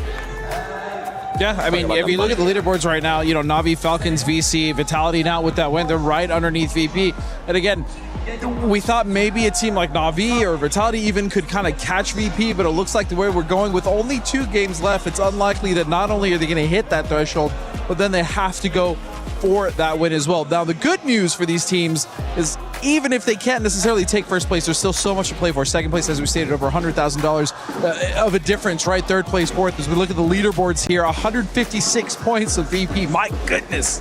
That's why when VP went out, they looked so happy. They were still like fist bumping. They're like, yeah, we got this. We got this. But for Na'Vi, there is still a chance. They would have to get 18 points to reach the smash zone, and they would have to do it this game because if they reach it in game 6, honestly, it wouldn't matter because they wouldn't be able to reach it and win that game. That's not how that works. They need to reach it this game, game 5, and hope that VP doesn't finish it and win game 6. Yeah, I mean, it's I said it, they had to do it last game, so this is going to be like a little bit more detrimental for them going into this. But look, to get that amount of points, and especially the way that I guess all other teams are sort of trying to get that positioning, it's probably not going to happen for Na'Vi. But man, I thought it was so close for VP right at the top there, that when they got the reviver on Lucarix, I was like, yes, okay. And they were able to make that rotation past the Falcons into such a good position in zone. But I guess it sort of all fell short there when other teams were sort of pushing into there as well. But then again, they were able to sort of take out the Falcons just as a duo, and that was like a 3-man team. So like the firepower on VP is completely unstoppable. Yeah, and we saw it in the last game as well. They kind of took out Na'Vi towards the end game. Now they're doing it to the Falcons. So even though they're not securing their win with an actual chicken dinner, the important thing is they're securing the win. They're just making sure the teams underneath them are just not even getting to the end game to get those amount of points they need to get, you know, even within shooting distance of VP. And the thing is, Falcons just keep dropping down as the crowd is just going absolutely crazy behind us. Come on! We want it to happen in this one as well. But going back to Falcons just keeps going down that leaderboard, man. This last game, a big old donut, Godspeed. Yeah, I mean, if you look at the start of the day, it's been losing fights, unfortunately. That first crash against Na'Vi, they lost that fight, and then the game after that, they got kind of picked apart. We saw them get destroyed by nades. Even that last game, they got crossed up by VP. As Lace was saying, it was a 2v3. They still got held off by that cross, so I'm just hoping they can at least get it together in these last couple games, because again, the Falcons absolutely also need these club championship points, I'm sure, as well as the boys would like to get more money, right? But yeah, there's a lot on the line for those boys. I'm just laughing at that last comment. This is okay. I appreciate the sarcasm there, but yeah, going into this next 2 matches, especially this 5th one, right? Do we think? I know you said that Na'Vi needed to get to the threshold within that last match. Yeah. Is it going to happen this one coming up? I mean, you can get to the threshold, but then trying to win that last one against everything else, it's going to be an incredibly difficult thing. Like I said, at least if they did it the previous game, they would have had 2 chances potentially to be able to overtake VP. But look, I think they fell a little bit short there.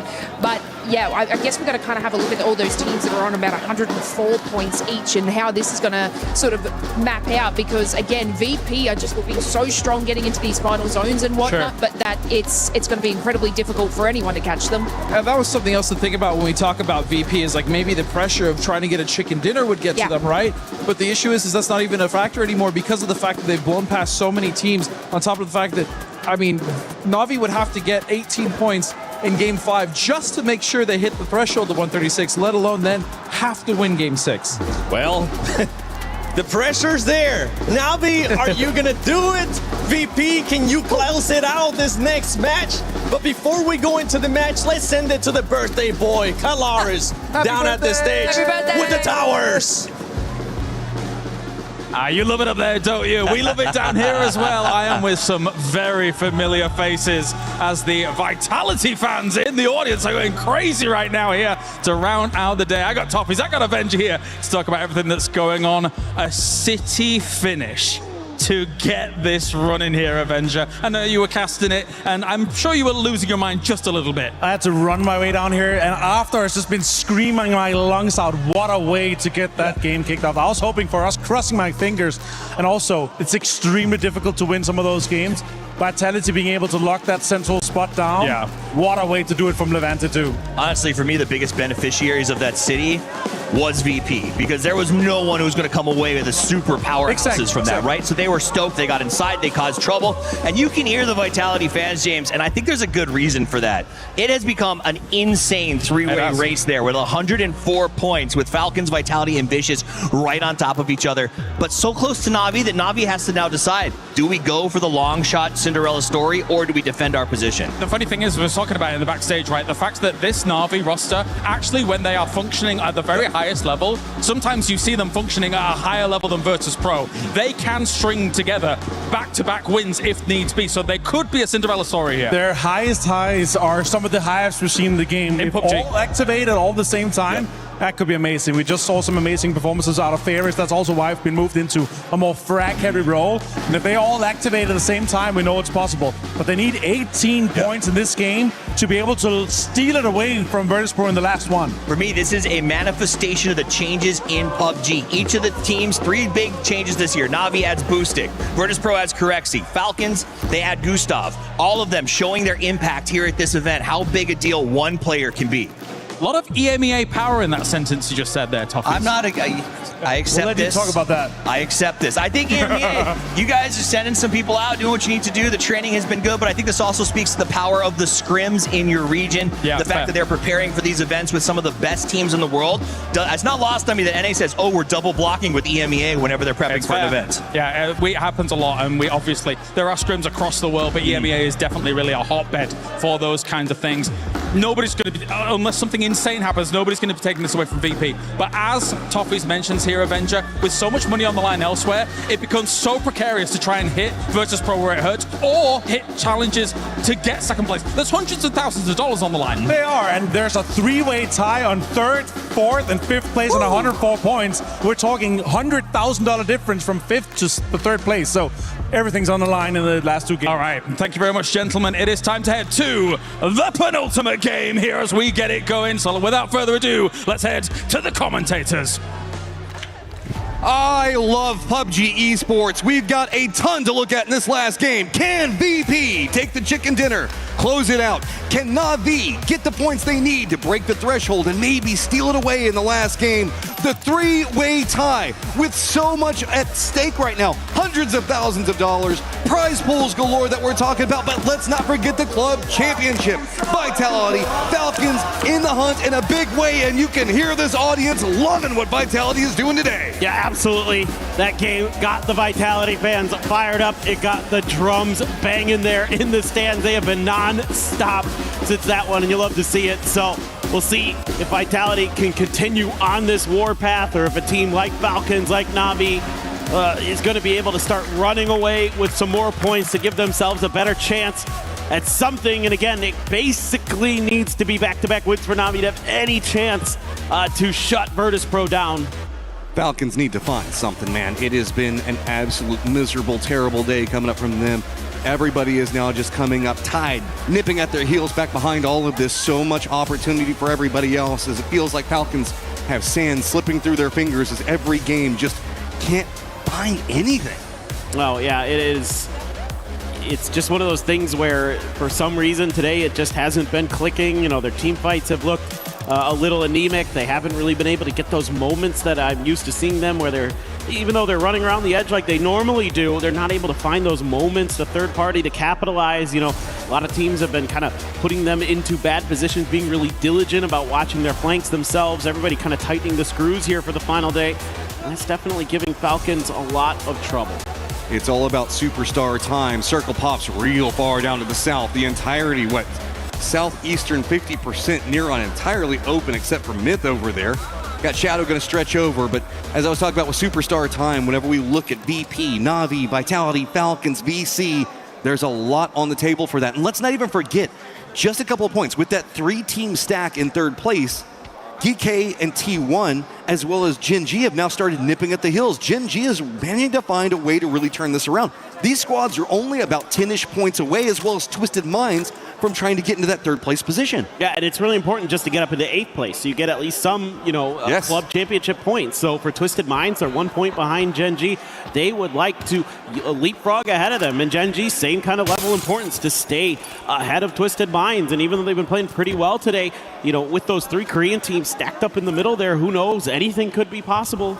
Big call out right now as it is going to be Spiro way down to the south, away from the rest of his squad. Got control over the center of the circle to start. Navi's trying to give themselves the position off the get-go to take control over this game because they know it's got to be big. If they want first, they have to have a massive game. They've got to get kills. They've got to make it into the later stages. And then maybe they could swoop in and take it in the last game. But it's also, we've got that looming VP. You mentioned it. They're usually good for one chicken dinner a day. And now we're getting into their more comfort maps. Yeah, exactly. I mean, you heard Ibby talk about it during his interview. Like, even though, Nixie tried to call his shot that they'd win it on Miramar, and they were darn close. These are their two better maps, he feels like, and I tend to agree with him, that, they're a very solid Tego team. They're a very good Aragel team. So looking towards them getting the win on this map potentially, or that if we get to the next map and nobody else has hit the threshold, that it just doesn't matter. Oh, Hakatori finds one off the start, and it's Kamal's. Do they get the flush, or are they going to make the commitment for it? I mean, that's going to be a bit more of a bold push up the hillside. Boostik's over there. Remember, this is going to be Ferris coming in back behind it all. This was that center control position that we saw a second ago. It also has supervision over the res beacon, so it gives you an opportunity to go for a couple of kills as people are going for reses. Kamal's does get thrown into the car, and it looks like Shadow's going to try to get away. I don't think that Spiro can get on top of the hill in time to get the vision, and that was almost one more point for Navi when they needed more. He didn't have the comfort there to rush out of the compound to go for the grenade throw. Yeah, because the rest of Shadow was over on the other flank, so they would have been able to cut him off if he had tried. So well positioned there by Shadow to keep their player alive. And Navi, everybody else in the lobby, going to be very happy that they're not able to claim that point. As, again, it needs to be 18 points in this game alone for Navi just to have a shot in the final game. That's what they need here on Tego. We're probably not going to talk about VP for too long here, as they don't seem to make an entrance into the circle until about 2 or 3. They're trying to avoid all that center jockeying for position firefighting. Then they just watch, figure out where the firefights are, and then they just kind of squeeze their way in the right angle of approach time and time again. It has been costing them one player, often Lucarux, and they rotate early, so they've been coming in as a 3-man in the later stages, but they're still getting into that late stage time and time again to make sure if this comes down to points, they got tons of space to work with. No, for sure. I mean, it is kind of the name of the game right now. It's just trying to get there. We already saw that Team Liquid doing some damage early. Now, thwarting POW. It's been a bit of a slow roll today for VC as well. They haven't had as bad of a day as Falcons, but it hasn't been the best, that's for sure. They looked confident and aggressive early, but since then we've been kind of not hearing much but whispers from the Vicious team as they are just going to try to reroute, go a little bit wider of Liquid. So for Liquid, kind of job done here because you're able to keep VC from cutting out of your rotation path. Navi's got that 2-2 split, center of the circle, feels pretty good. They just shoot away Shadow a moment ago. Myth is going to be down to their southeast. But there's this problem that happens whenever you do have do-up center control in a position like they're playing with that 2-2 split. You can cover each other, but not a lot of people are going to be making really dedicated pushes to kind of close the gap on you. That means that while you've got center control for later stages, it's going to be harder to get those kills later on, as Myth, the squad that we had massive expectations for, starting to find a little bit more onto calories, but this is just off of center. Yeah, this is on the south side here. Cam was very wide split, and there's just no helping poor Clories. I mean, Hongaf and Tanvu are in Songam basically, so there's just no hope of getting here anytime soon. Myth going to come through that relatively cleanly as long as a red zone doesn't unfortunately land on one of our players, as they will run on over there, scoop up whatever extra loot is to be found. VC has made their way through. They're actually ahead of Team Liquid now. Liquid went to the way western coast to kind of watch, maybe try to set up another camp, but VC ahead of the curve and are going to be ahead of Liquid.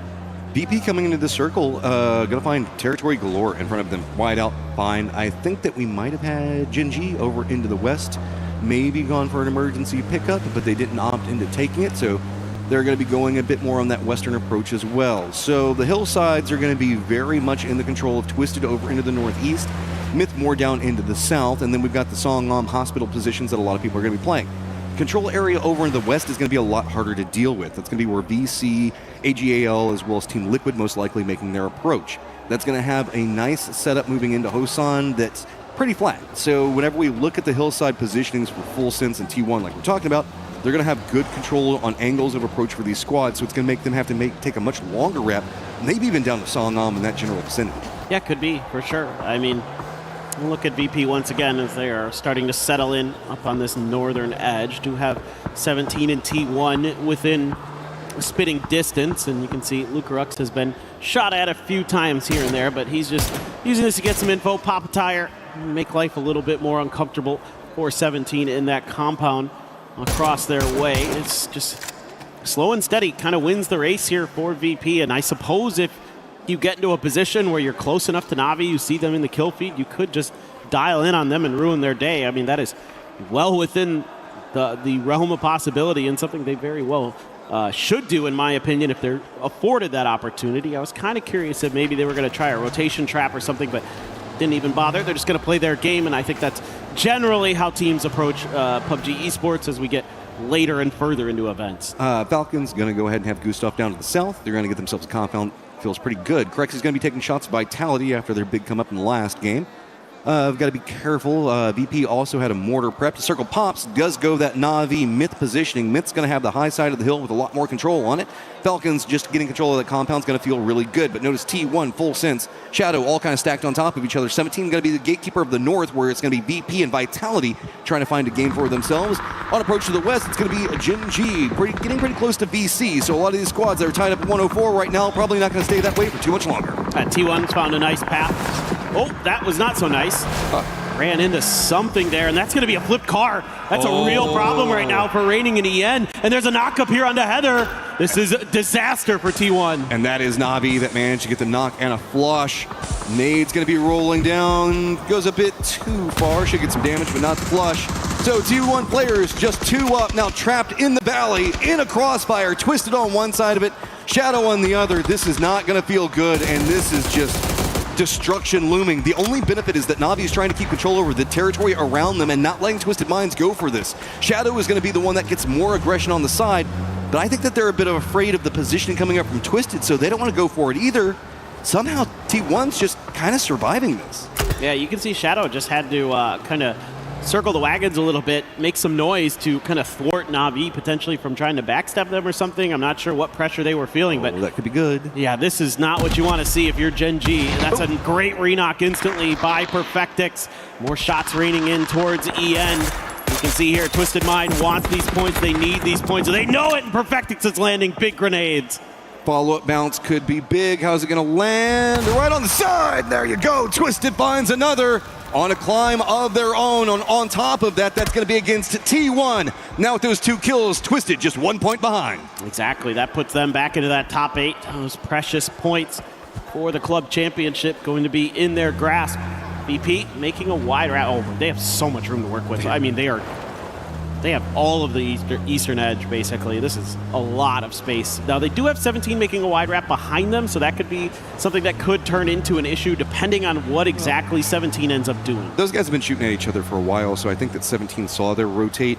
VP is going to have some decent high ground on it, so 17 might opt a little bit more over the cross around Books on Sa, something else like that, be a bit spicier. Vitality not having the easiest of rotation, though. They are going to be moving pretty close to Full Sense. Even if they bypass Full Sense, that's going to put them next to AGAL, maybe even VC. Yeah, VC just trying to get a little bit of information of their own, but Full Sense going to be watching Vitality wrap around their western edge. So Vitality actually, if they cut in, they're going to run into AGAL, and that might be exactly what it's about to happen. They're driving right towards their compound.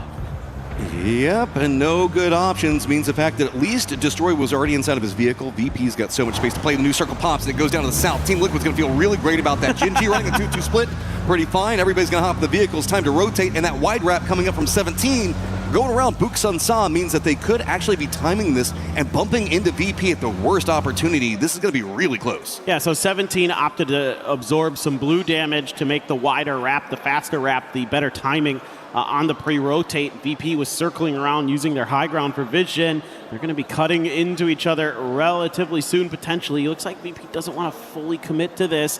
Just kind of like a naval battle brewing. Falcons as well kind of shooting into that fight. Here we go. Well, a longer wrap to the south, but it could give you a compound that's free, but it feels like 17 wants to go for the hillside stop. That's going to open up more movement for VP to continue on their path to the south, but it's going to be under duress from 17's positioning. It looks like 17 has fallen that compound. They're going to go ahead and stop off there. That's going to feel pretty good. AGAL is doing a long wrap on the other side of it. Navi's bumped into Twisted. There's a knock on both sides of this, as 3 players still up for Navi. Can't quite seem to find where the other Twisted players are at, but Batulin seems like he has an idea on where one is. Cooking the nade, gonna toss it out. Does he get the knock? Yes, Boosted goes down. That's massive for Twisted and devastating for Navi. Batulin's gonna find another one here. It's actually Example who got the knock. Shadow, Jacob on the other side, starting to try to find angles on it. Twisted. That's gonna allow Ferris to try to escape, but there's nowhere to go. He just has to run away from the circle to the north. Shadow's gonna try to flank on the side, but Batulin's already reads it. That was a decent grenade there, caught quite a bit of damage, but Setsuna just letting loose with its stuns. It doesn't matter, it doesn't bother the IGL and Twisted Mind. VP. Here goes VP, right into Gam. Just runs into the face of Tanvu, goes for it, but Hong F holds the line well. He goes down in the end, but BB, the last one up, has to drop to his belly. Shots popping off everywhere. He goes down, VP out. Okay. I don't know that it's going to make too much of a difference at this point. They're able to take down Gam. Gen G almost getting some points for themselves. They actually don't collect anything out of all of that. That's devastating for them. Now they're turning their attention towards Duckmai, who's stuck out in the open. I mean, he's just dead. There's just no hope. He is finito. And Salute looking back towards his other side. He needs a little bit of help here. I mean, Gen G still so spread out. Soul trying to find a new angle. Yeah, there's not much to be done. I mean, this is a great position for VC. At least managing to take it away from Gen G gives him a bit more position towards the center. Falcon's been watching this. Gustav taking a couple of shots on the side of VC right now. Team Liquid's running a wide wrap down south. It's full 2-1-1. Vitality's got a couple players in Songam, and Gedrock's leading in just to the south of Gen G. So with this, it's going to open up more kind of awkwardness, I would say, into the north, where Example still the last one alive for Twisted. Right as they touch that point 95, I think they managed to tie it up, but it feels like Jacob is on the hunt. Yeah, Baron's taking a couple of shots. If not, Setsuna's going to try to find it. Poor Twisted is just stuck here in a bad spot as the circle pops, and it feels really good for Team Liquid. Ferris went into hiding mode, and he did tag up Baron a little bit up there. Example as well, having to stop the heal. Baron is going to be knocked in either by the blue or by Ferris. Looks like it is the blue that gets that. Example just trying to claim what he can, and he will take that point away. Every point so crucial for Twisted Minds, and here's this crash again. Just jumps out. I mean, poor Tanvu, what are you going to do? He needed to hit the shots on the approach, doesn't get the knocks, and Hong F at least manages to get something back at what was a pretty bad situation if you really look at it. But Example, I think, starting to spot out more of the myth players, and you know this guy is always going to be hungry. And now, yeah, Twisted's at 96 with that last flush that managed to pop, but touching distance of our 104s, but not there yet. Nobody on the three-way tie at 104 has found a point yet. That's crazy. I was just noticing that too. I was like, geez, it's donuts across those three teams. And to make matters worse for VC, they've already lost a player. Hello, my bad. Time for the mortars. Those are long-range mortars. I think, yeah, nobody's there. I'm not exactly sure if this is a kind of setup for a future rotation potentially. You do see teams do that a lot, where they're going to try to create dips ahead of time. Or if they maybe thought that somebody was chilling in that forest, but we'll have to wait and see exactly how it turns out. Yeah, Example gone. This circle's just kind of screwy. Everything's already been claimed on it. Myth making the run across the circles, left to Jacob behind. He's just kind of trapped over here. He's got Shadow down below him, but Shadow's got to try to get in the circle. It's going to be Falcons trying to keep out. Gen G on the other side with a good angle of approach onto it. With a long shift down, Myth is going to be able to spot out what's going on with Full Sense, AGAL, and 17 all jockeying for position down at the south because there's nowhere to really go. So I guess AGL is just going to send it after Full Sense? Sure, why not? I mean, you're playing for every point you can get at this point, so got to do what you can as Full Sense, I suppose. You got 17 cutting through. They're going to be kind of crisscrossing with, there's a vehicle explosion. That's going to take down Gedrox. I mean, BRDM trying to come up big for Vitality. Here's Shadow in the rotate. Falcon's going to spot it. Doesn't get the knock, but that does force Shadow down more to the south, so VC is going to try to get vision. VC can't stay focused on these shots onto Shadow, though, because they still have Gen G right next to him, and that's going to make it very awkward as the longer this goes. Jacob's going to try to regroup, and he's going to have to run right through Shadow, Falcons, VC, all of it. Should be noted here that this is VP's tournament. They have won. I just want everybody to know it is basically mathematically impossible at this point. But if Falcons could get a win here, they could really start doing some damage. A couple players falling from Vitality, explosions galore, grenades, mortars, everything getting involved. You can see 17 wanting to try to do something about this. More mortars on the way. Hello, my bad. Just going to prone it out and pray that he's able to dodge these. That one got awfully close. Closer and closer by the second, but if they can manage to survive, that's really all they want to do at this point. This is going to be a very open circle. Once you get out of the middle of the circle itself, circle does pop and it moves more into that open section that Falcons has control over. VC on that hillside also very, very strong. EK with Myth on top of each other. That's just going to be a bit more of a standoff, but really it comes down to the south where AGAL, 17, as well as Team Liquid's regrouping could be an issue. And for me, it's going to be, can Gen G continue to find more kills off of this? Because there is, Gen G is just getting every single point that they can off of kills. They don't believe in placement points anymore, right? No, they barely. Well, it feels like sometimes they're just not able to get there. They're just relying on Soul to go crazy for them and get them a couple team fight wins here and there, but Vitality does find their res, and they do find a little bit of safety. Speaking of Soul there, he is getting the knock on to Shadow. That's actually opening the door here for Falcons to make a push. On the other side, the problem for Gen G is they are still dealing with Vicious. Vicious hasn't found anything yet, just Tycon the last one up. Trying to get some nades over on the other side of this, but Gen G is taking a lot of damage on their walk into point. Gotta be careful, Bean almost goes down, but manages to cling to life. Nades now starting to rain down on top of Tycon, but he's just doing a little bit of a do-si-do around the tree. That's enough to keep him alive. Somehow, all these nades from Soul keep landing next to him, getting the damage, but this is opening up more space for Team Liquid. It's Cowboy looking like he's trying to get involved, while the rest of Team Liquid are taking shots onto 17 and Vitality.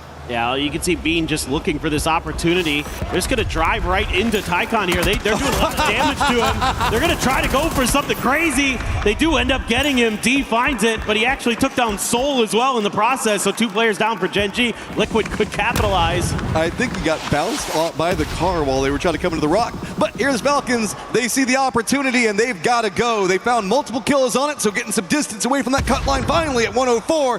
Vitality in trouble ahead of them. They got more points to be had in front. D, balls of steel, just going to go ahead and commit into the res. Doesn't care about the explosions around him. Yeah, not much choice there. He has to go for that res and try to get his big fragger back into the fight, but nobody home for that spray for kick. There's a smoke there as well. D going to try to reposition behind the pony. I think the Falcons may have gotten an eye on that potentially, depending on the angle underneath that hill that they could see peeking over. D and Soul on the edge, so they're okay. That pony, a potential bailout. Meanwhile, people are dying everywhere. Vitality needs points. They need to survive this. Levante goes down. 17's just got too many players up and alive, but playing around the Doritos, trying to make something big happen. Oh, my bad, finally does fall. Only 1 player still up for 17, and got to commit to those reses fast because Team Liquid wants something. Falcons, eyes back on to second place with Navi going down. 5 kills already. They've got control of the north. They still haven't been able to take care of Gen G yet, though. Yeah, this would be a great opportunity for Falcons. They've got 4 up. They're one of only 2 teams that can boast that right now, and they are not going to fully commit to this fight just yet. Frags coming through, still looking for their opportunity, their moment, but the high ground favoring Gen G temporarily. It will eventually leave them as Phase 6 has shifted away from this fight ever so slightly, and that means that a lot of smokes and other things are going to have to be used here by Gen G to somehow, some way get in. I like this from Falcons. They didn't overcommit into Gen G. It would have been nice if you got those kills, but they knew that the circle was going to pop soon. Instead, try to keep control over the north because Khan has already moved up for DK. Opportunity for them. He's now, DK is sitting at 103, Gen G back behind it at 100, so a lot of squads trying to make more of a climb up on this one. As Team Liquid's got Alo in the compound, feeling pretty good. DK with the control in the east, though, is really just going to be the only thing that they've got to work with. Falcons, you went from having control over the north to suddenly everything abandoning you in the circle, and now you've got just a little bit of a ridge line to play that's not going to feel good, right. And Gen G's still right on your doorstep. Exactly, and it's going to be really important how this one shakes out, especially for Geeke and Falcons, considering where they're at in the leaderboards. I mean, who knows? Geeke could even shoot up to 4th, 3rd if things go their way as this rolls out, if they're able to rake in a bunch of kills. Not the most likely scenario, but definitely something that to consider, I should say. Luke 12 finds the links, a nice pickup for him, but Falcons indeed, they would love to get this win here. They would love to give themselves that opportunity for second place, that club championship. And Team Liquid's on a bit of a come up today. I mean, It was not looking the best, so they're using the opportunity of nobody taking the chicken dinner and closing out Smash rules to just continue to try to find a way to climb up.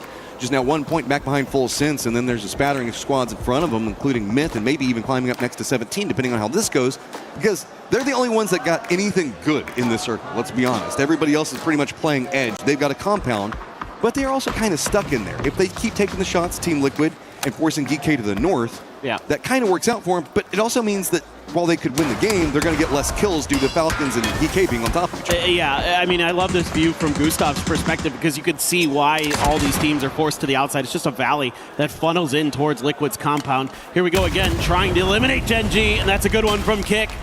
Gonna combine there onto D, trying to respond is Soul. Soul and a Panzerfaust, that's scary. You know he wants more off the side of it. Tig knows where he's at. Trimsy going down with that bit of an explosion. Also going to throw off pacings for Falcon. Gustav taking a lot of damage. DK making a more concerted effort onto Team Liquid, using the opportunity on the top, but Kickstart can't get the knock. Should be able to finish it, I would think, here with this frag. Soul goes for the Panzer, gets some damage in. The grenade goes just a bit too far. Panzer may have been well timed enough to kind of keep it from being placed exactly where it needed to. So Soul offered an opportunity to heal, but another frag in right behind his feet. Thank God he's prone. I mean, Soul just a single man soloing up against the Falcons right now to see if he can find any more points for his team. Just 3 to try to catch up to GK, but remember, GK's got a great position in the circle for the time being. New circle has popped and it's gone. Of course, Team Liquid sided and moving into that very open section. Hillside is abandoned, so the longer Soul stays over here, the worse Falcons are in because they can't leave. Yeah, he's just screwing them over. Exactly what I was just about to say. I not only in terms of time and placement, but also util. They've had to dump so much at him to try to displace him. Oh my God! Oh! I thought he was about to run out and get a knock on them in the worst time. Soul finally goes down, the raid boss himself. Now, Falcons, you're the only squad that's got to go into the circle. Have fun with that. Yeah, it's not ideal for the Falcons. They do have a lot of vehicles to toy with, so they can at least, you know, set up some kind of fortifications. There isn't a ton to work with, though. You can see one of these rocks that GK's already taken, kind of one of the few things that you would really want to be eyeing in this circle. They're going to make a go for it anyway, and they're going to lose a tire on the way in just to make matters worse. Right off the start. I mean, they have a couple options, right? So that's pretty good.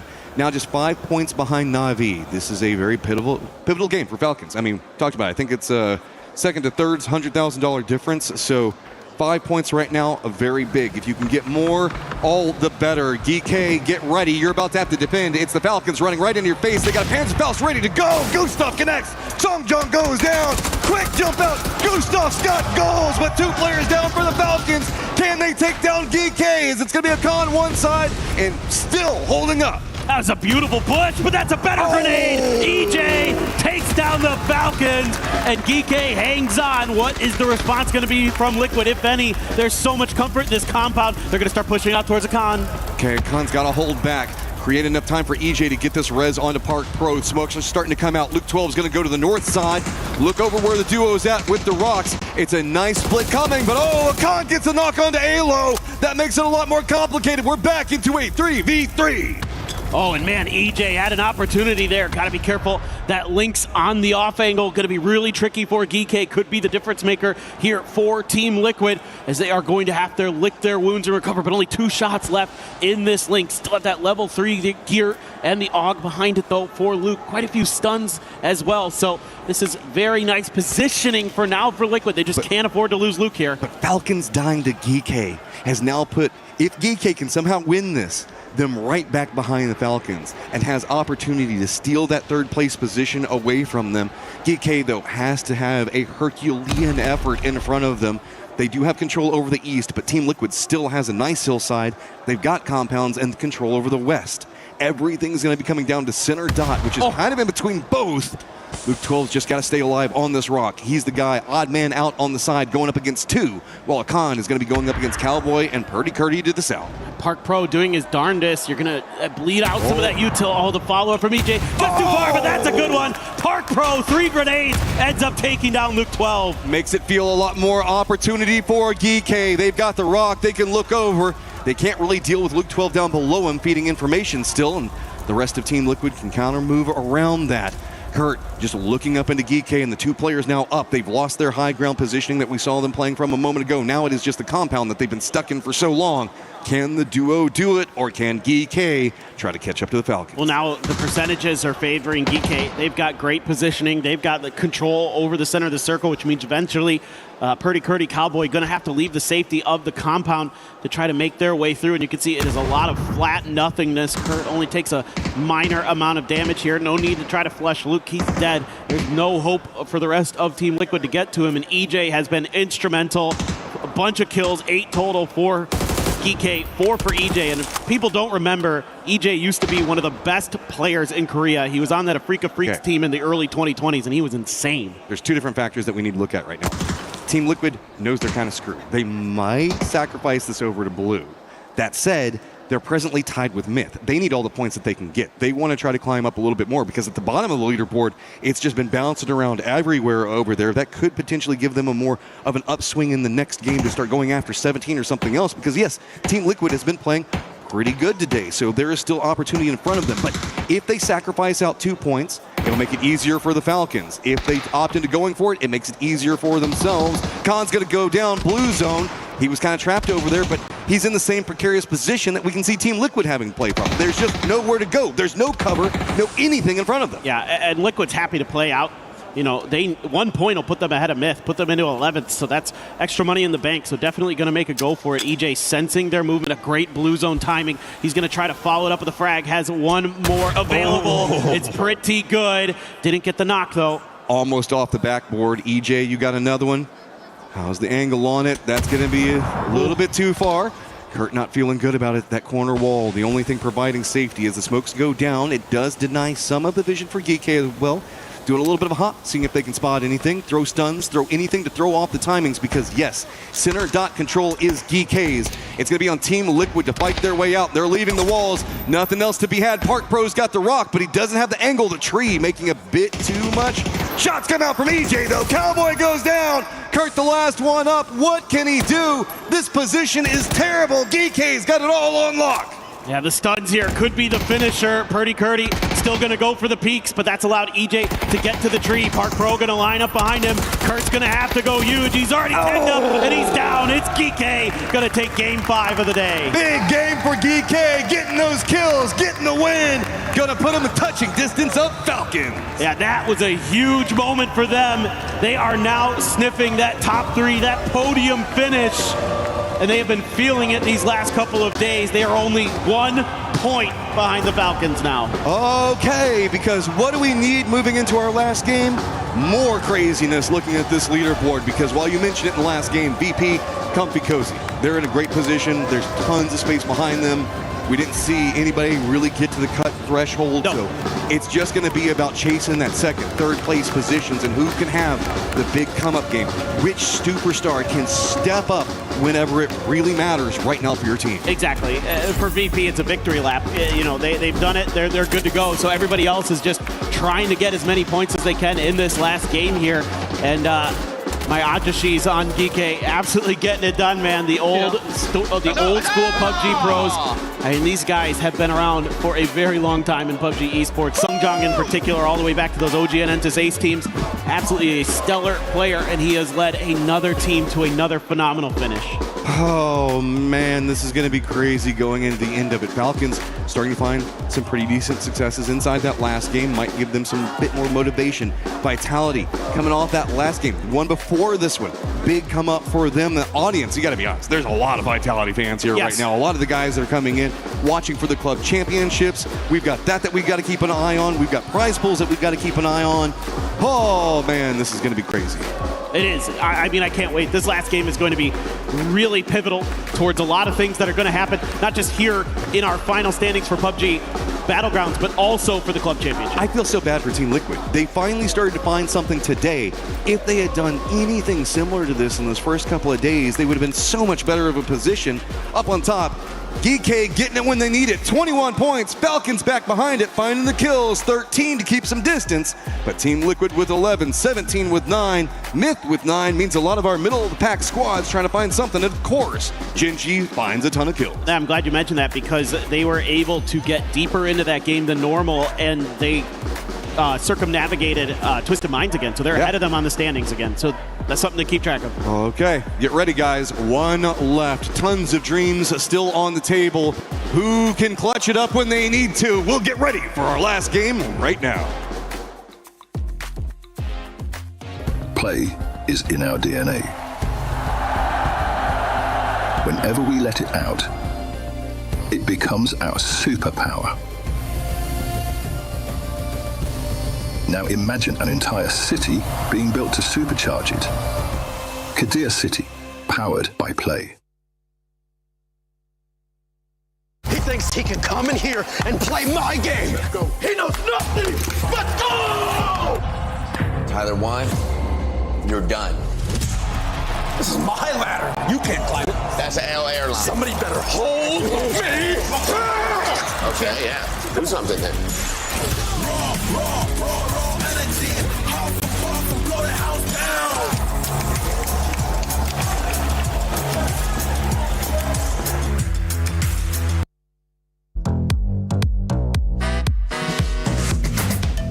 Everybody, Porte here, and I am here to talk to a couple of members from Virtus Pro to figure out what the best strategies to survive if you found yourself in a PUBG type situation. Well, we had some fans that gave answers, and we're going to rank those answers based on how well these guys think they would work. So let's start off with this. Tactical pack plus tons of first aid kits, EMT, hide and do fast heals in the blue until zone endgame. Blue zone until end game. Let me read it again. Go ahead. This would not work. Not anymore. Because it doesn't work outside the zone. Exactly. EMT So not affected whatsoever. You're putting it all the way at the bottom. Okay. Yeah. All right. I like this one. Find some adrenaline and pills and then hope for a glider. Ooh. Just glider. Is the pilot low-key? If he's a good pilot, it could be better. Wait a second. I mean, you maybe a survive for a B-tier? while. Yeah. I think B-tier is okay. Yeah. We like it. I just hope you don't find Tiggleton's. He's gonna shoot down. All right. I'd be prone and not moving unless the blue zone was tickling my feet. That's a good strat. I feel like If it's all about surviving, I think it's I've seen a certain somebody be very successful using that strat in the past. Low-key A, no? Yeah, I would say Better than glider. Yeah. Yeah. We put that above glider. I like it. Yeah. I'm just hiding until the very end, lol. I'm playing foe the win. Okay, now we need to be strategic though. Yeah, now you're running out of Because slots. like, Yeah. can we move around? No. You're stuck. I mean, we have to put C now. Put a C and then we figure out what next is. Yeah. Not a bad tech. It's not the worst though. Yeah, it's not the worst. They're not as good as glider. Golden pickaxe equipped. Left click, left click, left click, left click. That's left for click. sure. That's Yeah. Get digging. Yeah. Get digging. Just get digging. Yeah. And hide the leg in. Put it in the middle. Like your own bunga. That's actually the first time we've seen that at S tier. Okay. Last one. Dropping school and dying within 2 to 3 minutes. Yeah, pretty good. Yeah, I think that's fine. Yeah. This might be the best tier list made to humanity. Honestly, I feel pretty good about this. Yeah. I feel like this might be one of our better ones.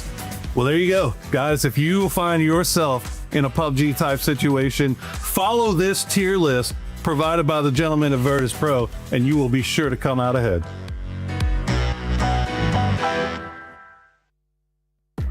VP might not end up finding that golden pickaxe, but at the end they will end up finding that gold trophy, because right now absolutely nobody's gonna catch him. It is VP that is gonna end up winning, but we gotta talk about everything else that's going on within that leaderboard, because Geeky, that is their second chicken dinner today, and they have now pushed themselves up even higher on the leaderboard. And when we start talking about money, if you're in 4th place, guess what? That's gonna be a nice jump up of 134,000. Before this one, they were in 6th place. That was 74,000, so 60K plus. Woo! You're almost making what I'm making for this event. You know? Damn, son. Pretty good. Good for you. No, but I have to say, I mean, that is a massive amount of money, again, just for a few jump ups in position. And you want to talk about jumping up in position, Team Liquid decided that they were going to show up today, and they went all the way from last place up to 12. So they are also making their climb still with 1 game left. I'd say 8th place is within striking distance for those boys. 16 points away from them. Yeah, they would have to hope that a lot of those squads that are currently ahead of them won't end up doing anything. Twisted will get eliminated. So yeah, I think, you know what, there is a chance that that could end up happening. Falcons, though. Falcons finally waking up here, Lace, being able to recover and getting some points, making sure that they stop sliding. Yeah, I mean, they had like a great sort of fight against Shadow Esports, Seven, then setting their sights on Gen G, who were just in contention before, but I don't know, yeah, if you would have heard me in the green room, obviously this 4v2 against Soul and D, I was just like, just push them!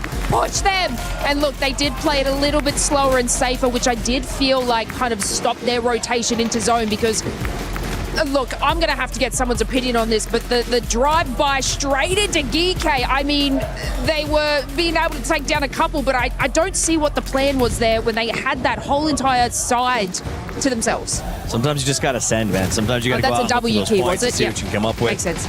I mean, I think at the end of the day, like, there's a lot to talk about in terms of who did well, but VP has just dominated everybody, okay? This idea that they're, I think, unassailable. This feels like a victory lap right now, Godspeed. There's no way to stop them. Yeah, I mean, it must be an incredible feeling to go into the last game knowing you're a champion. Yep. I mean, and then knowing you've won life-changing money. Yep. You've also won an incredible amount of points for your club. I mean, what an absolute banger of an event. The VP boys 100% deserve this victory. It's also been a signal to the entire ecosystem. Yes. Because remember, there's still half a year to play in a lot of ways. And so for some of these teams to look and be like, oh my gosh, Virtus Pro is that powerful. That Curexy pickup was so good. This is where they are right now. Teams like Myth, teams like Twisted Minds, our defending champions, have slid all the way to 8th place, something that none of us really ever expected. It's not even like a good 8th. It's like a really frustrating 8th. You know what I mean? So I think that this has been a huge rude awakening for some of the best teams in the world, that the game is changing and it's time for us to do so as well. And talking about the club championship, Falcons got eliminated in the STC arena. So Falcons, you need this club championship points here at PUBG Battlegrounds at EWC 26 from the Korea City Grid Arena. With their squads, honestly, VP, they've been playing like they knew they were going to win. Not just this past match, not just this match. They've been playing the whole time like that.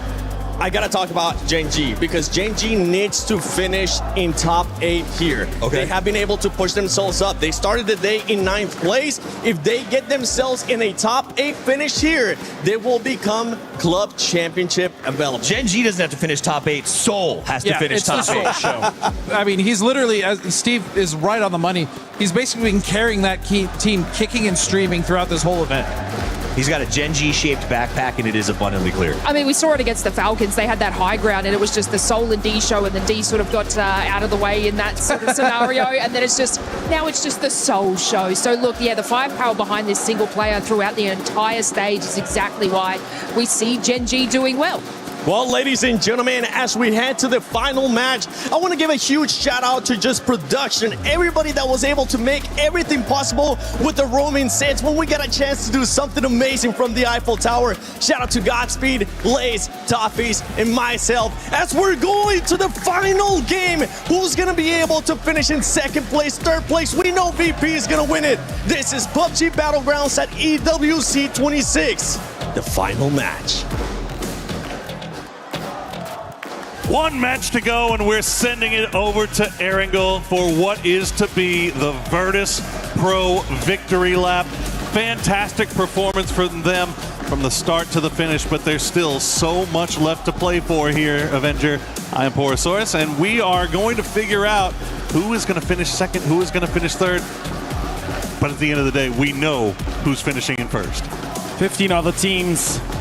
And 4 happy faces on your 64-player cameras here.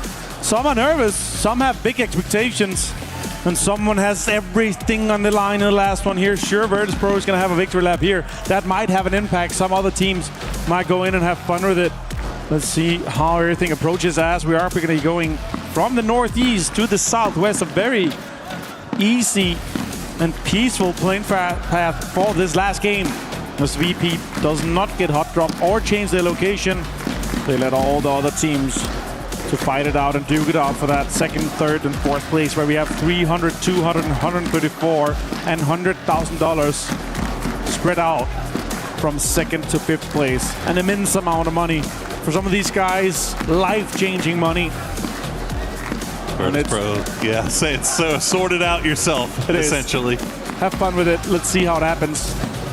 And a victory lap. A victory lap. It's going to be fun to see. Like, what do these guys play? Sure, dead center. And even with an Avio home turf circuit like this, you cannot win if you get the 136 points in the game. So even with this here, even if they breach it, they would have to do it by sheer amount of points. So we're talking. What would they need? It's not going to happen. 27 kills and a win. 27 kills and wins and VP going out there. So it's not happening. Let's just rule it out here. It's not happening. Well, they still could find themselves in second place overall, which, as we said, it's a bunch of money, a bunch of club championship points for their team. Team Falcons, though, right behind them. Geeky right behind them. And Vitality, the Vicious, both still sniffing around. If things go their way, they could find themselves jumping up. But what we know about Game 6s is that they tend to be a little bit kooky sometimes, especially when basically you got nothing else to lose, right? You're more likely to see teams take third, fourth party fights, fifth party fights, just to see if they can get a few more points and scooch them up a leaderboard just a little bit more. Absolutely, and everything's on the line as well for that MVP standings, with Soul having 4 more kills than Nixie now. If I was VP, I would be helping my player Nixie to try to get as many possible kills in this one and get the most out of this game. Now shots come in though, Setsuna finds Songjang. He's driving through prison here to get escaped out of this situation. And sure, they're not inside this depth of the circle. The Shadow's actually driving in towards him as he's sliding in and around the Daza. This might be painful for Songjang as more damage coming in. Shadow's trying to get him out. Jexy gets him though with the 4x Orc spray down on the Geeky player. Songjang just could not find a way to get out of there. And to be fair, the rest of his team is down in Milta, so I'm not sure how he ended up in prison in the first place. Maybe got a little ambitious, but that's usually what happens when you're in prison. You try to escape, someone's gonna roll up on you and get you back. The shadow sheriffs. Make sure they take him down. Well, EK 3 strong on the eastern side of this zone. See Team Liquid take that E pickup from South George. See where they decide to play. Once they get there, I imagine a logging camp probably pretty high on their priority list, as all the rest of our teams just slowly making their way in. Falcons still all the way on the west coast. Haven't really started creeping in just yet. They do have full sense just to their south though, so we'll have to keep an eye on that. Make sure they avoid each other while our, I guess we can, we don't want to call it just yet. We got to make sure we finish the game first before we give them their official titles. Yeah, absolutely. Not until you have touched the trophy, you are a true champion. And look at us just sliding around in here. Of course, I mean, with Soul having 4 more kills, 9 more knocks, and just 200 and some damage behind Nixie, everything is still on the line from the MVP. And that's the ultimate title for a player to be able to get in some of these big tournaments here, especially for Esports World Cup.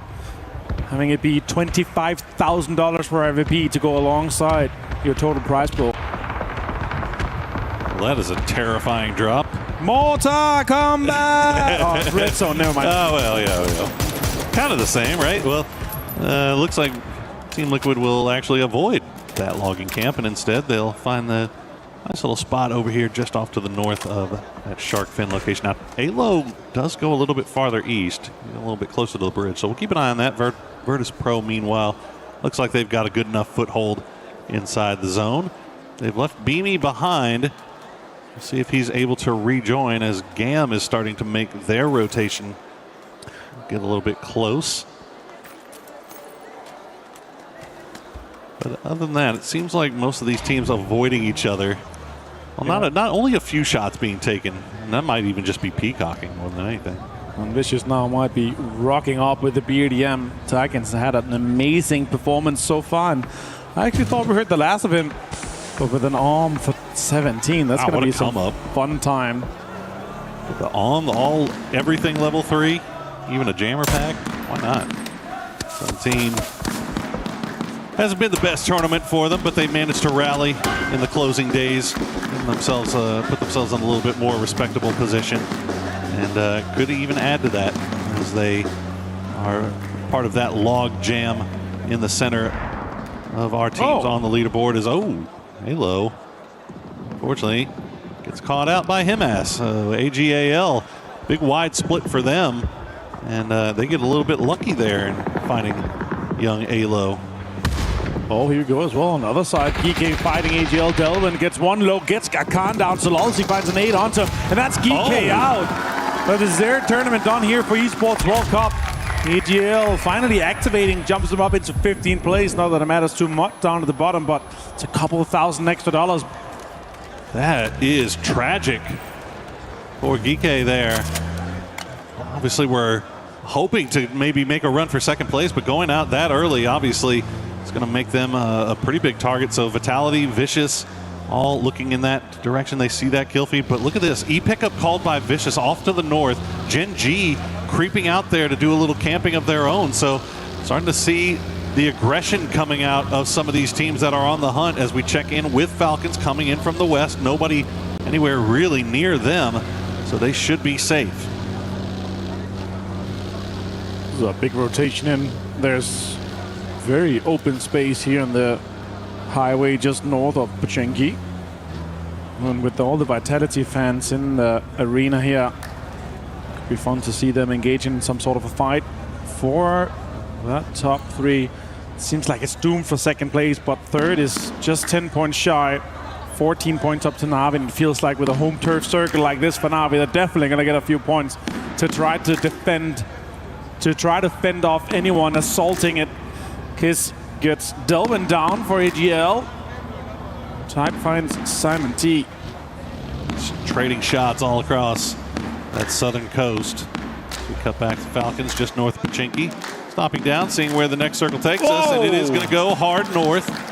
So all of our teams that are very close to each other on the south are going to have to be passing by each other. T1 in a decent location here, so is Twisted. You can see them already kind of sending it towards center locations. Vitality also kind of making their way here as we're seeing the jousting go on here. Na'Vi getting very close to Virtus Pro as they will stop down. Nixie's going to spot out Boosted, Boostic rather, gets that first knock, and that's going to be VP just sending it in. Now they know who they're fighting, and they want to take them down. That's a big name to take down that second place chasing team, and sure, there's no chance of them getting first away from them, but have a fight. First and second place team, and Boosted gets flushed by Beamy, confirming the point. Twisted Minds third parties to fight here as Ferris takes damage. Lou hits him through. No, that's going to be VP knowing that Ferris is knocked up here. They might be able to get the confirmation, and Lucarux does get it. But he did get knocked. Meanwhile, VP puts 2 kills on the board. That is the worst possible scenario there for Na'Vi as they are trying to hold on to this second place spot. They are now going to have to do it with just 2 players, and Hakatori, or Boostic rather, being one of those taken out. Hakatori and Spiro, we'll see what they can pull up together as a duo. Virtus Pro just hunting at this point, and as he said, Twisted Minds also looking down on them from that Death Road location. Falcons, meanwhile, after coming in from the west, they'll continue to wrap all the way up to the north and take their time. They see that kill feed. They know that Na'Vi is wounded. Yeah, this obviously opens the chase for everyone in that high pack. 4 points up to Na'Vi for Falcons. Very doable with 2 members lost, and GK is out now, so Falcons is not nervous about the teams that was just behind them chasing. Sure, Vitality can have a run for it. Vicious could have a run for it, but they already lost a player. So they would have to do the impossible. Now Falcons trying to close down that northern side to ensure that they're the last team coming in from the north. They're going to have a high ground to scout off the information where they want. A little pull up here from Gen G and 17. That could be a perfect third-party opportunity for Falcons. Why not? See the fight going on. Tian getting that first knock onto Bean. The flush comes through as well. Soul already inside the house. Lil Ghost trying to reposition as he knows that there's a man on the stairs. Xiao Wu has already been taken down, but as you mentioned, Falcons starting to make their way down there. You see them just off to the north. They haven't gotten in range just yet. No full commitment coming through as the utility is just being traded back and forth, but I think 17 realizes that they have Soul all by himself. Get him low, but won't be able to get the knock just yet. Genji pushes in, Soul goes around the corner here, and he's going to have to try to fend the 17 players off. Half HP. D helps with some utility. That's a great bounce. It's going to be blind on the 2 players. Vitality. Soul finds one too. Vitality sending Gedrox over in the BRDM to see if he can maybe get some points off of this now, as Gen G will take down 2 of 17. 17 Gaming now down to just Xiaowu and Wembwa, as Gedrox will find the knock onto D with that well-placed grenade.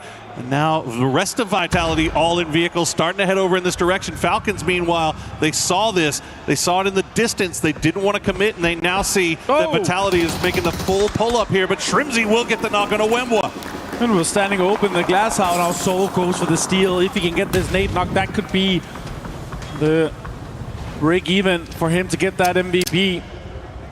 Trying to survive MVP. Oh, there's a BDM on the outside too. They're burning. They're losing all the lethal utility they can to get this cleaned up. Sure, they're not inside the circle, but they have a BRDM. They can just roll in to the next circle.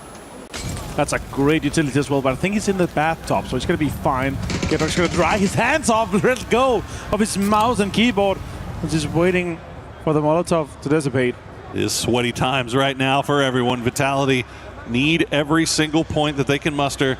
Soul looking like good a pretty easy come up. That nade will go through. Nicely done. Levante will finish him off. And they do it without taking a knock, which is extremely important because Falcons has been hovering around here. They're still the duo of 17 in this compound, but they have just been lying low. Wembwa, after getting knocked by Shrimzy, still bleeding out. Xiaowu just hiding in a corner. Yeah, they don't realize that 17 is not in this big house anymore, so they're trying to use a little bit more utility to clear this one out here. As VP is now pulling up onto Na'Vi, the remaining members from Na'Vi even, to stop this second place chase. VP making the push, despite the fact that they are as secure as they are. They're still going to be disciplined, still play the game the way they've been playing it all week long. Doing what they have to do to secure these points. Hackatory has that rooftop location, though. They have to be careful about how they approach it. He's going to spot out. Luka Ruck's first knock comes through, and Hackatory will get one. Shots come in from the other side as well. It's Full Sense looking at it. They want to get involved in this one here. Flash steals away Lukarux. There's still no kills for Na'Vi. And now it's a 3v2 effectively. The Hackatory can't hang out on that roof anymore. Meanwhile, you see in the kill feed that Falcons are getting knocks. They're getting more points, getting ever closer to Na'Vi. And Hackatory down to about half HP. Will have time to go for the heal after getting that initial knock. VP, 3-man push. Going to slowly figure out where these Na'Vi players are while also avoiding the shots, avoiding the third party. But now, shots coming from the side from Twisted Minds is going to force them to push into this building a little bit quicker, where Spiro is waiting with the pump shotgun. He'll find Nixie, get the knock, get the point. So much third-party circle popped away from him as well. They're going to have to finish this fight quickly. VP's down to just a 2-man. I'm not sure it's going to be enough for the MVP fight. With Nixie's kills here, he's just a little bit behind on the knocks and the kills compared to Soul, who's had a standout performance considering where Genji is on the leaderboard with 7th place. Soul putting on an absolute show, but as has Nixie. It's incredible that Soul is able to even be up there in the conversation for MVP. For sure. But that is what we've come to expect from him over the years. Meanwhile, that circle did pop off to the north, so Falcons to be in good position for live. They know that Na'Vi is wounded. They know that they're engaged in a fight right now as well. And this is on the very edge of that blue zone. They're going to have to come to a head here shortly. Throw that Molotov. He's going to spot out Beamy, but won't be able to get the knock. It's being deployed here as Blue Zones comes into. Spiro is forced to the corner. Hackatory is trying to engage a little bit here with the barrel in hand. 238 damage done for him. See, Corexi might have maybe nicked there by a Molotov or a blue zone grenade, but I think they realize they've got him all by himself. One shot comes through from Spiro. He'll get one. He'll get both of them. Na'Vi holds the line. 3 kills now for Spiro and Hackatory, but they've got to make their way into the zone, and Twisted Minds is now looking in their direction. Making it a little bit harder to get to that 2nd place for the Falcons. And they are inside this next circle here. They're looking extremely good, though, in their current positioning. Teams are moving towards them as Liquid and Mid is rolling towards their direction. Falcons are set up, trying to make a northern wall here for anyone to be able to get into this next circle. They're making it difficult Kickstop does find Jacob with a headshot from the MK. He's going to be able to get the flush as well. Shots come in from multiple sides here. Kickstop gets it for the confirm, making the difference from second to third just 5 points now. It's like Navi is able to get away. Twisted Mind's going to pull away from that hold for the time being. Start putting attention to other places here as Team Liquid will clean out Shadow Esports. After getting that initial knock on Cowboy, Luke 12 just opens up, but Falcons still in great position here. And Virtus Pro, though they are down and they are out, it's all smiles from the boys in orange. Hear me out.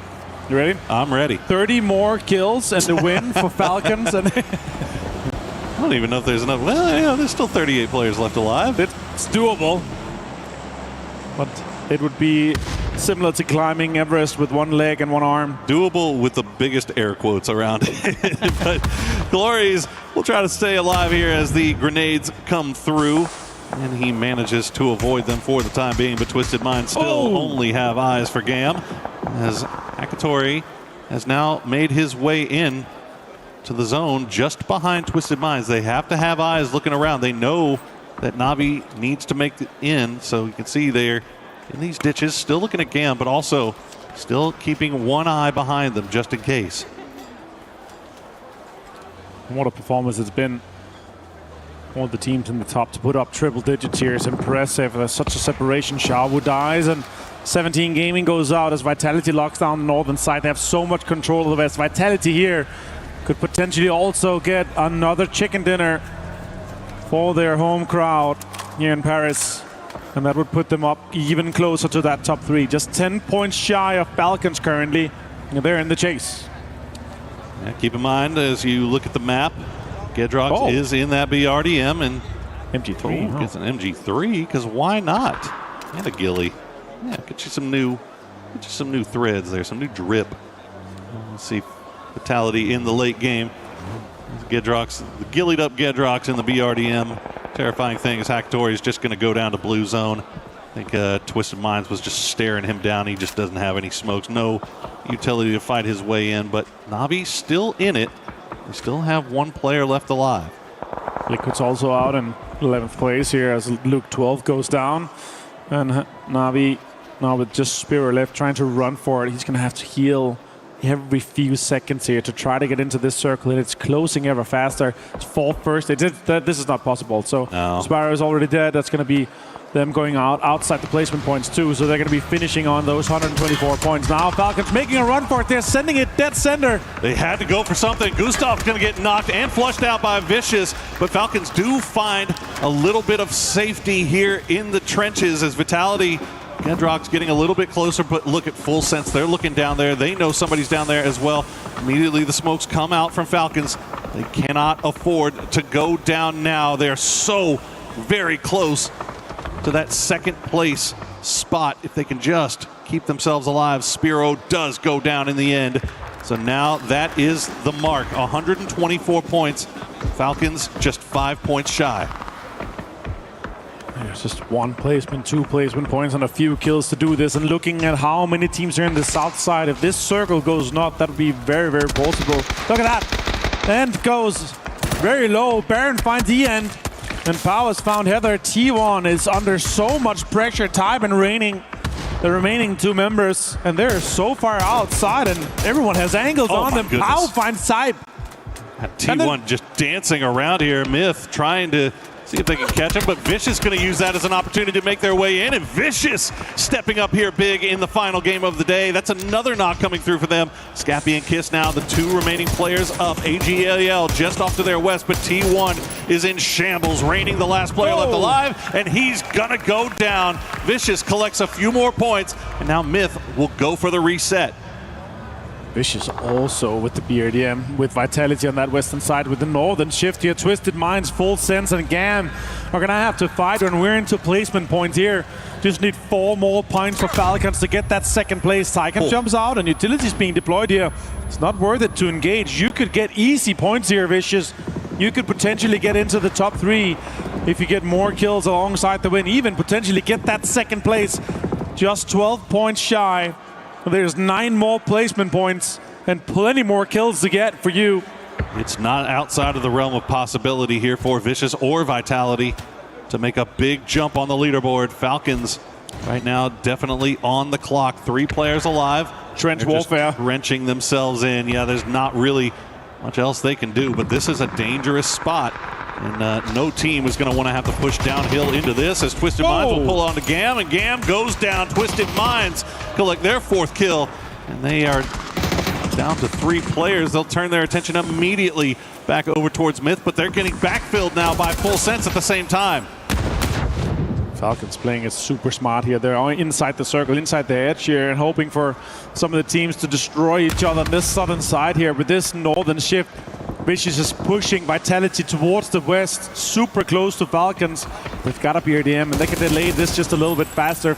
And it all finds Batulins, and Flash finds Example as Twisted Minds is under an immense amount of pressure throughout this game. Grenades keep flying through. Gedrock's going to pull the BRDM up within range, start trying to throw some utility down on Falcons, but it's not landing where it needs to. Twisted Minds, meanwhile, will go out, and we are up to 6 teams remaining. Falcons collect another placement point, still holding the line, as now Vitality, I think, realizes that Full Sense is just uphill. Yeah, this is very close on that southwest side, and Vicious is just laughing. Next circle finds Tickleton, and Hello My Bad also finds another one here. And this could be the push that Vitality wants to do on to Falcons. They're going right in. Levante will get taken down by Shrimsy. Gedrox will take down Kickstart. Shrimsy's going to find Quizzy as well, though. Shrimsy trying to keep Falcons in this, willing them to a 2nd place finish. He's going to stay alive just by the grace of this trench line he is dug in, but Full Sense now is making their way down. They've got Gedrox pinned down with Molotovs. Shrimsy will try to throw that utility over the top of the line to see if he can maybe catch Gedrox, and Gedrox is going to find him, and Falcons gets eliminated. Navi holds on to 2nd place. And look at Vitality now. It's Vitality and Vicious trying to chase that podium finish. Hello My Bad finds them at all. There are just 2 members left alive, but then MG3 makes it sing, but Tigger finds him. Gedrox gets taken down, Vitality goes out, and now the cut line is set for Vicious. They still have all 4 alive, and they are starting to get active. They are fighting their way up the hill. Simon T will find Tigger. They're going to flush out Flash as well. 7 kills picked up for Vicious. Vicious could jump super high placements here. They're in 6th place just before. They're in 4th already, and with a win, they could jump all the way into 2nd place. This is how tight it has been all day long. Vicious has been doing the most. They have been trying to stay within range, waiting for this perfect opportunity to make a run, and now it has arrived. Let's see if they can just grab onto this victory, as Myth still have 2 left alive, and Belmoth just hiding in the trenches. Vicious taking over all the real estate. They've got center dot, they've got everything. And remember, Vicious had 19 points in the first day, 1 more kill. They were able to put up 100 points in the 2nd and 3rd day. If it wasn't for that first day, they would have been the whole story. And so far, utility is being deployed here. Belmont is in this trench as well, and they just need a few more kills alongside the win, and that'll push them into that 2nd place. It's an unbelievable turnaround for Vicious. Simon T will have to reposition that BRDM. You saw how low the health on it was. It was about to go up in smoke, but he'll keep it alive for a little bit longer. But now Scappy still takes shots over there, as Belmoth does get taken down by Powell. That's another point picked up by Vicious. They're only 3 points away from Navi, 4 points away from Navi. If they can secure this victory, they will have climbed up the mountaintop to take their place just behind VP. Navi wins the tiebreaker. They need 1 kill on Myth here. If Myth denies and they still get the win, it's not going to be enough. They need 1 kill. Baron tries to make the most of it. It's a 2v4, but they are still active and still strong. Well, the good news for Vicious is that Myth is not the type of team to deny. They will fight it out until the bitter end. Scappy is hiding behind the US fort, but the rest of Vicious is just collapsing on top of him while Simon T keeps them flipped down. Vicious will get the victory, but at the end of the day, it is Virtus Pro, your Esports World Cup 2026 champions.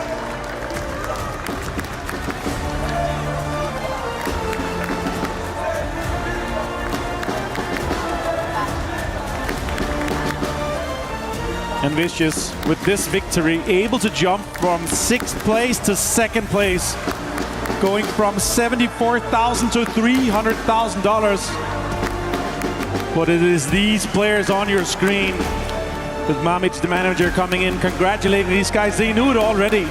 They knew it basically from the start of the day. They just need to make magic happen, to deny that 2nd place, to get in and over the threshold.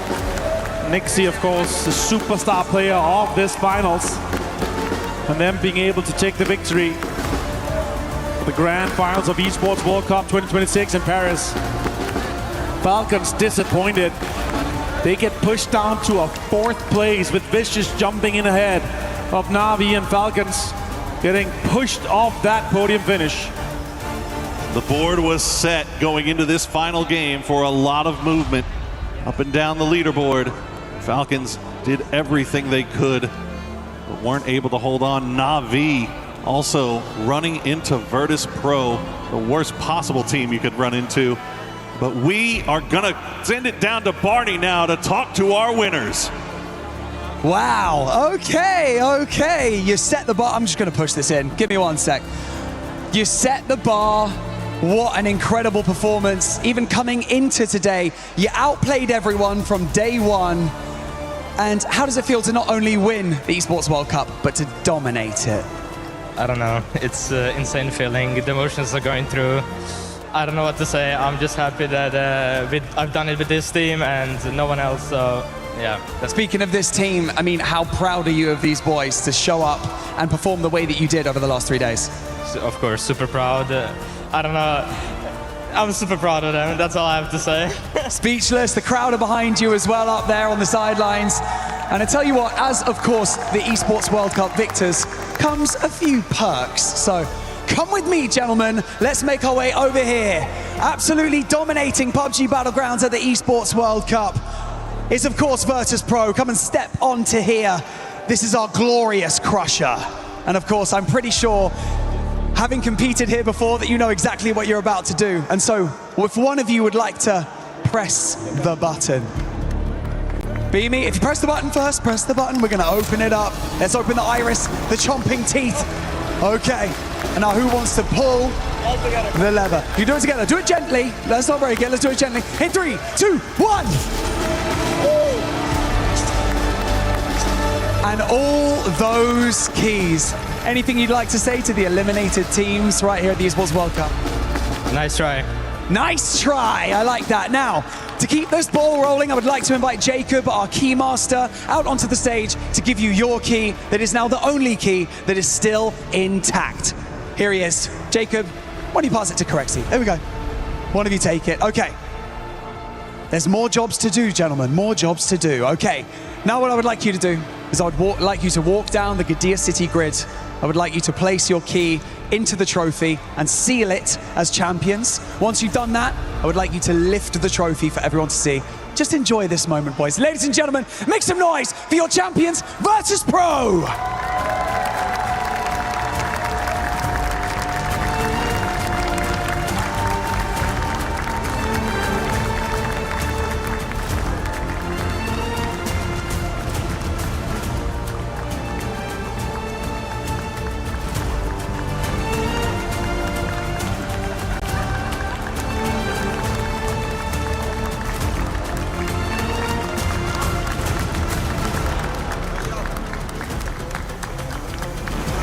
Ladies and gentlemen, your champions of PUBG Battlegrounds at the 2026 Esports World Cup, Virtus Pro!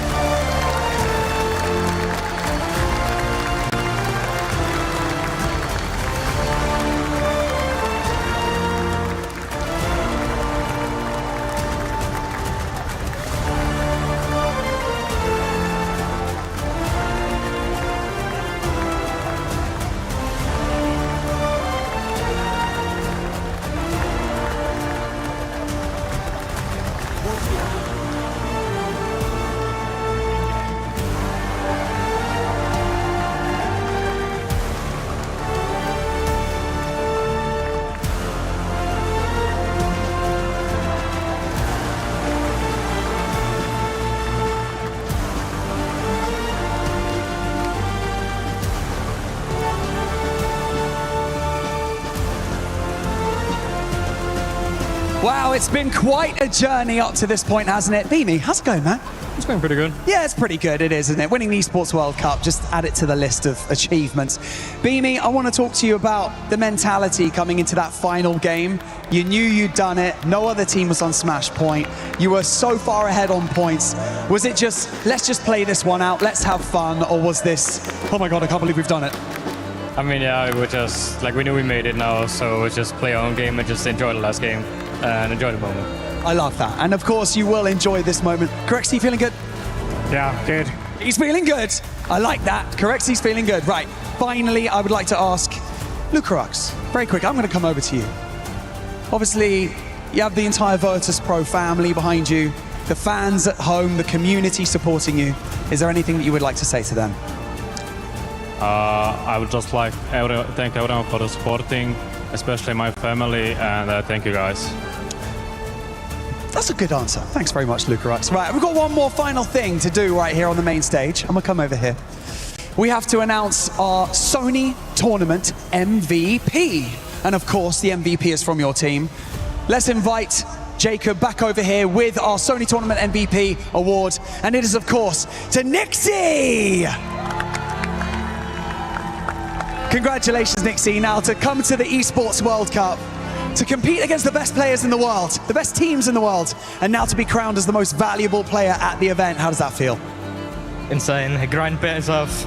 Grind pays off, that's all I'm gonna say. It does, the grind does indeed pay off. Ibita, how proud are you of this team right now? I mean, I'm insanely proud. We put in a lot of hard work, and the way the guys won is insane. So yeah, I don't know what to say. The only man taller than me at the Esports World Cup. Okay, it's fine. Now gather back over here, gentlemen, because I'm going to do this one final time. I want you to bask in this moment, enjoy it, and I want you to lift that trophy one final time for everyone to see. And so, ladies and gentlemen, your champions of PUBG Battlegrounds at the 2026 Esports World Cup is Virtus Pro!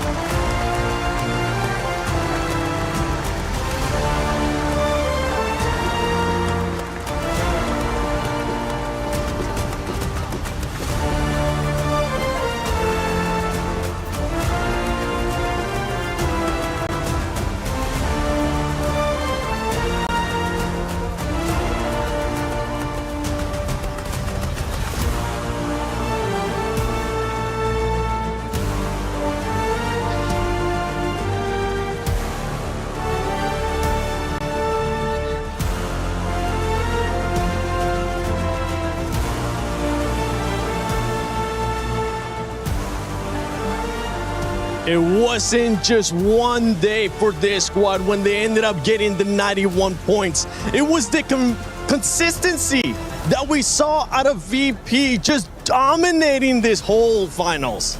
Virtus Pro. 5 names to remember: Ibiza, Curexy, Lucarux, Beamy, and your MVP, Nixie. Get a chance to etch their names in immortality, to be remembered forever for this dominating victory at EWC. So big, 7, they were able to make their last game a victory match.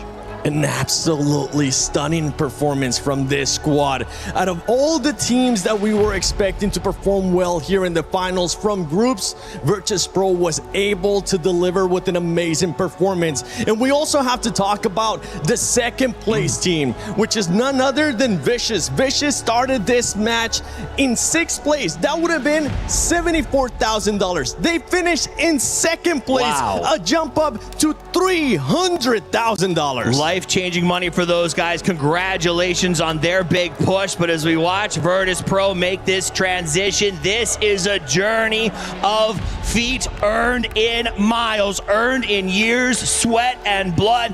They knew they needed to make a change, and they fought to get the buyout on Curexy. Ibiza took a step down to help lead this team from the back room, and it has created a juggernaut. Day 1, they set a world record, and now they are the kings of EWC PUBG 2026. Congratulations, Virtus Pro! Please please welcome to the totem the winner of PUBG Battlegrounds at EWC 2026, Virtus Pro. Guys, welcome alongside me. Congratulations.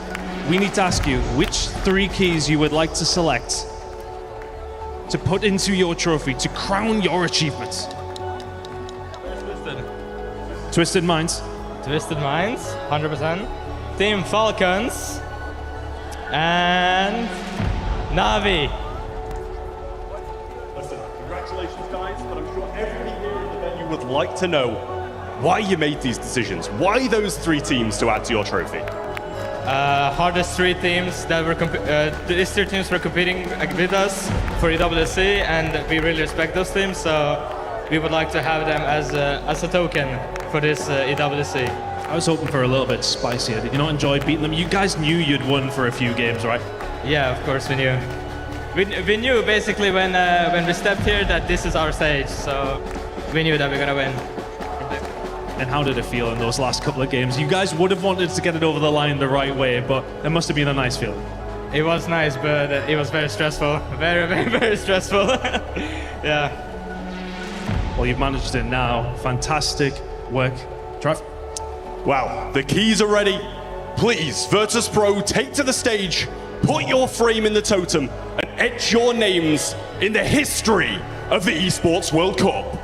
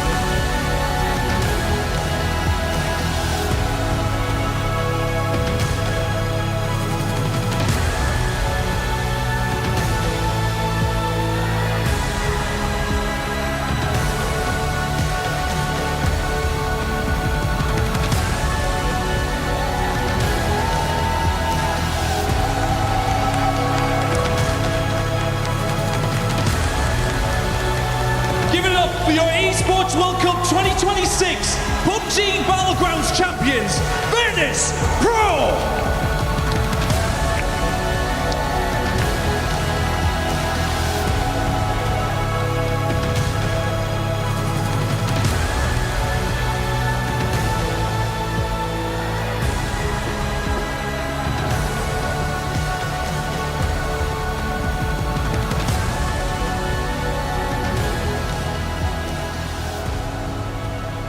Virtus Pro sealing the trophy by putting the key hard in the totem, becoming the champions of PUBG Battlegrounds at EWC 26. Consistency is in their middle name. In an era where the winds of change blow across the PUBG Battlegrounds, Virtus Pro proves that the grind set, the willing to work, and the tenacity to never give up, never surrender, and never say die, once again makes you the one, the only, the sole survivor when your back is against the wall. To see them as a team with one of the greatest first days in history to end this way is a dream come true. Definitely a dream come true, something that they will remember until the end of time, because Virtus Pro are the champions.